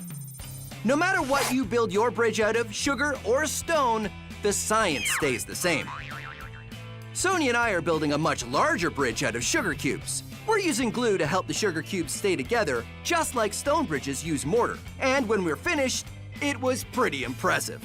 A massive sugar cube bridge. Yep. Right? High fives for that. The moment of truth comes when we take out the support and... Yeah! It works! Okay. Giant sugar cube bridge. So do you think it'll hold some weight? I think it definitely should, because right now we have an arch, perfect arch, and the weight is being distributed to the sides, the base. So that's what it's for, right? We can put weight on there? We can definitely put some weight. One to start? Let's start off with one. Okay. And let's see how it goes. All right. Here we go. All right. Yeah, one book, yeah! All right, sugar cube bridge. 1 book. 2 books. Are you nervous? Yeah! Sugar cube bridge, 3 books. 3 books. Oh, that was great. It held up 3 books. 3. Well, technically it held up 2 books and broke on the 3rd. So it's kind of still far from how much weight we want to hold because we want to cross it. We definitely want to cross it, so that means we need something bigger and stronger. The cube works. You're right, because the cubes are great because that keeps the science the same. Yep. Right? So something cubular. The milk crate, really? Definitely. I think we should use those. It's a cube. It is a cube. A whole bunch of milk crates, and we'll see what we can do. I think that sounds great. Awesome.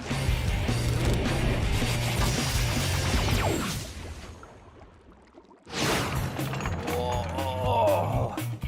This is a Prince Rupert's drop. It's a piece of glass that has a long snaky tail and a bulb at one end.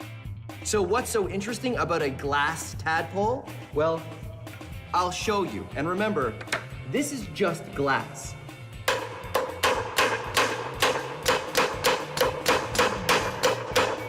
Oh, Prince Rupert's drops are very strong, almost as strong as steel. It's all in how they're made. Molten glass is dropped into cold water. What happens is the outer part of the drop cools off first, leaving the inner part still hot. When the inner part eventually cools, it contracts, pulling everything in tighter and tighter, keeping it under a lot of tension. And because it's round, the force you put on it is distributed all the way around, just like the force is distributed on an arched bridge. Until you get to the tail. Just the tiniest break in the tail, and it explodes. All that energy is released in a chain reaction. Why it's so strong you can hammer on one end, but explodes when you break the other, puzzled scientists for centuries. But now we know it's all in how it's made. The Wizard Academy. All you have to do is demonstrate true magic, and you will be granted entry. Send in the next applicant. Okay, don't let them see you. Don't let them see you. Okay, magic smoke, and here we go. Big entrance. Behold, it is I, Overwhelmo. You again. I only have to demonstrate magic one time, and you have to let me into the Wizard Academy. And last time does not count. So prepare for your mind to be boggled and your eyes to also be boggled, because I shall do a trick. I will just get to it. Here is a book, behold! And now, feast your stupefaction as I produce another book, ha-ha! And then 2 or 3 more times, behold, that's good. Behold! And now, look upon the wonderment as I stack these books on top of each other, like this. And now, feast more stupefaction as I cleverly move the books off the table. And now comes the magic word. Now, I say the magic word. The magic word!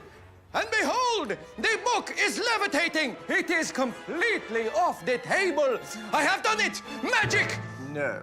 No? Not magic, that's science. But the book is levitating. No. Look at it, it's not even touching the table. No, it's being supported by the books below because of the center of mass. Preposterous. I'm afraid it's very posterous. Each book is balanced on the one below in a way that the center of mass is behind the edge of the book below. And the entire stack's center of mass is behind the edge of the table. So it may look like magic, but it's science. So... I can't get into the Wizard Academy? No, I'm afraid not. Aye, good. Alakazam! You will rue the day that Overwhelmo did not. I will return, and then you will see. Oh, ow. Sonia and I made a large bridge out of sugar cubes, and it didn't hold much weight. So now we're going to try making another arch bridge, but instead of sugar cubes, we're going to use milk crates. There we go. I've made some abutments out of giant crates, and this is where we're gonna start our bridge, and they start there, and it goes in a big arch, but we're gonna be using... I brought milk crates! Milk crates! High fives! High fives! So we start our bridge. This is a straight line, it's not an arch. It's not an arch. But it's clear we have a problem. Okay, ready? That didn't work, Phil. It's like we're back to the beginning again. So this is like two straight lines. We got two straight lines, it's yep. like a triangle. We need an arch, so we're gonna need a support. Sonia and I build a support to help us make a curve the milk crates can follow. But after we finish stacking, there's a problem. It doesn't look very solid. Yeah, it doesn't, does it? Here. Oh, yeah. Because there's a gap at the top of all of them. Look, that one, there's a gap. There's a gap there. There's a big There's a one gap here. there. It's Well, I not mean, making our bridge very solid. There's only one way to find out for sure. You can try it. Is to pull this out and see if it stands up. Let's do it. Okay. So, didn't stay up. Didn't stay up. Okay. That's all right, though. I'm not sure why it isn't staying up. Like, the sugar cubes were cubes. That's a cube. Milk crates are cubes. But we did change the shape of the cube. Oh, yeah! If you remember, when I first built my sugar cube bridge, it didn't work with cubes. You have to sand the cubes down to make them into trapezoids. You can't build a perfect arch out of cubes. So they were tall, wider here and then narrower there so that they had... Oh, so that's the problem. Yep. So I could, like, cut it? I could cut it. I could cut it. You could. I could That's cut gonna it. take a long time, though. If we cut the milk crates into trapezoids, everything will work, right? Right? We take a milk crate and with the right safety gear, we cut it so we can reshape it into a trapezoid. Good. And it works. But it's gonna take a long time, isn't it? Definitely. So how about this? I have an idea. So remember when we did the experiments and we had lots of V gaps? Yeah? How about we put some wooden wedges into those gaps to make it one secure structure? So it was sitting like this. Exactly. So what we're gonna do is insert wooden pieces right here, so we'll fill those gaps. I get and we'll it. make it one secure structure. Ah, instead of cutting all of our milk crates, we can keep the milk crates. Yep. And they can be solid and we just add to it rather than take away. Taken away, exactly. That is a smart idea. Okay, let's make some wedges. All right.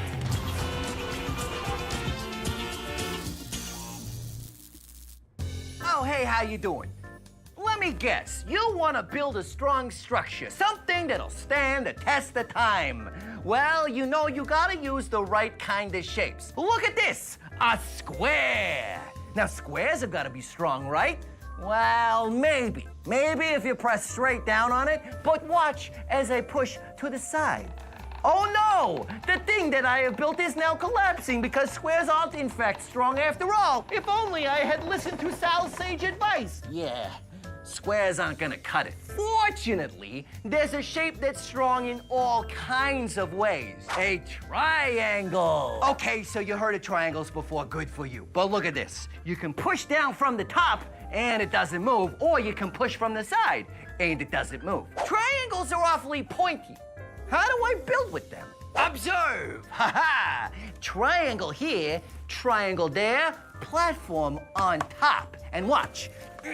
No matter how I try to shift it, it stays solid. And check this out. triangle here, second triangle there, and a third triangle shape here. That's like 3 triangles for the price of 2, huh? That's a good deal. So there you have it. The triangle, one of the greatest shapes to build with.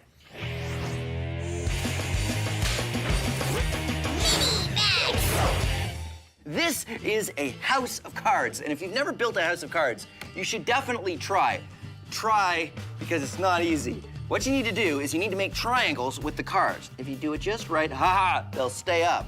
Then you take another pair of cards, like that. You take another card, and you put it on top. And it stays up.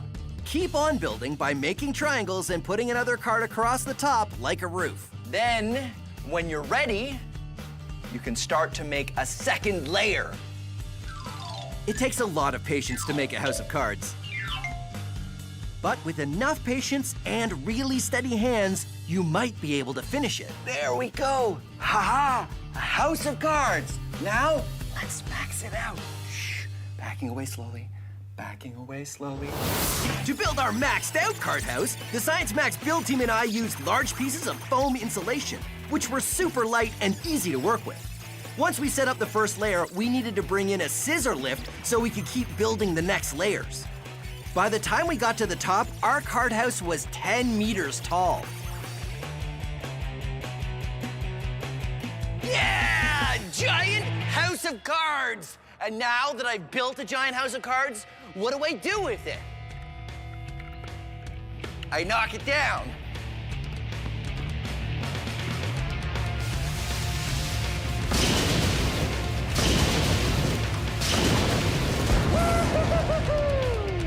Science! I'm gonna build it again. Sonia and I are rebuilding our milk crate bridge. Since cubes don't work if you're trying to make an arch, and changing the shape of each milk crate would take too long, we're using wooden wedges to fill the gaps at the top of the milk crates. Once we get the wedges in, the milk crates have support at their tops, and they make a perfect arch. Are you ready? I'm ready. All we have to do is pull the wooden thing out, and if it holds up on its own, we've done it. We pull out the support, and it stands! It works! The bridge supports itself! Now it's time for the final test. We try to walk on this bridge. So we spent some time making sure our bridge was safe. We added a crash mat, and we built a second arch. We sure did. So that it's a little bit wider, and it feels very solid. So the only thing to do now is to test it. Test it out. You gonna do it? I absolutely will. All right. Absolutely. Sonia puts on a helmet and gives it a try. And sure enough, it works. Yeah! Milk crate bridge! Milk crate bridge! Milk crate bridge! Milk crate bridge! Milk crate bridge! Woo-hoo-hoo-hoo! Science Max experiments at large. Milk crate bridge! Yay for science! High five! High five! There. Not going great so far. Behold! Beginning steps. I see a problem. Look, I can spin it on my finger. Ow! I was wondering if I could ask you a question. Yeah, go ahead. What? Do your hair like that? Well, you don't like my hair? Well, it's okay, but you know, what if you parted it to the other side? Huh. Never thought about that. Maybe I should try that. Well, I would say, Henry, that bridge is sure sugary. Have you ever done a science experiment and wondered what it'd be like if you did it big? I have.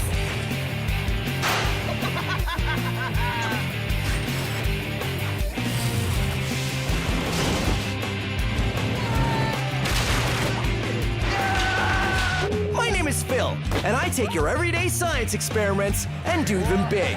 This is Science Max, experiments at large. Science Max!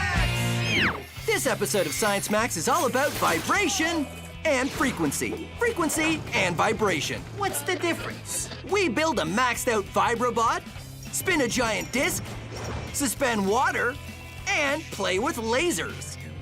All on this episode of Science Max, experiments at large. Greetings, Science Maximites, and welcome to Science Max Experiments at Large. My name is Phil, and today on Science Max Experiments at Large, we're going to be looking at vibration. Vibration is when things go back and forth, and back and forth. All kinds of things vibrate, like pendulums. Pendulums. Wait, and pendulum. Pendulums are designed to swing back and forth. Stop that. Also, metronomes.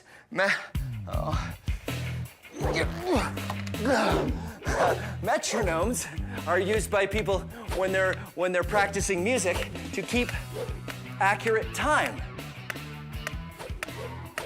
Yeah. Okay, putting it back. And okay, we're gonna be building. Whoa, okay. We're gonna be building this little guy. This is a Vibro-bot, and he vibrates and he skitters around on the paper. And if we take the caps off the markers, he makes interesting patterns on the paper. Okay, so let's get started. Let's build a Vibro-bot. Okay. Oh yeah, you know what? Maybe it's time to take off the ski boots, huh? Whew. There we go, that's better. So today, like I said, we're gonna be making a Vibro-bot. And here are all the materials you need to make your own. Plastic cup, 3 markers, an electric motor, just make sure you ask an adult first, a battery, a plastic drink bottle cap, a toothpick, scissors. This kind of tape is called electrical tape. Science tape, which is the same as invisible tape, but of course I use this tape only for science. And some modeling clay. And these are 2 bendy straws that I've taped googly eyes to. These are not necessary. I just like them for decoration. Now remember, if I'm going too fast here, which I probably will be, you can get all of the steps on how to make your very own Vibro-bot on our website. Okay, so here's how you get started. First, you're gonna make the feet for your Vibro-bot. So I attach some science tape to the markers, and then I put the marker on the bottom of the cup. And then I do that again to the next marker, and then the third, balance it like that. There. Next thing you wanna do is take your plastic drink bottle cap and make a hole with a toothpick. You wanna make it off to the side, right about there. Just like that. That's so when it turns, it will be off center. That's what's gonna give us our vibration. So once you've made that hole, take some modeling clay and stick it in the cap to give it some weight. When you've done that, stick it onto the shaft of your motor like this. See how it's off center there? Now we just need to attach it to the Vibro-bot. I just put it right here on the top, and I like to attach the battery to the back of the cup. And now finally, we're going to attach the eyes. We take some science tape, and we put the straws over here. I am Vibro-bot. I am here to vibrate. Take me to your leader. So then you attach your tape with the wire to the top of the battery there, and then the other wire to the bottom of the battery, just like that, and let your Vibro-bot make some art. Now, if the battery is new, your Vibro-bot might be jumping up and down quite a bit. So you can do what I like to do and add some more weight, and then you make better lines with your Vibro-bot. And your Vibro-bot makes art. How long will he last? Probably till lunch. And there you go, Vibro-bot art. Art made by a robot. How cool is that? So that's what we're gonna do today. I'm gonna meet Chris from Logix Academy, and he's gonna help me max out the Vibro-bot. Plus, we're gonna learn a little bit more about vibration. Come on.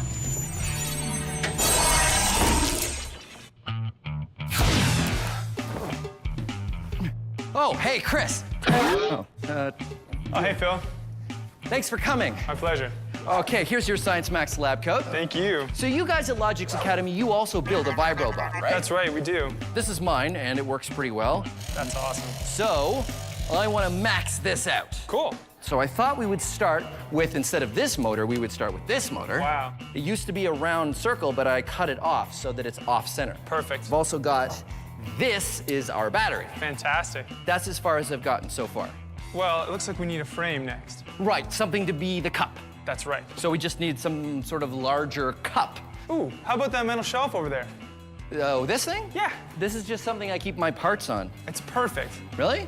Yep, the shelves will house everything that we need, and it looks like it'll be strong enough to hold everything together. Now, the Vibro-bot had markers on the bottom of it. That's right. To make a little pattern. Should we try that with this? Because we're going bigger, what if we use paint and paintbrushes instead? Okay, sure. We could attach paintbrushes to the legs.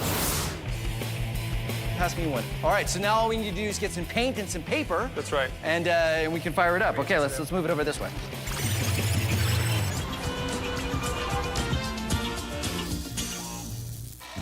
Vibration and frequency.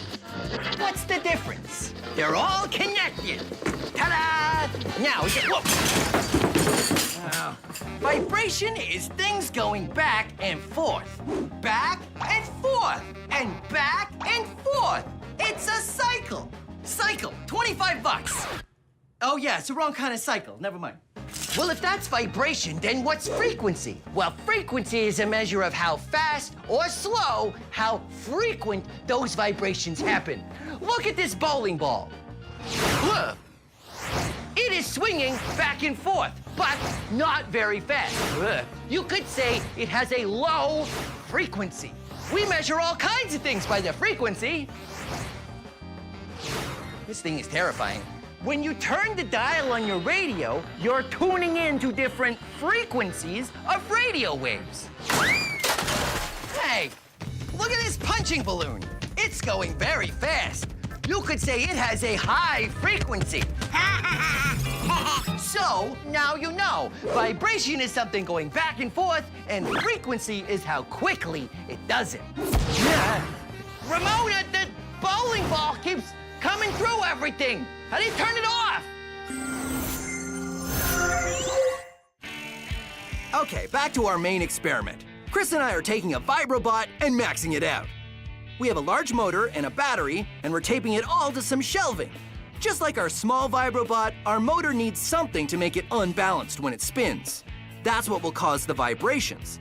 It's just taped. I haven't attached it in any other way. Do you think that's okay? As an engineer, I have superior faith in duct tape. Okay, well, that's good to know. We're also adding an on-off switch and some paintbrushes on the bottoms of the legs so our maxed-out Vibro-bot can make art just like the small one. The final step, dipping the brushes in paint and setting it on a big piece of paper. We fire it up, and it immediately shakes everything off the shelves. Oh! It totally spilled all the stuff on the shelves. The motor shakes the Vibro-bot a lot. But there's a problem. All that shaking is starting to take its toll on the shelves. The wheels come off, the screws come out, and finally...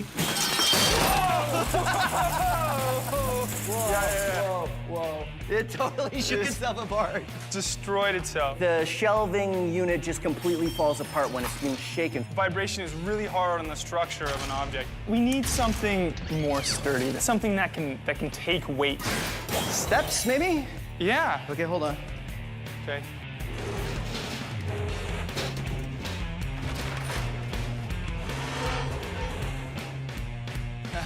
Okay. Yeah, this looks much better. Okay, great. So we build the new Vibro-bot out of this. So more paintbrushes. Bigger motor, more paint. More everything. More everything. All right, good.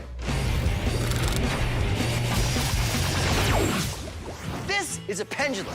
It's just a weight suspended on a line and anchored from above. Pretty simple. Pendulums were used for hundreds of years for all kinds of reasons, but most famously in clocks. Why were pendulums used in clocks? Well, here's why. Let's mark every time the pendulum hits the bottom of the swing, right here. Okay, watch. All right, now here's the question. How fast will the beeps be if I swing it from much higher up? Let's find out. No matter how high the pendulum swings, it keeps the same frequency.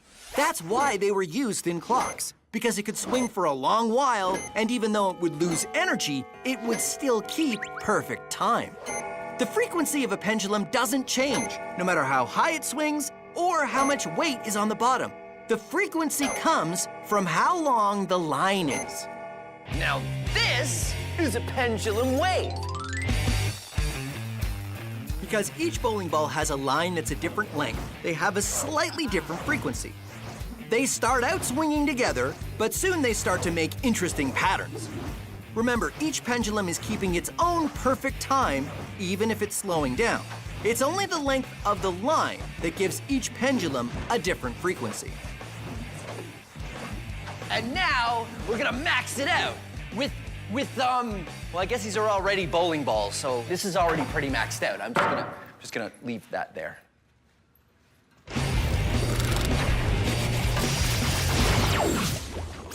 These are balloons. This is a laser, and these are awesome laser safety glasses. Now, lasers are made of light, and light has a frequency. In fact, each color of light has a different frequency. This is a red laser. Check it out. Yeah, cool. This is also a very powerful laser. Oh, I can pop the blue balloon with the red laser because the blue absorbed the red light from the laser and then it heated up and the balloon popped. But here's the cool thing.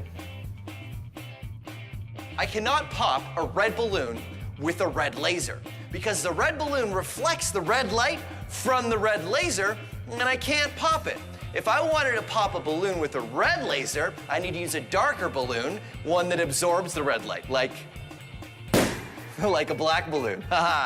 So there you go. Lasers, frequencies of light. I'm gonna keep this red balloon because it's always nice to have a balloon.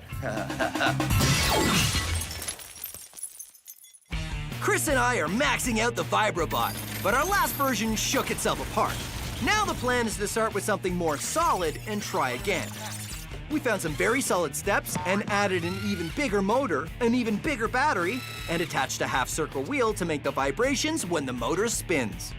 We add some paintbrushes and fire it up. Here we go! Come on! Go, Vibro-bot! It wants to move. Is it moving at all?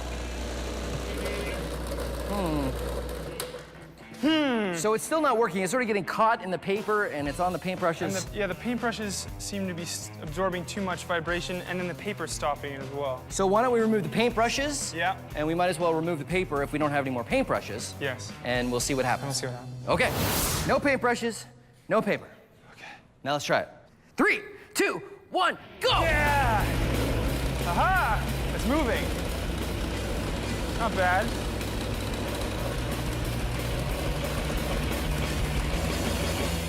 The shaking is good, but I don't know if the shaking is enough. So what do we do? Well, we could add another battery. Another battery which would give it more power? That's right. Okay, let's try that. Okay. Okay, so it wasn't working before. No. Not enough power. And now we've got a second battery here. That's right. We've wired them up so that one power feeds into the other, so we've got twice as much juice as we do. So it's just a matter of clipping this onto there. That's right, but hold on. Yeah, safety glasses, because now we don't know what's going to happen anymore. Ready? 3, 2, 1. The extra battery makes a big difference. The new Vibro-bot shakes around and only shakes itself apart a little. All right, that was amazing. Okay, so all we needed was more power. That's right. I think it didn't have enough power to vibrate up and down, and that's why it wasn't moving every time it hit the ground. So I think if we're gonna use this much power, I think we need to build it again. Okay. Build it even stronger and with a bigger motor. Yeah? And more power. And then maybe I ride it. You think we can build that? Of course. Of course. Okay, let's do it.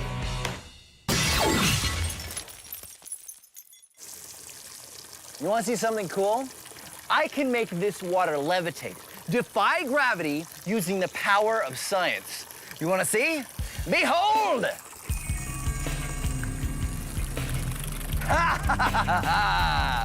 Gravity-defying water! I can even make the water go very slowly. Or I can make the water go back up into the hose. Or I can make the water completely stop. You know what's interesting? The water does not seem to be stopped for me. You see stopped water because you are looking at it through a TV camera. See? Real life, TV camera. Real life, TV camera. You see, movie cameras and TV cameras take a whole bunch of still photos and then run them together really, really fast. 24 times a second for our TV cameras. I have created a device that drops water at 24 times a second, and what happens is everything lines up. So it looks like the water drops aren't moving. But watch this. I grab the hose and it's fine. But I let it go, and the hose is vibrating back and forth at exactly the same time the camera shutter is going back and forth, and everything looks like it stopped. The power of frequency has defied gravity. Okay, so not really. It's kind of a camera trick, but I prefer to call it science. Here's a fun way to play with things going back and forth. This is Euler's disc, and it's designed to spin like this. What's going on is friction and gravity are slowing that down and pulling it towards the Earth. Now, you don't need a fancy disc like this to do this at home. All you need is a pot lid. Check it out. When the pot lid spins, friction and gravity start to slow it down, which means each spin gets lower and lower, and the frequency gets higher and higher. But the difference between a pot lid and Euler's disc is Euler's disc is made to go for as long as possible. The heavy puck has a slightly rounded edge and sits on a glass surface that is slightly concave, like a bowl. All of this is designed to make Euler's disc last a really long time, which is quite a while.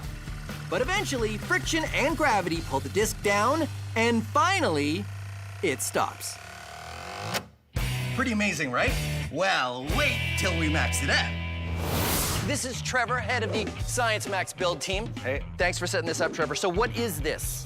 This is a giant side of a spool, big hydro spool. Okay, so this is the largest disc that we could totally find, and we've got it all hooked up here. We lift it up, we spin it, and then you pull the thing and it will drop down and spin like a coin, because it's the only way we can do that with something this heavy. Yeah. Ready? I'm ready. Okay. Trevor and I hoist it up and get it suspended above the ground. Yeah. Then I start to wind it up.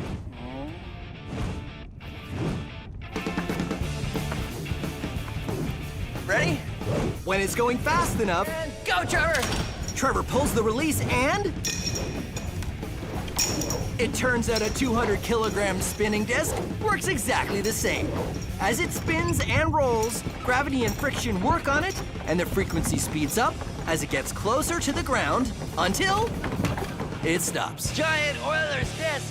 Nicely done, Trevor. That was awesome. That was great. Let's do it again. All right.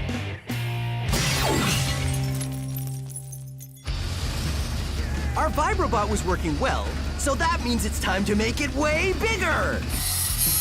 We started with a big metal table and added a huge motor, one 20 times as powerful as the last one. Instead of batteries giving us 12 volts of power, we're going to use a plug, which is 10 times more power. We've added an off-center wheel for vibration, bolted the motor to the frame, and added a protective cage all around to prevent anything from flying off. It even has a seat for me to ride. Okay. Okay. You ready? Ready? Here we go. We fire it up, and it's very shaky.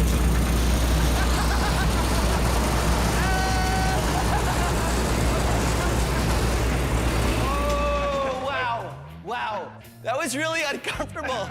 It was like very bangy, even with the seat. Yeah. I'm gonna try standing on it. All right. When I try standing on it, the Vibro-bot lives up to its name. It vibrates all around the lab.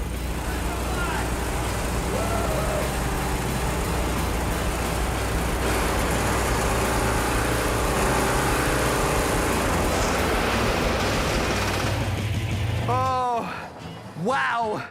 My legs are numb to the knee. I'm not surprised. Vibro-bot! All right. Yeah, that worked really well. That was awesome. I really can't feel my feet right now. And it held together, which is impressive. That's right, the more power and the stronger structure paid off. Yeah, the only thing I regret is not getting a chance to... Wait a minute, come with me. Okay, so I achieved my dream of riding the Vibro-bot. You did. But we never got a chance to make art. So we've dipped a whole bunch of nuts and bolts and heavy things in paint. Yep. And now we're gonna turn on the Vibro-bot and see if we can make some art.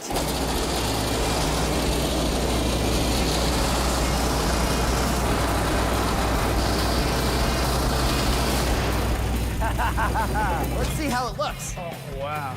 Ta-da! Vibro-bot art. Vibro-bot has been a huge success, and we got some art to keep. High fives. Well done. Science Max, experiments at large. Who gets to keep the art? Rock, paper, scissors. Okay. 1, 2, 3. Okay, tie. 1, 2, 3. Tie. 1, 2, 3. 1, 2, 3. Wow. 1, 2, 3. Ah, tie. 1, 2, 3. Man! There's gonna be a red balloon, but those red balloons are gonna be pushing this way, and then this afternoon we're gonna have this blue balloon, which is quite nice. Over to you, Kathy. Thanks, Kathy. Science! I figured we would have maybe a bigger motor. Yes. Or a bigger, no. I'm gonna try that again. All thrusters ahead. Whoa! Balloons. Science. Have you ever done a science experiment and wondered what it'd be like if you did it big? I have.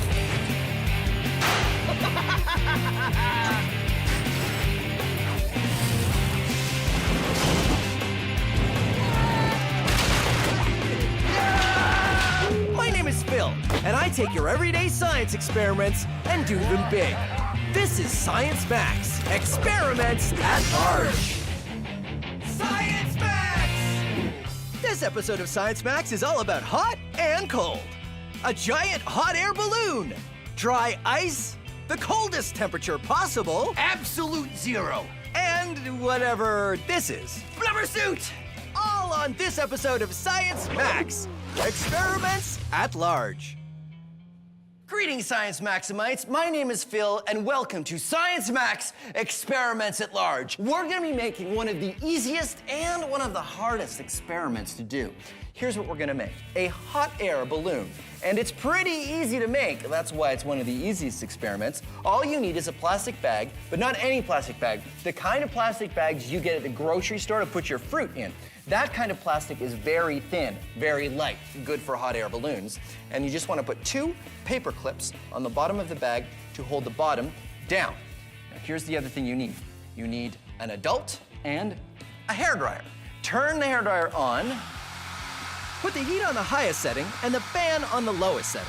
The air inside the bag is getting hotter, which means the molecules are moving faster and they're getting further apart, which means there's going to be less of them in the same space. Less molecules means less weight, and that means it's going to be lighter. The bigger the difference in temperature between the air inside the bag and the air outside the bag, the better it's going to work. So I recommend doing this outside, actually, on a cold day. When it's been long enough, turn the hairdryer off and it will float. Haha. Now it won't float very long because the air inside the bag will quickly return to its original temperature and it will no longer be any lighter than the air outside the bag. But it's definitely fun to fly for a while it lasts. So that's what we're gonna do today on Science Max Experiments at Large. We're gonna max out the hot air balloon and make a giant hot air balloon. Yeah, I know what you're thinking. You're thinking, Phil, they already exist. Why don't you just get a giant hot air balloon? I mean, they're big and you... No. There's no fun in that. I want to make one I built myself. I don't think I'm going to be able to fly in it, but it'll still be pretty cool, I bet. I just need someone to help me. Oh, I know. Michaela from the Ontario Science Centre. Hopefully she's not busy.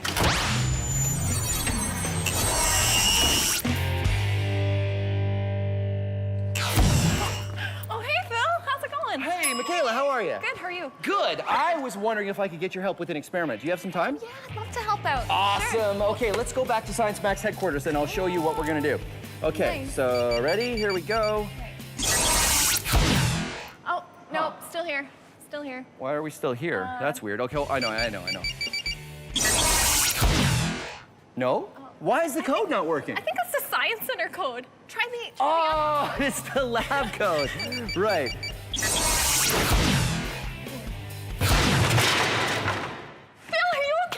Yeah. Are you okay? Yeah, no, I'm fine. So, Michaela, I'm glad you're here because today I want to max this out. This is my hot air balloon. It was better before, I smushed it in my pocket, but what I did is I used a hairdryer, and then I put it in and I heated the air, and then it rises up. So in order to max it out, pretty simple, I just get larger bags, right? And then I thought we could cut them and tape them together to make a much larger balloon. It's a good idea, but you know, if we're making a hot air balloon, we need to make sure our materials are really light. The duct tape seems a little heavy. Even this bag seems a little heavy to me. In terms of, oh, you mean the kind of plastic it is? Might be a little bit. Yeah, it seems really thick, this one. Well, do you know for sure? I've never tried it before. All right, well, that's science. We should try it and see what happens. Let's try it. Okay, so I'll cut along the side of the bag.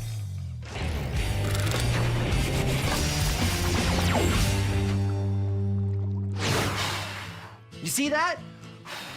Carbon dioxide gas. Our bodies breathe in oxygen and breathe out carbon dioxide. Did you see it? Oh, take another look. How about now? No, you didn't see it, right? Because carbon dioxide is invisible unless you freeze it. This is dry ice, frozen carbon dioxide. And this is wet ice. It's not really called wet ice. It's frozen water. Now, you know what temperature water freezes at? Starts with a 0, ends with a, well, it's actually 0 degrees Celsius. And this freezes at -79 degrees Celsius. It's much colder. I have to hold onto it with a glove because if I held onto it with my bare hands, I get frostbite. So here's the experiment. If I pour some liquid water on the dry ice, will it freeze again? Let's find out.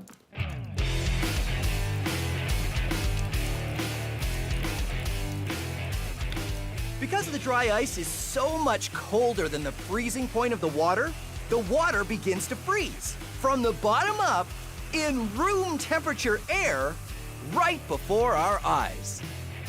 Whoa! Totally frozen! Cool! Cool. In order to build our hot air balloon, Michaela and I are taking clear garbage bags, cutting them along the seams so they end up as one thin sheet of plastic, and taping them all together with duct tape into a balloon. Okay, so that's, how many bags is that? It's like 12 bags. 12, so you think that's big enough? I think so, it's pretty big. Okay, I think we can stop there. Okay, so where's the opening again? I think it's on your side. I hope you didn't duct tape it close. Okay, no, we're good, we're good. So it's gonna inflate like this. Wait a minute, let's make sure it works. Is it working? Kind of.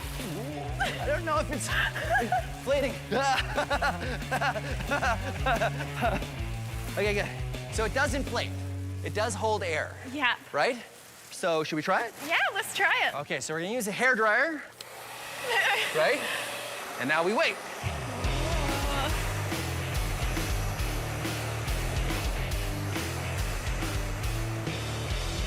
It's working. Kind right? of. Oh, yeah. Woohoo! Okay, it's almost inflated. All right. Okay, what do you think? Yeah, let's try it. Okay, on the count of 3, we'll throw it, okay? Okay. All right. 1, 2, 3.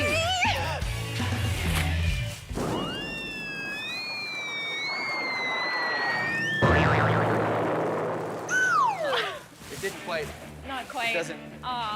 Doesn't quite float, huh? It's still too heavy, Phil. I think we got a couple problems here. The duct tape is really heavy. Yep. Also, these bags themselves are really heavy. Okay, well, if we want to fix the duct tape problem, we could use lighter tape. Like, what if, we use invisible tape, or as I like to call it, science tape. Science tape. Which would be lighter than duct tape. That's a good plan. But what do we do about the bags? Have you ever seen those, you know, those dry cleaning bags? Oh, wait, I've got one. I've got one here. Cool. Perfect. Aha! Yeah, perfect. Because, you know, when I get my lab coats dry cleaned, so let me see here. Oh, yeah, this is much lighter. This is kind of the same material as the grocery store fruit bags, right? I have a better feeling about this one. So lighter tape, lighter bag means a much lighter balloon. Okay, well, let's try it. First, I should probably take my lab coat out.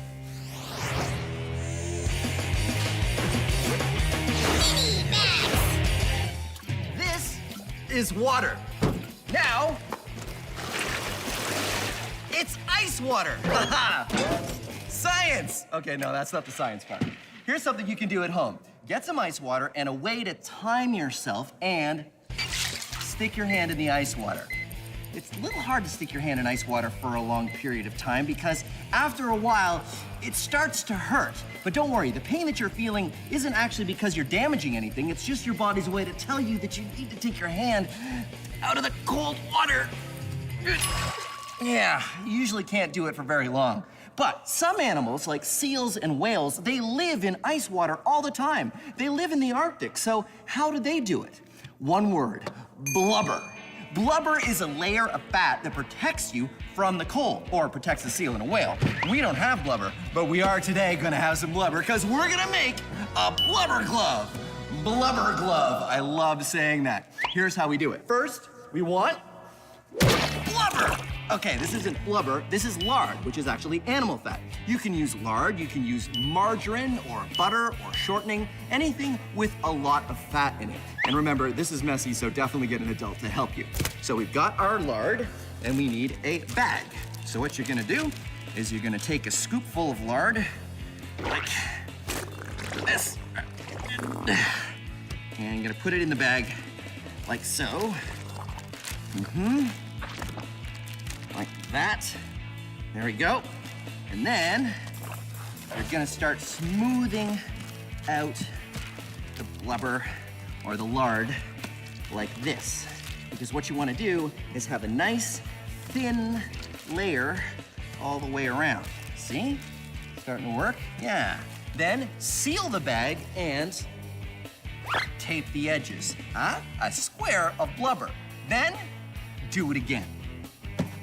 Here, I have 2 bags of blubber, and I've taped all the way around the outside. So I have, a blubber glove. Check it out. So, let's try it out. I stick the blubber glove in the ice water. It's completely working. It is not even cold. The blubber is completely protecting my hand from the ice water. I'm not even remotely cold at all. That is very fun. So, try it yourself. A blubber glove. Now, how do we max out a blubber glove? Watch. Water, ice water.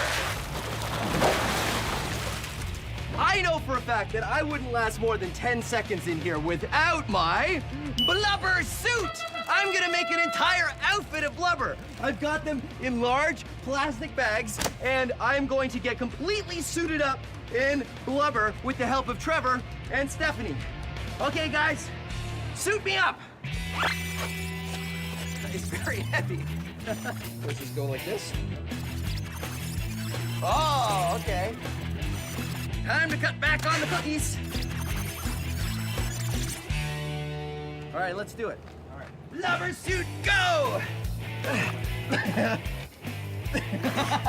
can't. Okay. Oh, here we go. In. Okay, so far. Oh.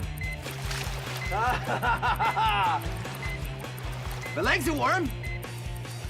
And. Oh! Blubber suit! Ha ha ha! I am in seals! Actually, here I am in the ice, and I don't feel too bad. Blubber suit works! Ah! Blubber suit's refreshing, actually. You just sit back and chill out. Well, there you go. Blubber suit success. Seals and whales are able to stay in ice water for their whole lives because they have protective layers of blubber just like I do. Okay, so now all I have to do is get out.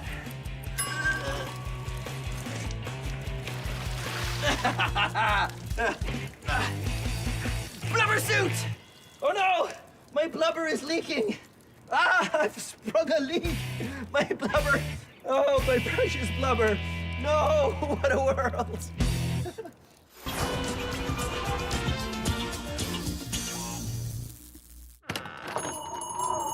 Oh, hey, how you doing?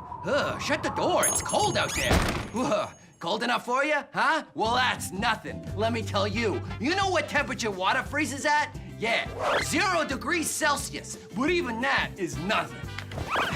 Let's say it's winter in Winnipeg. It could get down to -20, maybe even -40, but even that's nothing. Liquid nitrogen, -196 degrees Celsius. But even that's nothing. The vacuum of space! -271 degrees Celsius. But even that's nothing! So, what's the coldest temperature? What's the coldest temperature you can have? It's called absolute zero, -273.15 degrees Celsius. At that temperature, all the little wiggling that particles do comes to a stop. Everything is frozen. No more movement, no more energy. Everything stops. It doesn't get any colder than that. Absolute zero is the ultimate nothing. Brr, time to get your mittens on. Our first hot air balloon didn't float very well. It's still too heavy, Phil. I think we got a couple problems here. So we're making a lighter version out of dry cleaning bags and science tape, both lighter materials than our last version. We also went for more of a square shape than our last version, which kind of looked like a sock. Once we were done assembling, we got the hairdryer and tried it again. Ooh, it's sort of working. Kinda. It's inflating. That's something. Yeah, it's a start. It feels warm, like the hairdryer is actually making a lot of warm air in there. Yeah. This is definitely working better than the last version because it's so much lighter. Yeah. Wait a minute. Almost got it. Oh. Yeah, it's sort of working, right? Cool. Kind of. Okay. Ready? Are we testing it? Turning off the hairdryer. Huh. It kind of collapses the moment we turn off the hairdryer. Not what we expected, was it? Yeah. No. I mean, it sort of works. The thing is, our balloon is so big that we need to heat up all of the air that's in there. I don't know if this hairdryer is strong enough. I think you might be right. So we just need something else that pushes heat. Yeah, more heat. So More like power. a heater of some sort. You know, we've got some heaters up in this room actually, and maybe I could just tear one out. We can use that. I like it. Okay. Let's do it. All right. There. Got it. An industrial heater. And this is going to work just the same as our hairdryer. It's going to blow a lot of hot air up here, but this is way more effective than a hairdryer, right? Yeah, way more powerful. So we put the balloon over here, hot air comes up, the balloon inflates, and hopefully flies. Hopefully. All right, let's get the balloon. So we put the balloon on the heater and turned it on. But it doesn't seem like much is happening.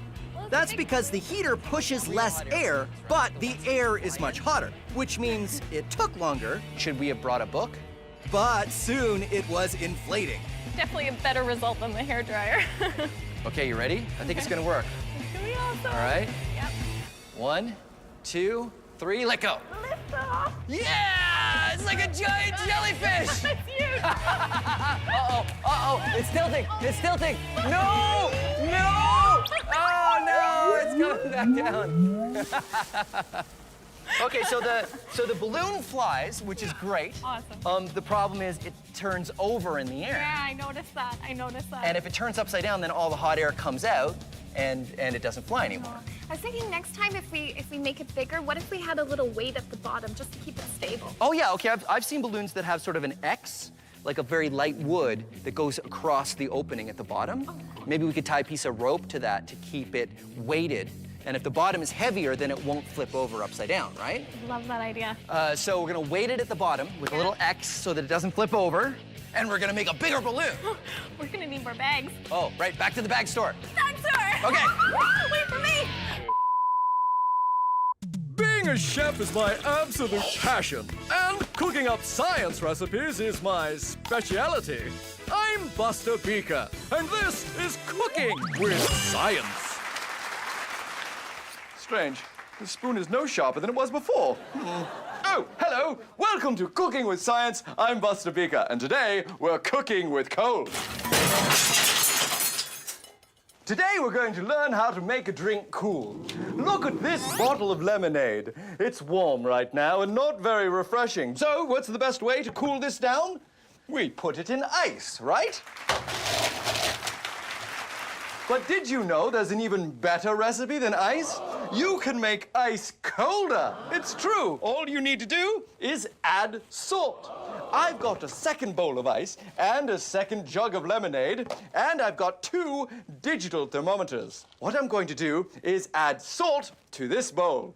What the salt does is starts to melt the ice, and that actually consumes heat. This is called an endothermic reaction, and it absorbs heat, which makes the ice colder. And as you can see, this bowl of ice still sitting at around 0 degrees Celsius, but this bowl, -8 and falling. Wow. So there you have it, making something even colder than ice would normally make it. That is a way to make a refreshing glass of lemonade. I'm Buster Beaker, and thank you for joining me on Cooking with Science.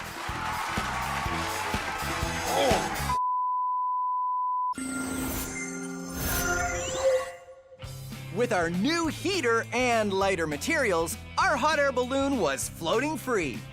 That is, until it tipped over.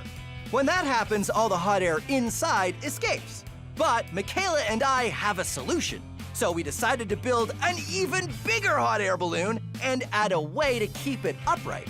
So the process, aside from that, is pretty much the same. We put the end over top of our industrial heater, and I will plug it in. Get that hair dryer again for good measure. It's working, it's inflating, but we gotta keep fluffing it up, otherwise it just sort of sags. But you can see the top of the balloon is definitely working. It's a lot bigger than the last one, though. Do you think we made it too big, Michaela? It's really big. I think it's working. It's definitely working. Uh-oh, pull your side. Oh, man. Oh, it's totally working. I'm so surprised that this works so well.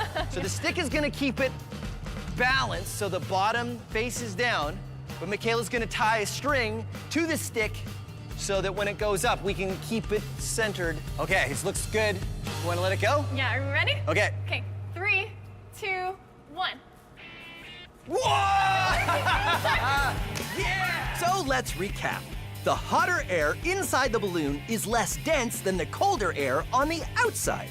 And because we were able to get the air hot enough and the balloon light enough, it floats. Science Max, experiments at large. Hot air balloon. Thank you, Michaela. Awesome. That was so cool. Wait a minute, who has the string? Oh, no. Oh no, oh no, oh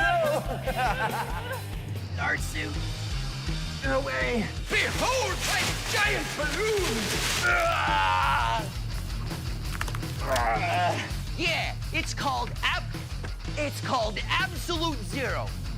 Please, let go. By the end of that, my hand is so cold.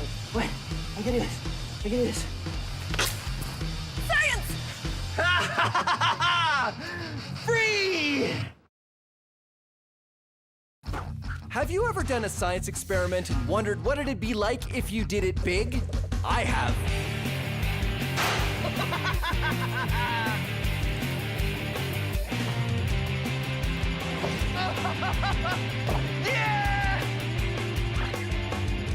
My name is Phil, and I take your everyday science experiments and do them big. This is Science Max, experiments at large. Science Max! This episode of Science Max is a messy one. We're looking at solids, liquids, and gases, and things in between, like cornstarch mud. Today on Science Max, experiments at large. Behold the power of states of matter! Greetings, Science Maximites! I'm Phil McCordick. I think I overdid it with the fog machine. This is Science Max, experiments at large. Can you even see me? Let's go over here. Today we're talking about states of matter. Now there are 3 main states of matter. Solid, like this table, liquid, like the water in this beaker, and gas.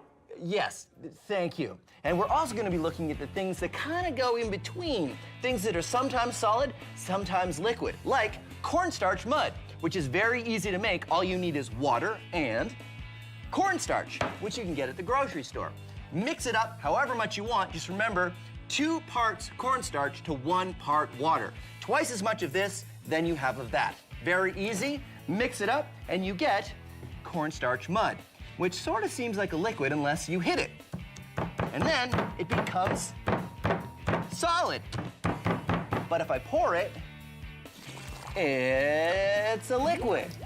Even if I hold it in my hand and I hit it really fast, it turns into a ball, and it will stay in a ball as long as I keep hitting it or squeezing it.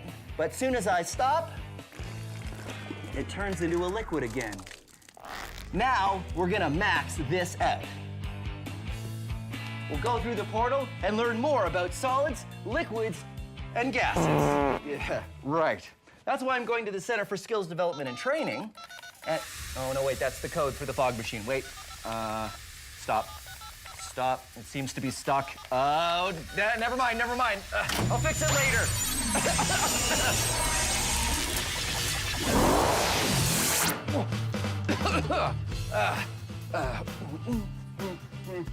Right. Hey, Judy, how are you? Hi, Phil, how are you? Good. Judy is going for her PhD in chemistry, right? Yes. Fantastic, because that means you can explain cornstarch mud to me. Now, is this a solid or is it a liquid? Well, it kind of has properties of both. It's called a non-Newtonian fluid, Uh-huh. so that makes it a liquid. A liquid? Well, I mean, it pours like a liquid, but when you hit it, it's a solid. So why does it turn solid when you hit it?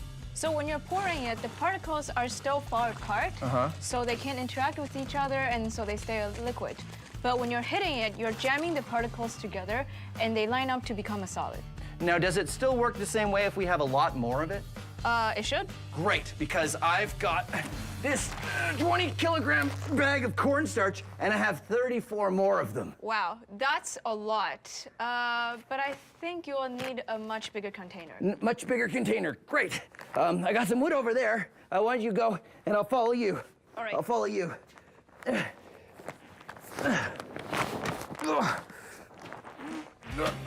I'm coming.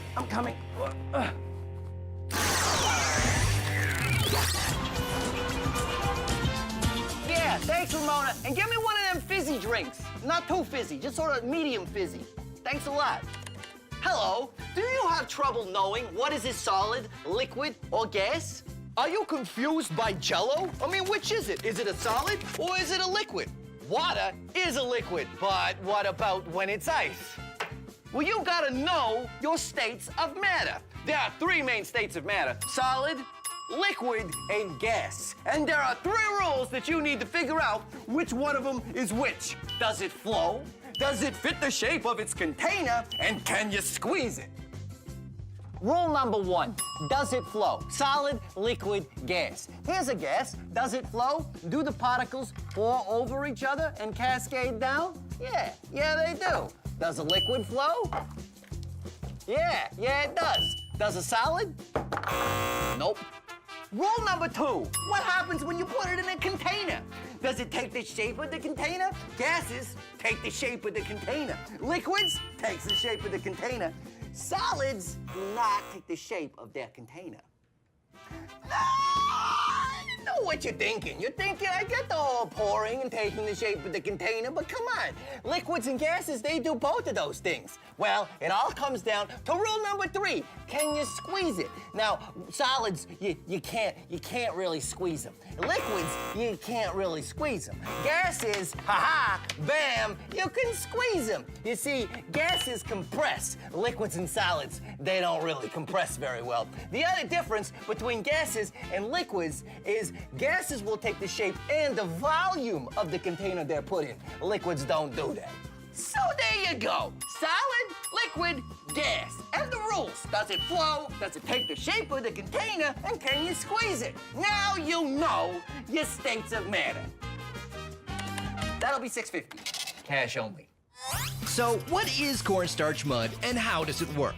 Well, cornstarch mud is a non-Newtonian fluid, which means it behaves differently than you, or Newton, would expect. Here's cornstarch, and here's water. Cornstarch is made up of large, blocky molecules like this. Water is made up of much smaller, rounder molecules like this. When you put them together, it looks something like this. It all has to do with how the molecules slide past each other. When you put light pressure or slow pressure on the mud, The water molecules and cornstarch molecules have time to shift out of the way. But when you put a sudden pressure on it, the water molecules squirt out of the way, but the cornstarch molecules don't have enough time. So you get a section that's nearly all cornstarch, which acts as a solid. Cornstarch mud is a shear thickening fluid. Shear is talking about the force of things sliding around, in this case, the molecules. So when the shear force is strong, the fluid thickens, shear thickening. So here's the plan. If Judy and I make enough cornstarch mud, could we run across it? Let's find out. Yeah, I think mine is just the right consistency. How's yours, Judy? I think I'm ready too. This is much harder than I thought. Yeah, it's really hard to get it mixed at the very beginning, but mine is ready to go. Okay, here we go. Sounds First good. batch. You ready? Yep. Dump it in. Woo! Woo!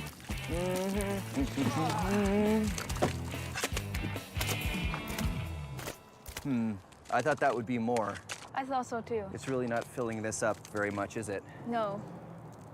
Huh, that's a lot of cornstarch. This is great, but I think we're gonna have to go a little faster than this. I think we need some sort of mixing device. Yeah, I mean, we don't have to do this by hand. We can get some sort of machine to help us. Yeah. Right on, high five. Oh. We shouldn't high five when we have this stuff on our hands. Nope. Yeah, good call.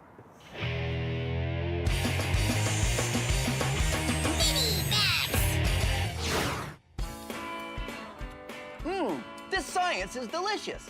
This is rock candy. It's basically crystallized sugar, and you make it by turning a solid into a liquid and then back to a solid again. Here's how you can make it at home. You need a container that you're not gonna need for a while, and some water, some sugar. You can use brown or white. I like to use brown. And an adult. Here's why you need an adult. You want to dissolve 3 cups of sugar into every cup of water, and you can't do that unless you heat the water. So get an adult, a saucepan, and heat the water up, pour the sugar in, and keep stirring until it's all dissolved. Then pour it in your container and let it cool down. Then you'll need a shish kebab skewer, which is something you can get at the grocery store. Cut it down to the right size so it fits nicely into your container, and then dunk it in your sugar and get some crystals coated around the stick. These are seed crystals, and they get the whole process started. And now you have to wait for these to dry, otherwise they'll just fall off the stick when you put it in the water. So I've got one here that has dried out. You'll also want something to keep it from falling in the top of the container, so I'm gonna use a clothespin. Put it in there and dunk it in the container like that. And now for the final step, if you want, you can add food coloring. I like to use red because it reminds me of science. And I'm gonna use the stick to actually stir that up a little bit. There we go. Now, the dissolved sugar crystals in the water will slowly grow on the crystals that are already attached to the stick, and it will eventually grow into a rock candy pop. But it takes about a week. No, I'm just kidding. I've already got one that's standing by. Here we go. This one has been growing for about 7 days. And there you go, rock candy. Delicious science. Now, how can we make this any better? I mean, it's crystallized sugar. It doesn't get any more maxed out than that, does it? Yeah, it does. Come on. This is a giant container of sugar water, and I've been brewing a massive rock candy crystal in it for a while, but it's sort of getting a little bit too big to fit out the top of the container, so you know what? I'm just gonna put that back in there and chalk that one up to science because, well, eating a rock candy crystal that big would definitely not be good for my teeth, so yeah. So our big experiment is to take a whole lot of cornstarch and fill a trough to see if we can run on it. But mixing it by hand was going to take forever. So Judy and I got a drill with a mixing attachment on the end. Whoa, sorry.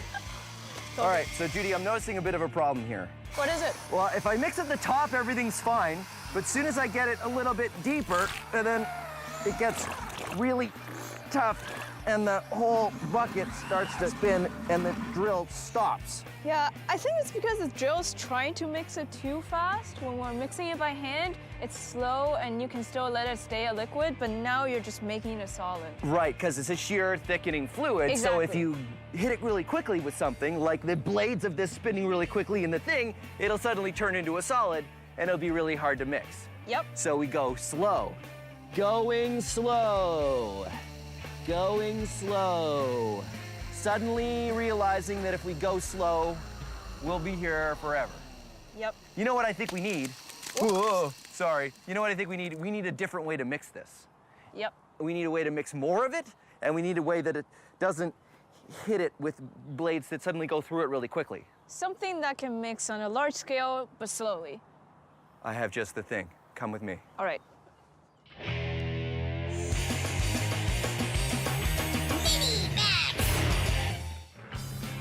The interesting thing about bubbles is they're a gas surrounded by a liquid. So get some dish soap and some water, and then be Science Maximites and find things around the house that you can make bubbles out of. Just about anything that has holes will do. Or I like this one. I call it the loud bubble.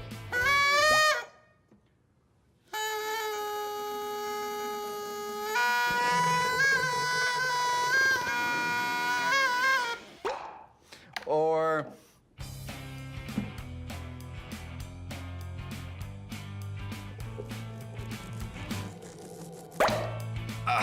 now it's time to max it out. I'm here at the Ontario Science Centre, and this is Anthony. Hey, Anthony. Hey, how's it going? Good. So you are amazing at bubbles. I am. I've been practicing for a while. Let's get started. Okay. You're gonna make an okie dokie sign like this. You're gonna dip it right into our bubble solution. Come on, get right in there, right in there. Make sure you get it all. Oh, that's a little too much. Well, That's then I good. can make two. And then you're gonna keep that okie dokie sign. You're gonna blow very gently.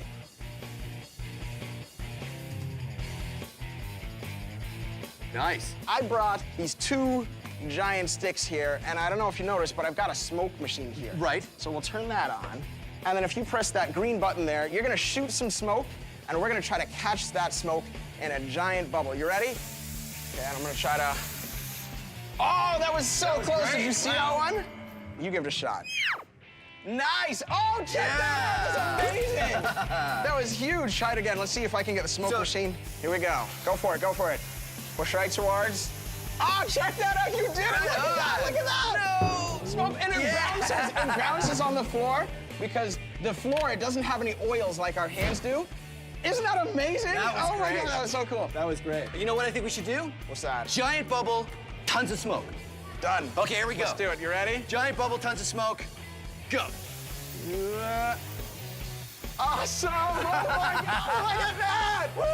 Amazing! Look at that! That's crazy! Maxed out bubble. Well, there you go. Giant smoke-filled bubbles. Awesome! Yeah! Judy and I tried mixing the cornstarch mud using a drill with a mixer attachment, but it didn't work. We should have known better. Here's the mixer in our cornstarch mud. Usually, a mixer works by going really fast and mixing everything together. But remember that cornstarch mud is a shear thickening fluid. So, when the blades of the mixer tried to go fast through the cornstarch mud, it did what it always does, turn solid. The faster and harder you try to move it, the more solid it will become. This means the only way to mix it would be if we made the drill go very, very slow, which wouldn't speed things up at all. So with the drill another lost cause, Judy and I need the biggest thing around that could mix stuff up. Come on back. Good. Little bit more. Perfect. A cement truck is a perfect thing to mix because all we have to do is get all the cornstarch up in here and it'll mix it and it doesn't move it too fast. It goes nice and slow, so hopefully a shear thickening fluid will be fine. I'm gonna get Judy. She's driving the truck. Hey, Judy, that's perfect. The only problem is we needed to get all of those bags of cornstarch into the hopper of the cement truck. I didn't think it'd be this messy.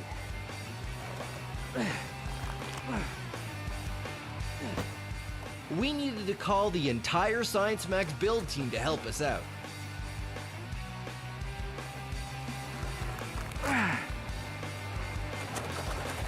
This is possibly the messiest thing I've ever done. Awesome! Woo. Hey, Judy, you wanna lift up any bags?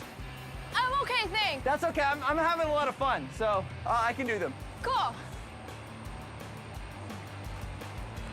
Oh no! Oh no! Oh no! Yeah! I got most of it. I got most of it. All right, I think we're done. I think that's enough bags. Let's start the mixing! So, what do you think, Judy? Do you think it's gonna work? I think so, because you're mixing at a very large volume, but at a very low speed. Yep. So throughout the process, it'll stay a liquid until we're ready to run across it. That sounds exactly like the kind of science I like to see. You know what I really like is that every time I move, more cornstarch comes off. It's like I'm a human fog machine.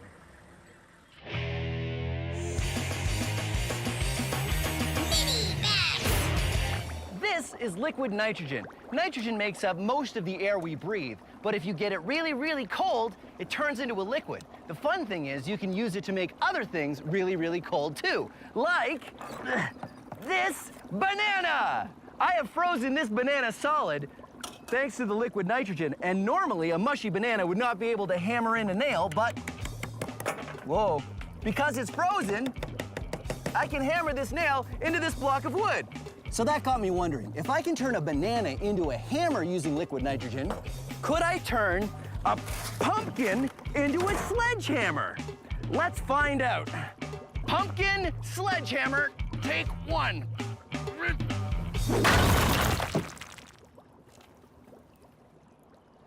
No, I think the answer is no. You cannot turn a pumpkin into a sledgehammer with liquid nitrogen. All you can do is make a really, really big mess. I'm gonna have to clean this up, aren't I?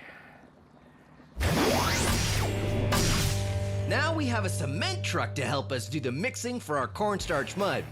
After making a giant mess getting the cornstarch into the cement truck, it's time to see if it worked. Hey, Phil, how's it going? Yeah, it looks like it's mixing pretty well. I'm really glad we are not doing this by hand, because it'd take a really long time. We've almost got it at the right consistency, but it's taken some time. But it's getting a little dark out, Judy. I don't know, do you want to quit and go home? No. Of course not. That's not what we do in science. Oh, here we go. Yeah! Awesome. All right, let's see it. Let's see if it's... I like how it comes down in little steps. And look, it's working just like it should. I hit it, and it's solid, but you can see it's pouring like a liquid. Yeah, here comes a big wave. Wow. Here it comes. Oh! Wow! And it's totally filling up. Oh yeah, filling up really fast. I think we should stop pouring very soon. Yep, we may not have a big enough trough. Yep. Liking it. It's good. Yeah. I think it's time. It's not even done pouring, but I'm gonna try it. Okay, you ready? Whoa. Oh, and you did it! Whoa. You have to get back onto the sides before you stop moving. Or else it becomes a liquid. All right, it's your turn. Okay. Here. Go. Okay, ready? Okay. You gotta hit your feet really fast. All right. Here, go. Yeah! This actually works. Because cornstarch mud is a sheer thickening fluid, it means it stays a liquid until you hit it suddenly, like with your hands, or in this case, our feet. And then it turns to a solid. So as long as Judy and I keep slapping our feet down with enough force, we can walk on top of it. One more dance. All right. And tell you what, we'll do one more dance. All right, let's do that. Okay, ready? All right. And go. All right. All right. There you go. We've done it. solids, liquid, gases, thanks very much for joining us on Science Max Experiments at Large. Woo! Hey, Judy, catch. I have to be careful because the banana will shatter if I'm not careful. I think it's stuck on the bottom. I call this one the loud bubble. Oh, well. I call this one the loud bubble. I don't think I can do it.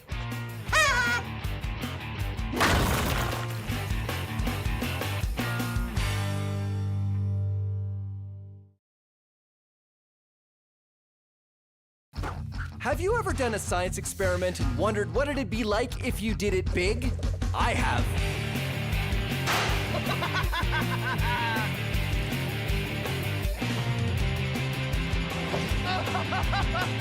Yeah! My name is Phil, and I take your everyday science experiments and do them big. This is Science Max, Experiments at Large. Science Max! Taking something flimsy and making something strong. Whoa, pasta bridge! We build things out of pasta, sand, and paper to show how you can use science to make something strong out of something weak. Dry sand, wet sand, science sand. It's all how you build it. Today on Science Max, Experiments at Large. Oh, hi, Science Maximites. Have you ever been eating pasta and wondered, what could I build with this? Could I build something that could hold an impressive amount of weight? Well, I have. And that's what we're gonna do today on Science Max Experiments at Large. But we're not gonna use cooked pasta because it's too delicious. We're gonna use uncooked pasta, which is less delicious, but it's great for building. We're gonna make a pasta bridge. Here's how you do it. First, you wanna start with a plan. And then you want to take your pasta, I'm saying pasta, but of course spaghetti is usually the best thing to use, and lay it out on your plan. The reason you have a plan is so that you can make sure all of the spaghetti is exactly the right length. Lay it out on your plan, perfectly aligned like that. There.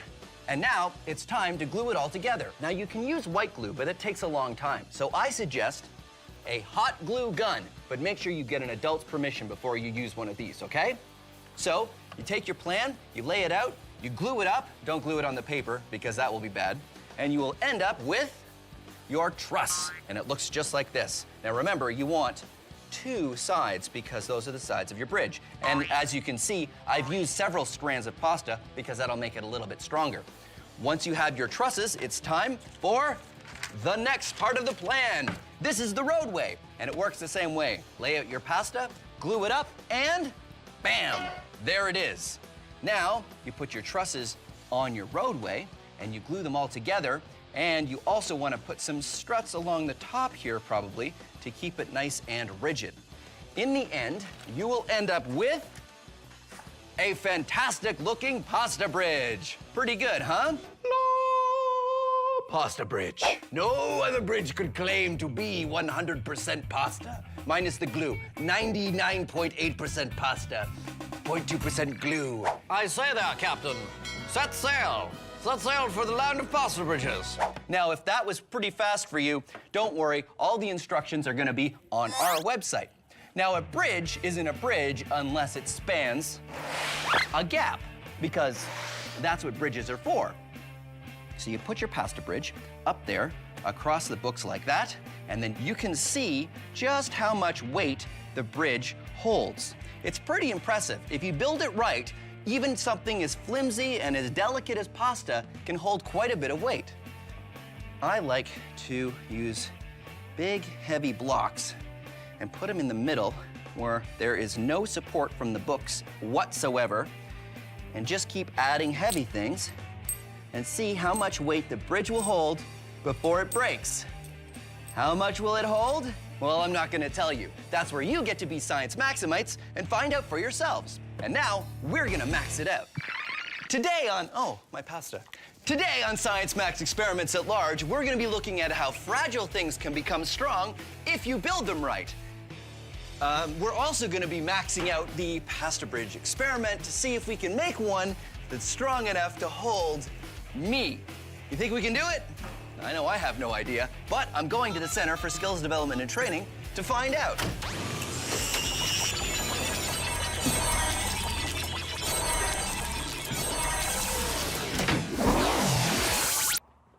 Oh, hey, Kyle. Phil. How you doing? Great, thanks. Awesome. This is Kyle. He's got a master's in civil engineering. Did you want some pasta? I'm good. I can go back and get some more. Really, I'm good. Okay. So what does a civil engineer do? Well, a civil engineer builds the world around us. Talk about our homes, keeping us warm in the winter, our roads, hey, even our bridges. Bridges, that's fantastic, because that's what I need your help with. I want to max out the pasta bridge. Awesome. I want to make one big enough that I can walk across it. Okay, that's never been done before. I know, right? You think we can do it? We're gonna need a lot of help to do that. We don't need help. All we need is a lot of pasta, which I have. Ha-ha! Nice. What do you say? Yeah, let's give it a shot. Okay, we'll give it a shot. Why don't we just take some to start, and then... In order to max out our pasta bridge, the idea is to take many, many strands of pasta and just keep gluing them together so the long beams of pasta in our giant bridge is nothing but many, many regular-sized strands of pasta. Here's where we were after 20 minutes of gluing. There, that's nice. Yeah, I think this piece is done. Okay, so how does it work? Is it strung? Whoa. Well, let's give it a go, eh? Yeah, I think this will hold. Great. So we just need to build a few more of these then, right? Yeah, that's right. How many more? 212 more. 212 of these. More. 212, but it took us like 20 minutes to make this one. Yeah. Oh, well, I guess so. I mean, this is Science Max experiments at large. That's what we do. We just keep building, and, you know, I don't have any plans for the next while, so we can... Phil. Yep. I think that there's a better way of doing this. I would be delighted to know there's a better way. It'd be faster than this. Much faster. Sure, let's do it. Awesome. I'm just gonna put the pasta back in the bag because it'll Phil, get stale. You don't have to do that. No, but it'll get stale. Phil, I'm gonna call in one of my friends. We're probably gonna need some more help with this. Oh man, that's a great idea. Sorry, that's a great idea because because at least we could get your friend to help clean up. Better sandcastles in 80 seconds. Building sandcastles is fun, but you can't use dry sand because it doesn't stay up very well. You have to use wet sand. But even if you use wet sand, it doesn't hold a lot of weight. But if you use sand with the power of science, it does hold the weight. Dry sand, wet sand, science sand. Here's what's going on. Say these ping pong balls are grains of sand. When they're dry, they don't hold together very well. That's why you can't build a sandcastle out of dry sand. But if you get the sand wet a little bit, the grains of sand will hold together a little better because of the surface tension of the water. That's why it's easier to build a sandcastle with wet sand, but they still won't hold much weight. But if you add something that creates even more friction between the grains of sand, like, say, this sandpaper, it will hold the weight. So here's what you do. Take window screen and cut it into circles. Make sure you get an adult's permission first, okay? Deal? Put in a layer of sand, pack it down, and put in a circle of window screen. And a layer of sand, pack it down, circle of window screen. Then, you guessed it, layer of sand, pack it down, circle of window screen. The window screens are gonna add more friction between the grains of sand and will make your sandcastle strong. Strong with the power of science. And then, you can put lots of weight on it. And there you go, sand with the power of science.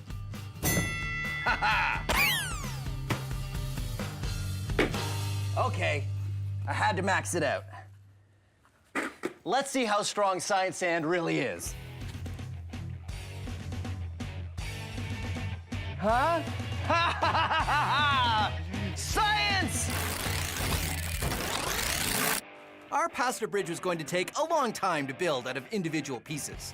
So we have a new plan. Hey, Michaela. Hey, Phil. How you doing? I'm great. How are you? Good. This is Michaela. She's an undergrad in industrial engineering, right? I am. And you and Kyle have a new plan for how we can build our pasta bridge that's not gonna look like this. Oh, man. This is the best that Kyle and I could do with 20 minutes. Okay, well, I have better. Good, I'm glad. How are we gonna do it? So instead of that, we're gonna try something like this. Oh, okay. This is sort of like a giant burrito kind of thing, right? Yep, But we're going to build the bridge out of this. exactly. We're gonna make it longer though? Yep, we're gonna make it 8 feet long. We have this long pole, right? Yep. And we have sheets of this pasta. We're gonna put them on the diagonal, Okay. and we're gonna roll it, but we're gonna start from this corner, and we're gonna keep rolling. And don't All forget right? to add water. And we gotta add water. I'll add the 'cause- water. Okay. Adding water, just like this? Yep. It helps the pasta to stick together. So as we're rolling, we're rolling, we're rolling. We're gonna keep doing this with a bunch more sheets so that it gets really, really long, like 8 feet long. And when we're finally done rolling, we gotta spray it with some varnish, Yep. and so that it all holds together. Great, and then it's gonna be about this thing. Yeah. When we're finished with it. Exactly. This is going to be one of the parts of the deck of our bridge. Great, so each one of these large pieces is gonna be like one single strand of pasta and the little bridge with it. Yeah. We need a lot of these. A lot. A lot. Yeah. Still, it's a lot faster than doing it piece by piece with just the spaghetti. Oh. Every time I hold it up, you make that noise. Oh. Oh. Oh. Awesome.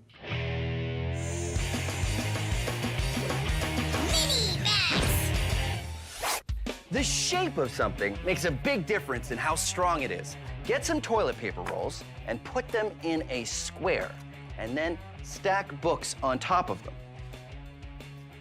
They can hold weight. Thing is, they can actually hold a lot more weight than you probably think. In fact, the amount of weight just paper in a tube can hold is really kind of impressive.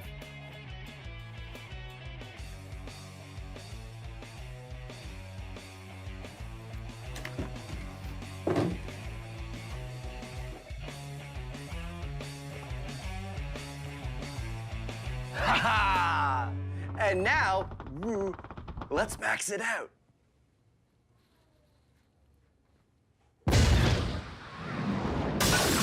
Phil's weight on 2 toilet paper rolls.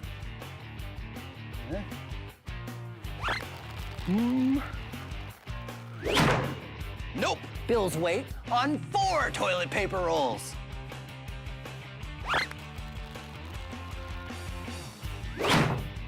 Nope.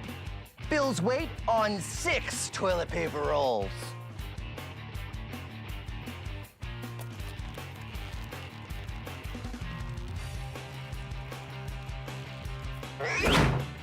Nope. Bill's weight on 10 toilet paper rolls.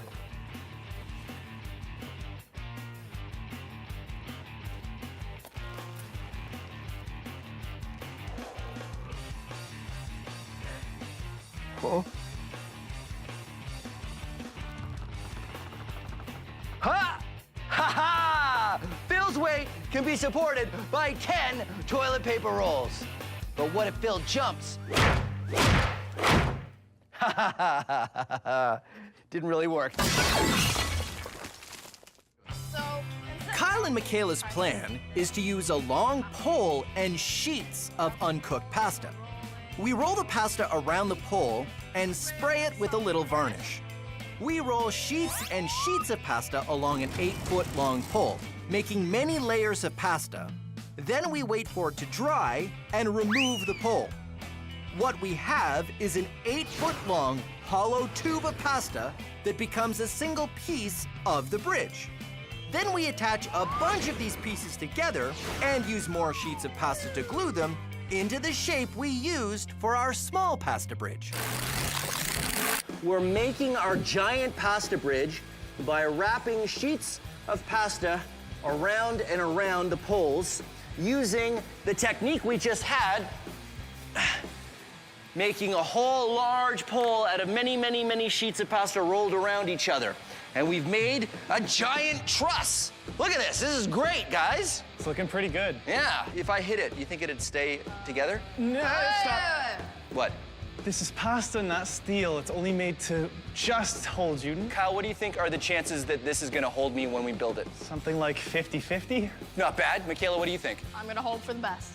Hoping for the best. That's exactly the kind of gray area we like to work in at Science Max Experiments at Large. Experiments at Large, I don't know if anybody's even ever done this before. Not to my knowledge. I don't think so. Which is why we have no idea if it's going to work. Okay, so one more of these, because these are the sides. Yep. Roadway, and then the top. Yep. All right, let's do it. While we're waiting, it's a good moment to point out one of the things that makes our bridge really strong. That is triangles. As you can see, the truss, or the side of our bridge, is really just 3 big triangles. Triangles are very strong shapes to build with, and they work great in bridges. Now it's time for Science So Simple, a caveman could do it. This is a caveman. Today we're going to teach this caveman how to build a strong structure. Here are some boxes. Go on and build a shelter, and I'll come back and see how it worked out. No, that's not right. You need to build walls by stacking boxes on top of each other.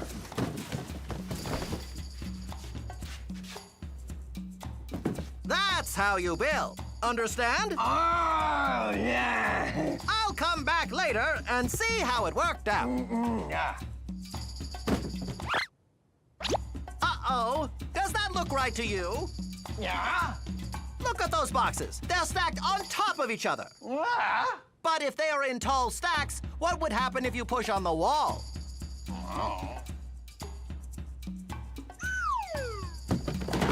You see? Walls don't stay up if you build like that. Let's try again. I'll help you this time. First, lay out the foundation, where your wall should go. Good. Now let's make the second level. No, don't put it right on top. You need to stack in between.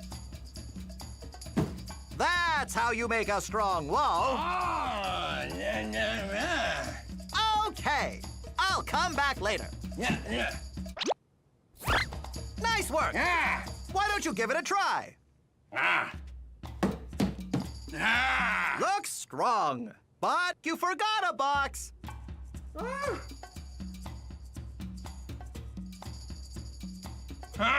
Join us next time when we talk about how to make a door.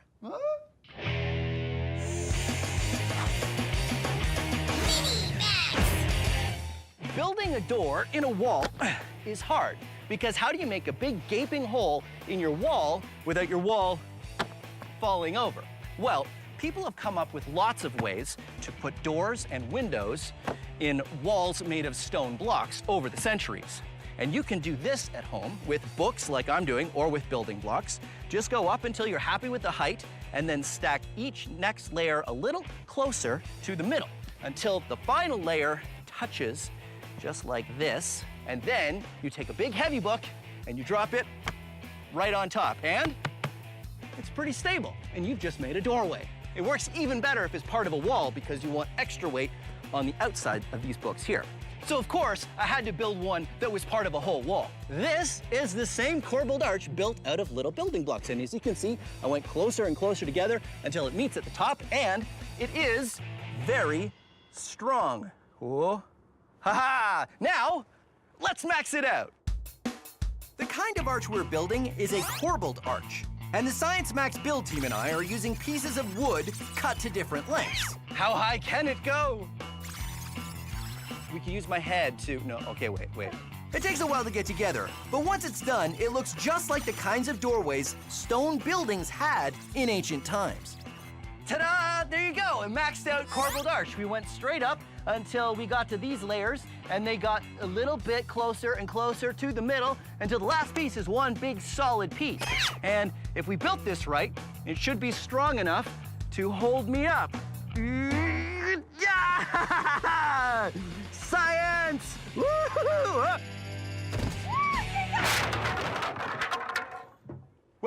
it held me up for a minute, didn't it? We rolled our pasta and constructed one truss. Now we've made a lot more rolls of pasta and connected them all together to make a second truss and a roadway, as well as the cross braces on top. And when we get it all together, we end up with... Whoa! Pasta bridge! Pasta bridge! We did it! We built it. We have no idea how long it will stay up. But it's up. It's doing its bridge thing for now, anyway. I am very excited because, as far as we know, I'm the only one to try to cross a bridge made out of pasta. What do you guys think? I think I don't want you to be the last person to cross a pasta bridge. You're absolutely right. But I'm gonna do it. I think we're ready. Yeah? Yeah. Okay. Here we go.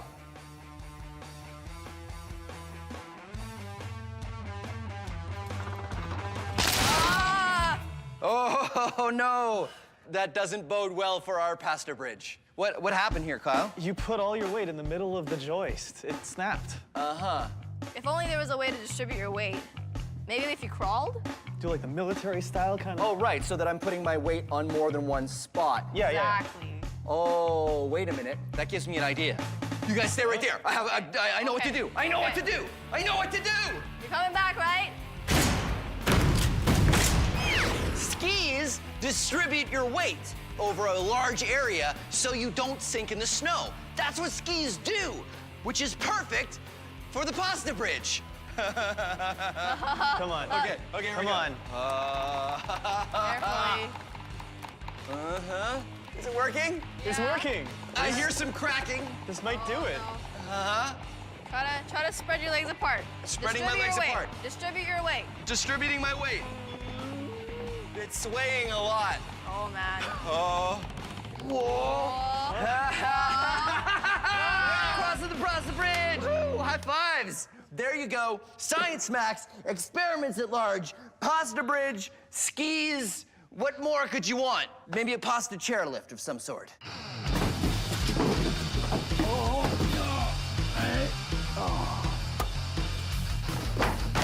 Science! Wear it. It is the fashion accessory of the year. I want to travel down it. Should have made it bigger. Science! Science! Science! How long do I hold this piece for? A long time. Guys? Guys? This isn't fun anymore, guys. Have you ever done a science experiment and wondered what it'd be like if you did it big? I have.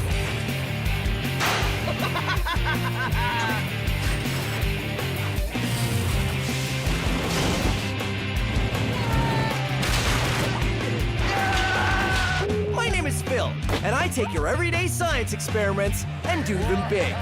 This is Science Max, experiments at large. Science Max!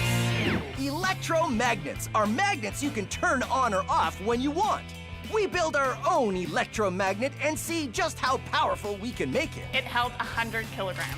Plus ferrofluid, wizards, and I tried to get to the North Pole using a compass. Now that I'm here, I realize it's really difficult. All on this episode of Science Max, Experiments at Large. Greetings, Science Maximites. My name is Phil, and welcome to Science Max Experiments at Large. At this very moment, half the lab is being held together with the power of electromagnets. Magnet 1 turning off. Electromagnets are a really cool and powerful way to interact with the world. And when I say power, that's because you need power to make them work or not work. Magnetism is an invisible force that has to do with the magnetic fields created by magnets that lets them attract things that are metal or each other. But electromagnetism is a little different. You see, magnets are magnets all the time. It's because of what they're made out of. Electromagnets are only a magnet when you have an electric current going through them, which means you can turn them on or off. Today, we're gonna be building an electromagnet. Oh, that was the wrong switch. Anyway, like I was saying, today we're gonna be building an electromagnet. You need a bunch of copper wire, a very large nail, or something metal to become your electromagnet, electrical tape, a battery, an on-off switch, wire strippers or a craft knife, and the help of an adult, and finally, something to magnetize, like these paper clips. And remember, all of the steps for this experiment are on the website. To begin, take the copper wire and start at the top of the nail. Leave a little bit of wire sticking out, then carefully start to wrap the wire around the nail. Don't go all the way to the end because you need some metal to turn into the magnet. Instead, when you want to start again, run the wire straight back to the top and start. Have you ever done a science experiment and wondered what it'd be like if you did it big? I have.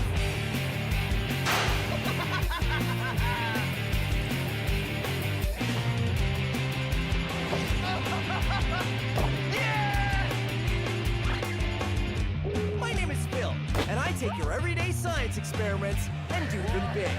This is Science Max, experiments at large. Science Max! What good is science if you can't use it to give you super strength? Well, I try to do just that on this episode of Science Max. Lifting more, rolling more, and a whole lot of running. Simple machines. Today on Science Max, experiments at large.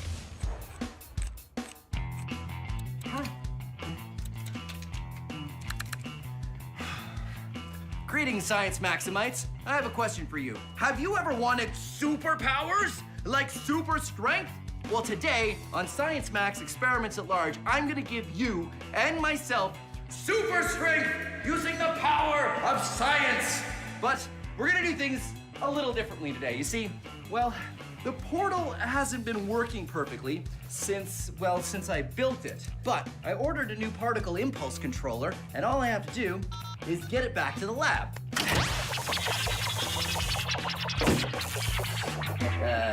Perfect timing. It looks like the portal is broken. Okay, well, no problem.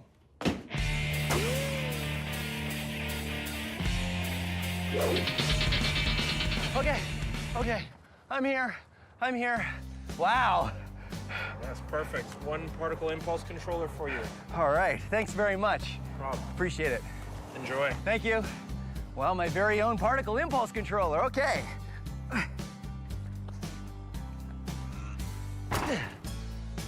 That's as heavy as I thought it was gonna be. All right, Science Maximites, this episode of Science Max Experiments at Large is gonna be a little different because today I'm not gonna have an expert come and help me because I'm gonna move that giant, heavy particle impulse controller all the way across the parking lot and all the way up that loading ramp by myself with nobody's help. How am I gonna move a giant, heavy machine all that way if I can barely even budget? Well, I'm gonna give myself superpowers, super strength with the power of simple machines. And the first machine we're gonna start with is the lever, which I guess I should go back to the lab to tell you about.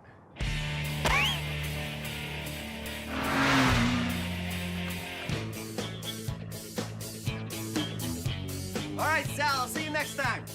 Oh, hey, how you doing? Let me guess, you got some work to do and you need it done easy, right?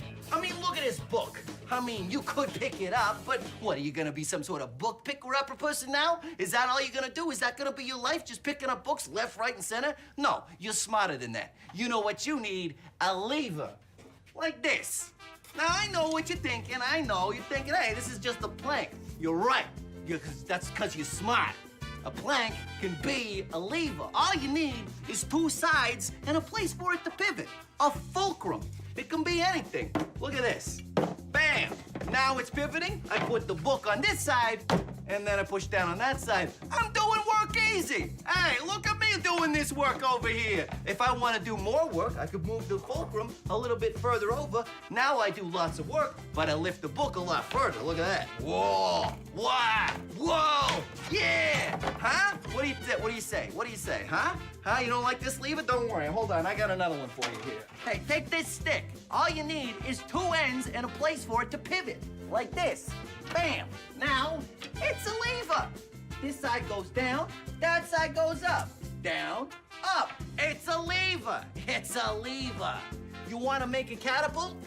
Use a spoon. The place where the spoon pivots is the fulcrum, and now it's a lever. It's a lever. It's a lever. Look at this lamp. Now it's a lever. Scissors, 2 levers. Your forearm, it's a lever, 2 ends, and the fulcrum where it pivots, yeah, the fulcrum can be at one end. Crazy.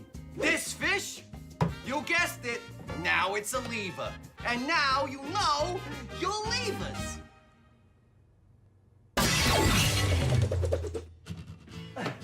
Okay, where were we?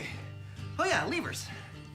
So you can use levers to become much stronger, or at least lift something you couldn't normally lift. Levers are simple machines and they work like this. Levers are just a long rod or a stick or pole or a piece of wood like I've got here, and something for them to pivot on, a fulcrum. Now let's say you have something heavy, like this book. Sure, I can lift it, but what if I told you I can lift this heavy book with this book? Now, if the fulcrum is in the middle, like a seesaw, you can tell that book is much heavier than the other book. But watch what happens when I move the fulcrum. Huh? It's like magic, but it's not magic, it's science. Whoa. It's because the small weight is moving a long distance and the heavy weight is moving a short distance. Small weight, long distance, heavy weight, short distance. So everything balances out. But here's where it gets interesting. The longer your lever, the more weight you can lift. These are 2 heavy cinder blocks. There's the fulcrum, and here is a very long lever with which I'm going to lift those cinder blocks with this book. Ha-ha! And there you have it, levers. Now, back to the particle impulse controller. Oh, right. Ha